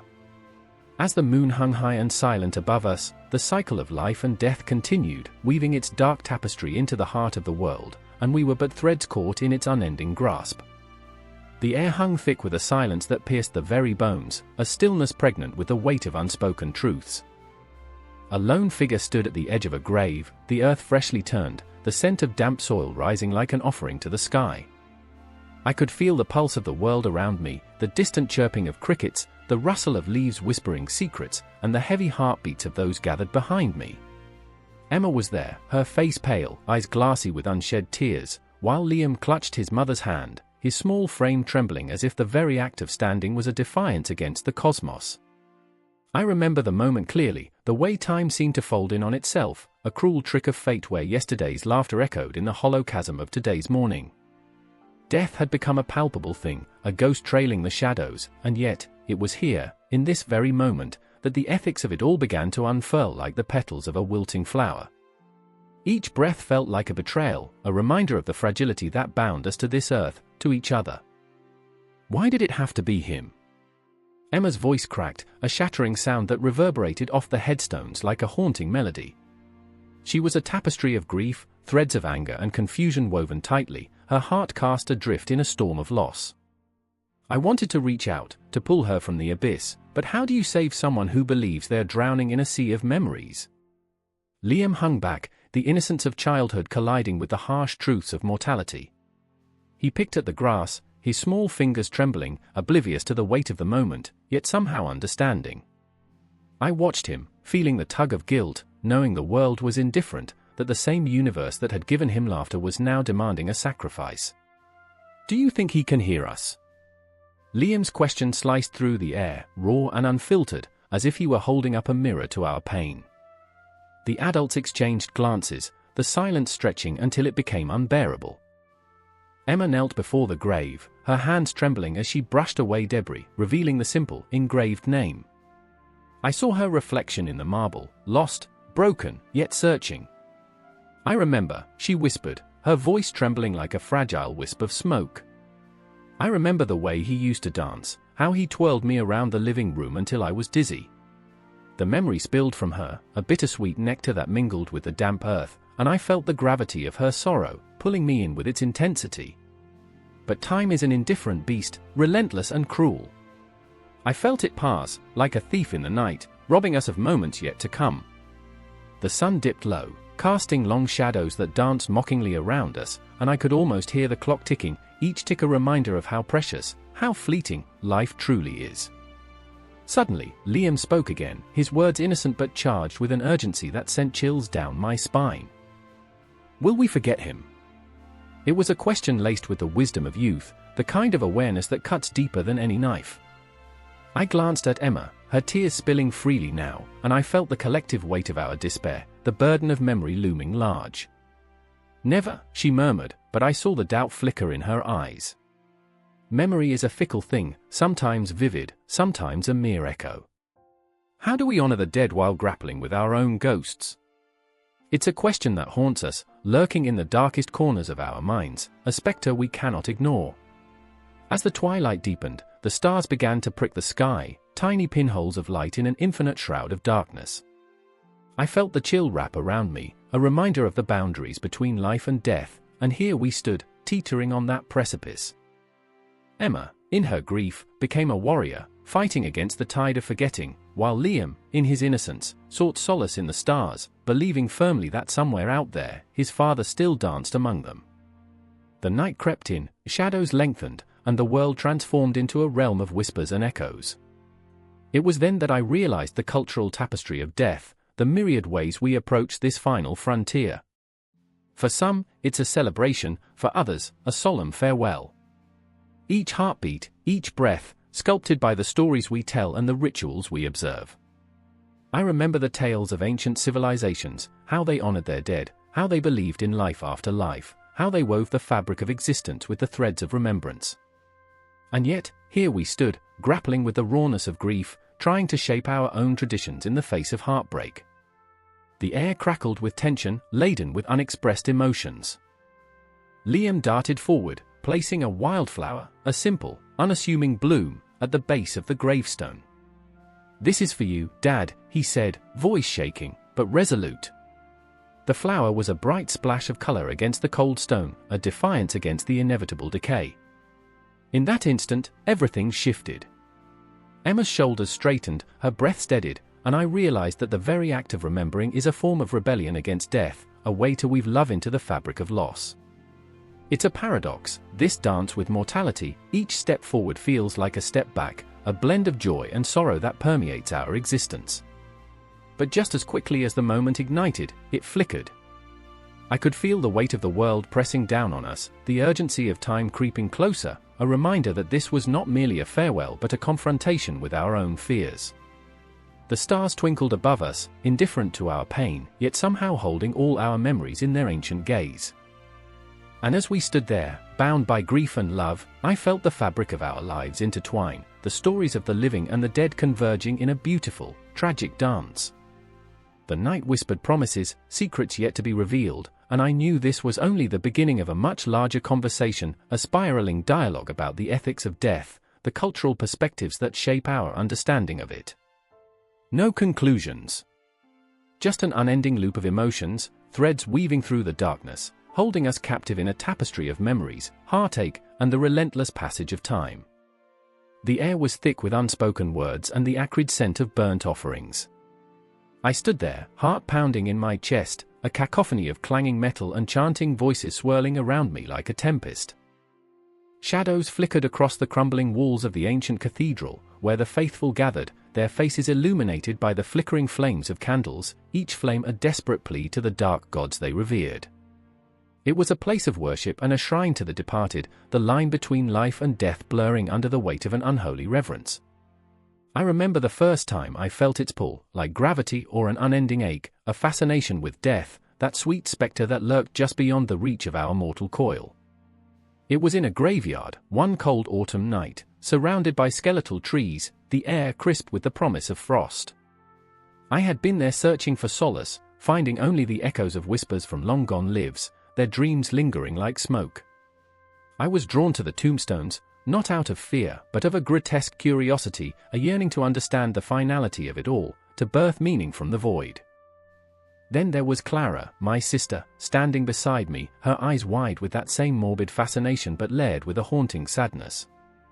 She hadn't spoken since the accident that shattered our family, leaving her lost in a world where grief had become a twisted companion.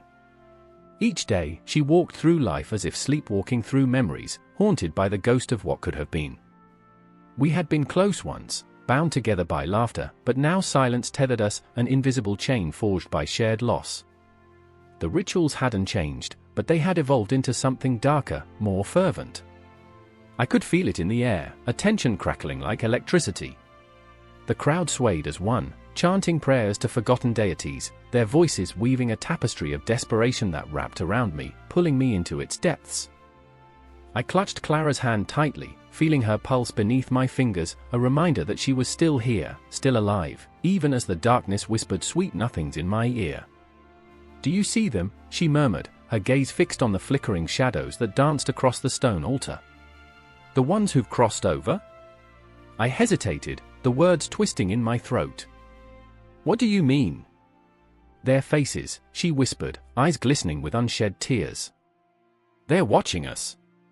A shiver ran down my spine, the hairs on the back of my neck standing on end. I had always thought her visions were a product of her grief, but standing there, surrounded by the thrumming energy of the ceremony, I couldn't help but wonder if maybe, just maybe, she was onto something. The shadows seemed to pulse, eager to leap from the darkness. The high priest emerged, draped in tattered robes that whispered against the stones like lost souls. He lifted his arms, and the crowd fell silent, the air thick with anticipation. He spoke in a voice that resonated like thunder, weaving tales of resurrection and despair, of life intertwined with death. "We honor the fallen, for their power sustains us." Each word was a dagger, piercing through the silence, stoking the flames of a primal fear that curled like smoke around my heart. And in that moment, I felt the weight of our collective grief, our raw humanity laid bare. I remembered the faces of those I had lost, friends, family, fragments of a past that lingered like ghosts. I remembered the laughter that had turned to tears, the love that had twisted into longing. The rituals of death worship were not just performances, they were catharsis, a way to cradle our pain and cradle the departed, to keep their memories alive even as we suffocated beneath the weight of our sorrow. But there was more. Behind the chanting, in the fervor of the crowd, I sensed a darkness that slithered, hungry and insidious. A flicker in the air, a whisper of something sinister that threatened to engulf us all. Clara's hand slipped from mine, her gaze locked on the high priest with an intensity that frightened me. She was slipping away, lost to whatever shadows beckoned. "Clara!" I called, panic gripping my chest like a vice. She turned to me, eyes wild, as if she had glimpsed something I could not see. "I have to go," she said, her voice a fragile thread. "They're calling me." "No." I grasped her arm, desperation flooding my voice. "Stay with me. We can face this together." But the ritual had taken hold of her, the chants wrapping around her like a shroud. She pulled away, and in that moment, I felt the world tilting, the ground beneath my feet crumbling like ancient stone. I couldn't lose her to this fervor, not to the very thing that had taken so much from us. As Clara stepped toward the altar, the high priest raised a dagger, the blade glinting in the candlelight, a harbinger of sacrifice. My heart raced, a drumbeat of terror. The moment stretched like a taut string ready to snap, and I lunged forward, desperation fueling my every step. I had to reach her before the darkness consumed her whole. "Clara!" I shouted, the word tearing from my throat, raw and pleading. But in that very instant, the crowd erupted. A wave of bodies surged forward, drawn by the pull of the ritual, the frenzy of death worship. I was swept away, tossed in a sea of fervent faces, a kaleidoscope of fear and devotion. I fought against it, my heart racing as I searched for Clara's familiar silhouette, desperate to pull her back from the edge. In that chaotic moment, I realized, death had become a living entity, tangible and breathing, and we were all its acolytes. The future of this worship, this fervent embrace of mortality, loomed large, a specter that promised solace but offered none. It was a spiral, a relentless cycle that fed on our pain, our longing for connection in the face of an indifferent cosmos. I remembered my dreams, the ones where I wandered endless hallways of forgotten memories, where time twisted and turned like a cruel joke. I remembered the way shadows stretched and yawned in the corners of my mind, always just out of reach. I remembered Clara, standing at the precipice, ready to leap into the unknown, and I felt the abyss open before me, a gaping maw that threatened to swallow us both. But I wouldn't let it. I wouldn't let the darkness win. As the chaos enveloped me, I pushed through, my soul screaming with each heartbeat, "I will not lose her." And then, as if the universe heard my plea, I caught a glimpse of her, a fleeting silhouette, caught in the flickering light, hovering at the edge of the altar's embrace. I surged forward, ready to battle the shadows and reclaim the light. The future of death worship might haunt our world, but it would never possess the light of our souls. Not now. Not ever. The room was silent, save for the mechanical whir of the life support machines, beeping like a heartbeat stuttering through the fog of clinical calm. I stood there, the sterile smell of antiseptic clawing at my throat, the weight of death heavy in the air like a cold, suffocating blanket. My sister, Emma, lay there, fragile and pale, her chest rising and falling in a rhythm that felt more like a countdown than a breath. I remember the time you laughed at that awful joke I told, I whispered, the memory breaking through the tension like a shard of glass. It was a feeble attempt to hold onto something vibrant, something alive. The one about the skeleton. You said it was bound to be a classic. I laughed, but the sound caught in my throat like a choking gasp. Her eyes, once bright and full of mischief, fluttered open but didn't quite meet mine. I felt the whole world teeter on the edge of that moment, an abyss yawning wide before me. Across the room, Dr. Harris scribbled notes, his brow furrowed in a concentration that bordered on desperation. "We need to understand what's happening here," he murmured, more to himself than to us. His fingers flew over the paper, tracing the lines of life and death that danced before him like shadows in the night. To him, this was science, a puzzle to be solved, a biological enigma that demanded dissection. But I wasn't ready to dissect anything. Not her laughter, not the life we shared, not the dreams that floated just out of reach like ghosts in the corners of my mind. I turned my gaze back to her, and I could see the faint pulse of veins beneath her skin, a cruel reminder that life still clung to her, even as it slipped away. "You told me once that death was just a transition." "A new chapter," I said, my voice trembling like a fragile leaf in the wind. "But it feels more like an ending. The final page, and I can't turn back." Emma's fingers twitched, a ghost of a response. Maybe she was laughing at me from some other plane of existence, teasing me as she always did. Or maybe she was lost in the labyrinth of her own thoughts, navigating the uncharted territory of what lay beyond the veil. The machines beeped louder, a cacophony of indecipherable sounds, the rhythm of life, the orchestration of death. "It's just biological, right?" I pressed, desperation creeping into my voice. "Just cells and chemicals? No ghosts, no spirits?" Dr. Harris looked up, his eyes dark pools of exhaustion. "The biological view is empirical, grounded in what we can measure and observe. But culture, belief, those are different beasts altogether. They haunt us like shadows. You can't brush them aside." I wanted to scream. The shadows felt too close, wrapping around me like tendrils of smoke. What does that even mean? How can science explain the weight of a memory? The ache of losing someone you love? How can it make sense of the empty spaces they leave behind? The room pulsed with tension, each heartbeat a reminder of the inevitable. I could feel it creeping in, the panic rising like bile in my throat. I thought of the countless cultures that had come before us, their rituals, their rites of passage. The Egyptians believed in the afterlife, their dead adorned with treasures for a journey beyond. The Mexicans danced with death, their Dia de los Muertos colorful and vibrant, a celebration soaked in laughter and tears. And here I was, trapped in this sterile prison, my sister sliding away into the dark. I felt the weight of centuries pressing down on me. "What do I do?" I whispered, my voice trembling. "Am I supposed to just let her go?" Dr. Harris's eyes darkened. "Letting go is a process, a painful one. But it's also an act of love. It's freeing them from suffering. It's understanding that death is not an end, but part of the cycle." Cycle? All I could see was a gaping hole, a loss too immense to fathom. I thought of the last family dinner we had, her laughter ringing like music through the air. I breathed, the words spilling out. I remember the way she threw her head back, a laugh so pure it made the whole world light up, like the stars had come down to join us. But the stars felt so distant now, flickering like dying embers.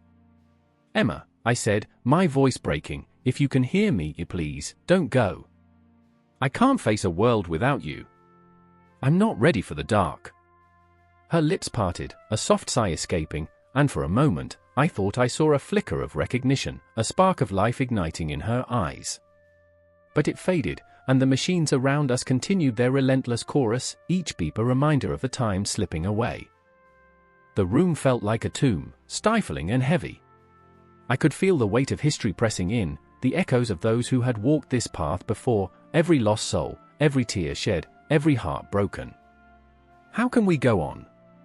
I choked out, the question hanging in the air like a ghost refusing to leave.